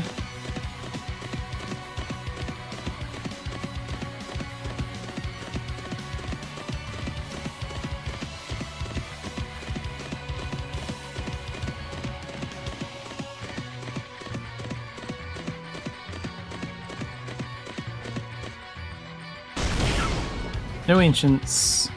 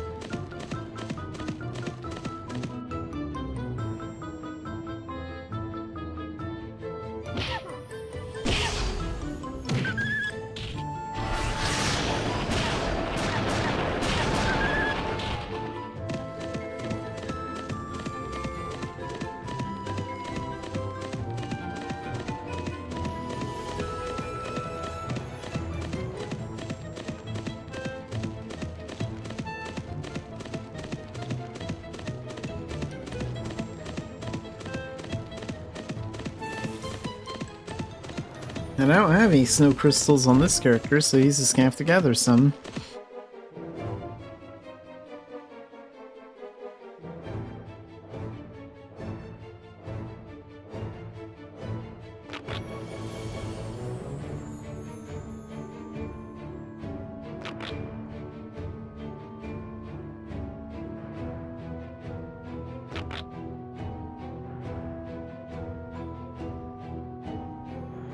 Wish there was actually a life skill for gathering these crystals, even if it was super easy to level.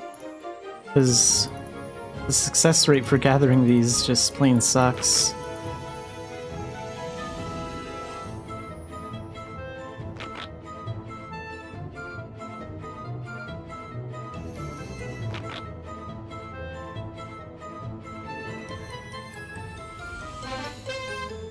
There we go.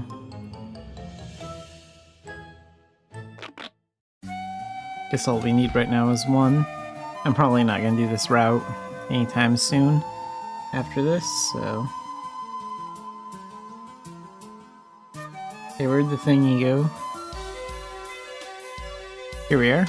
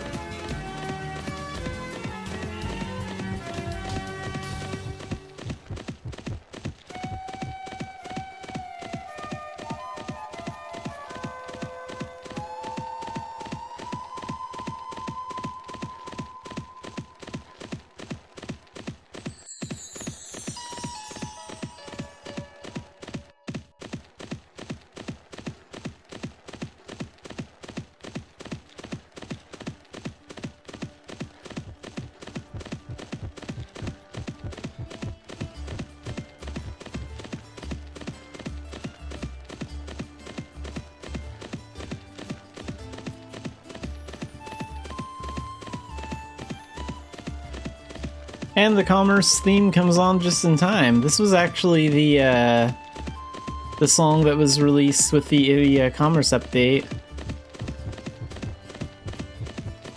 Like on the Korean website, when this update first came out and they were showing it off, like the Idia Commerce update, this was the song that would play in the background.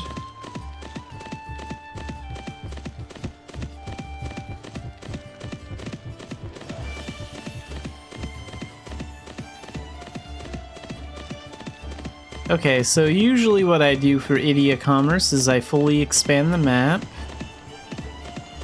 and then we just leave our mount on cruise control, more or less. And that's kind of what's nice about commercing out here is, especially if you have warding candy, and you use that, then you don't have to worry about bandit encounters, but you just click somewhere and just wait for your character to go there.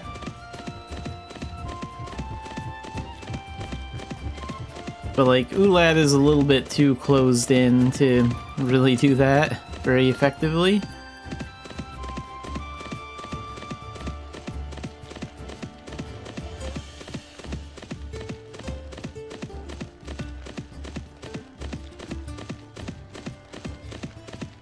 Now that he's out of the cold, I wonder, can I actually use the dressing room and change his,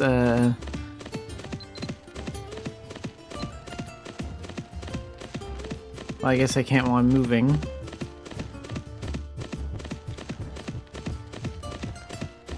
Can I do it while I'm still in commerce mode, though? No. Okay. Just curious about that. Never even really tried.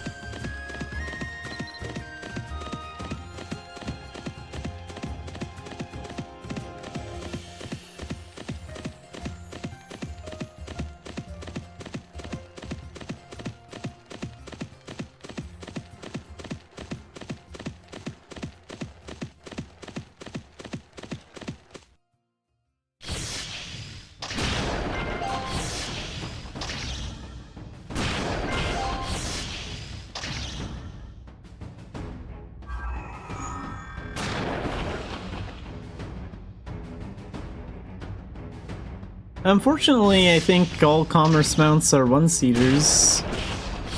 Well, except for if you're using like a commerce partner, but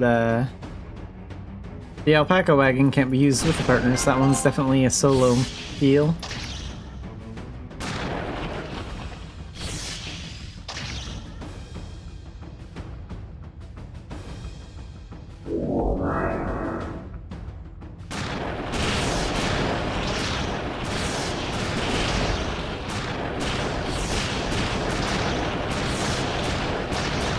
Too slow, elf.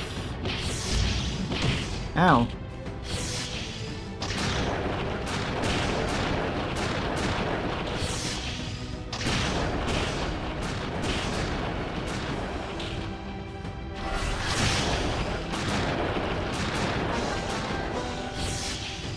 Wait, there's an ancient over there. Stopping to get the dragonfly transformation. I don't even know if I have the Lynx one. Oh, I don't.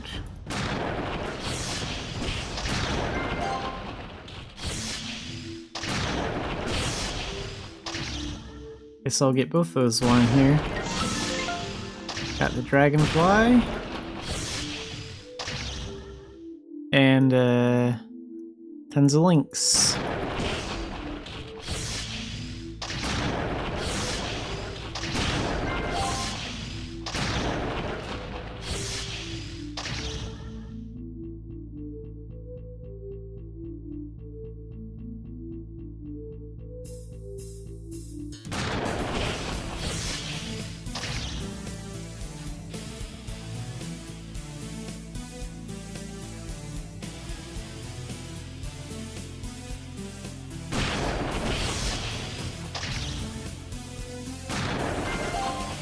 One more point.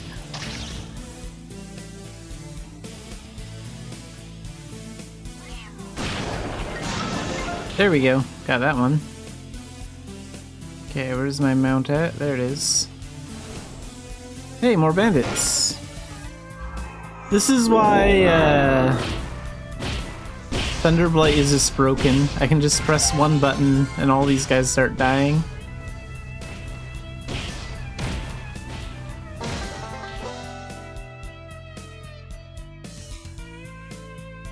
Like, I took out an entire squad of veteran bandits with just one button.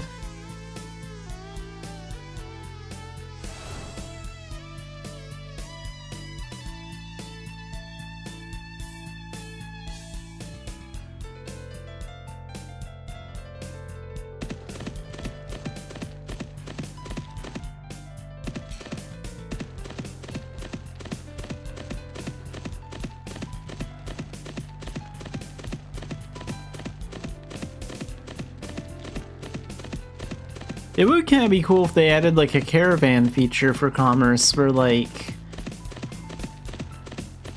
different wagons and like elephant mounts could be linked up and then like a single leader could like pull the entire caravan.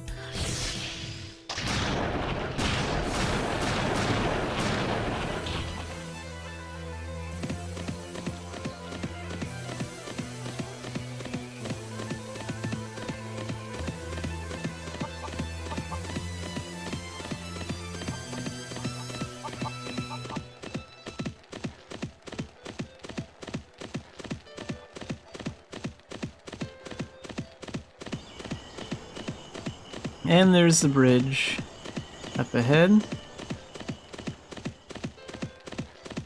That bridge was also added when the Idia Commerce update came out. It's one of the permanent bridges. Before, to get to Core Village, you would have to ride on the hippos crossing through the river.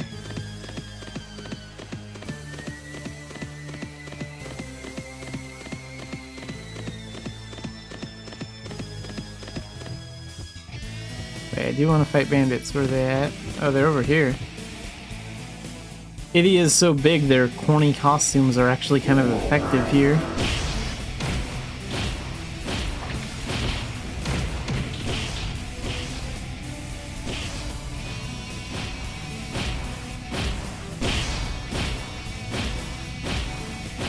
Well, these guys are master level, that's why they're putting up more of a fight.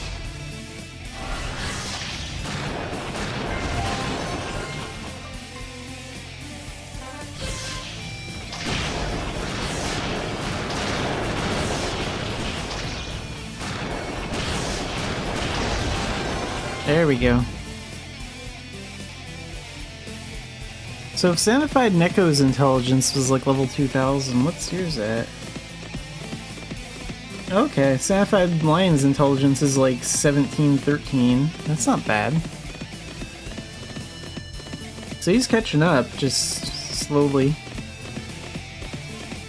I'm sure he'll be ready for veteran dungeons by like the end of the second month or maybe the start of the third. Just needs a little bit more time to round out those other skills and stuff.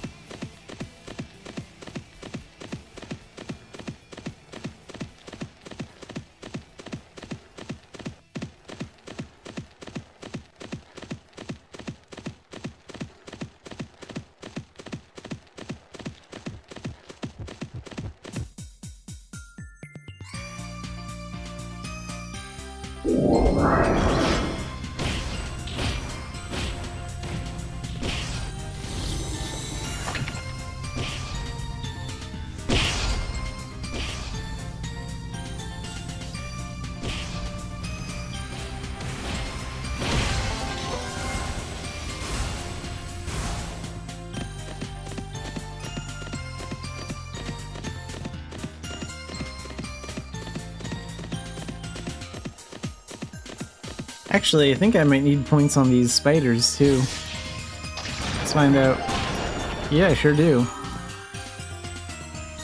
We're gonna stop here and collect points on these guys.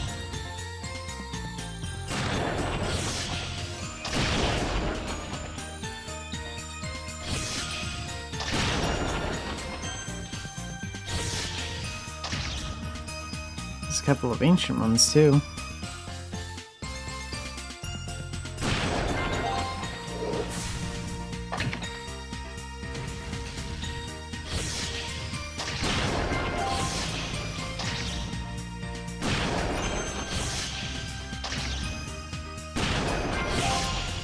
One more point.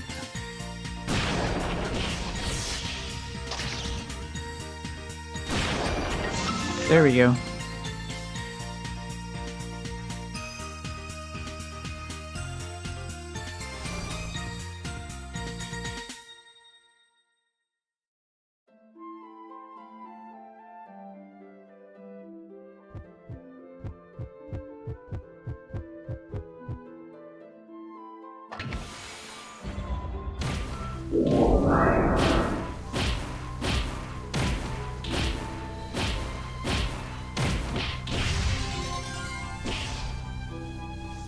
Wow, that is some range.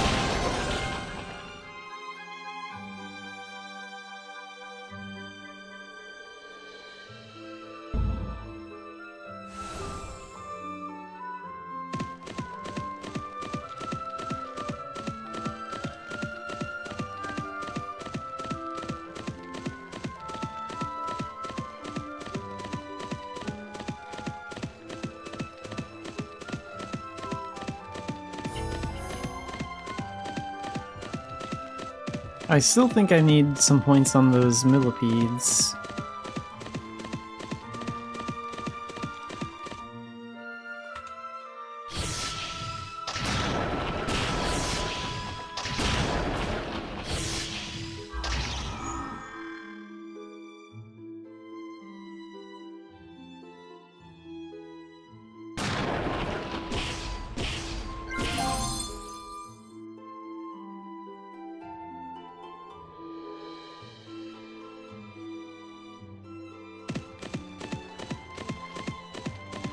Oh, that one dropped a lot of gold. Let's go over here.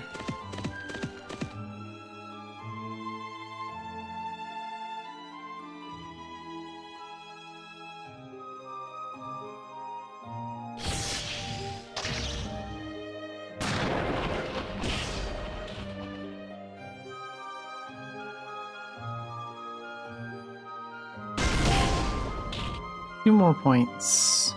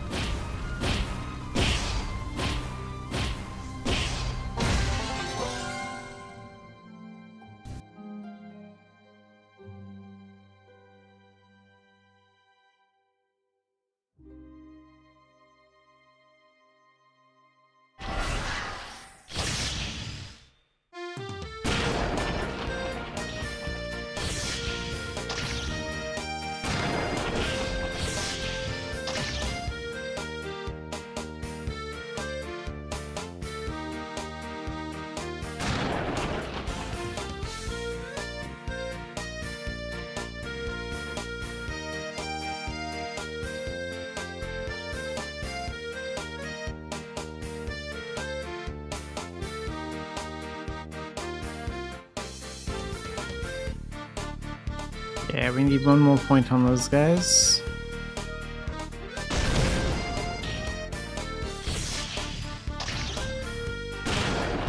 There we go.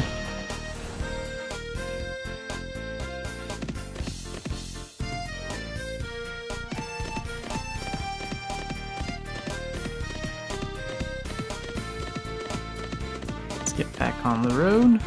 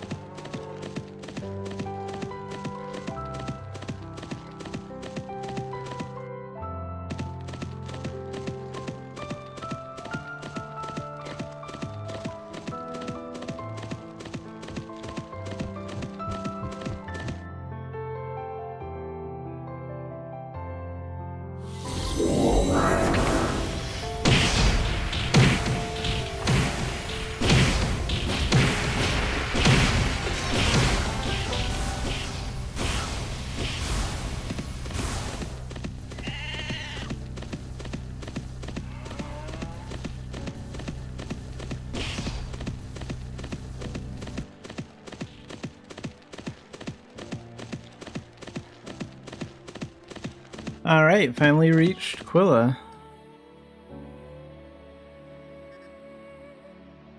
Go ahead and trade all this. How much, Okay, let's sell this next. There we go. Let's take Commerce Mastery to rank 5.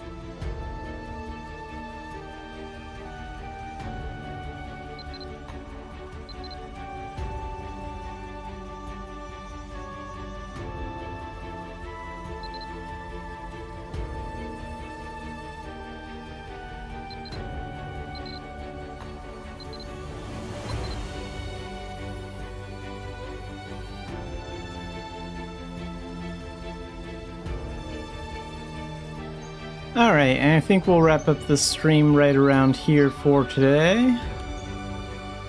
And tomorrow I will probably start the pet talent storyline, if I feel like it. I'm kind of aiming for that tomorrow.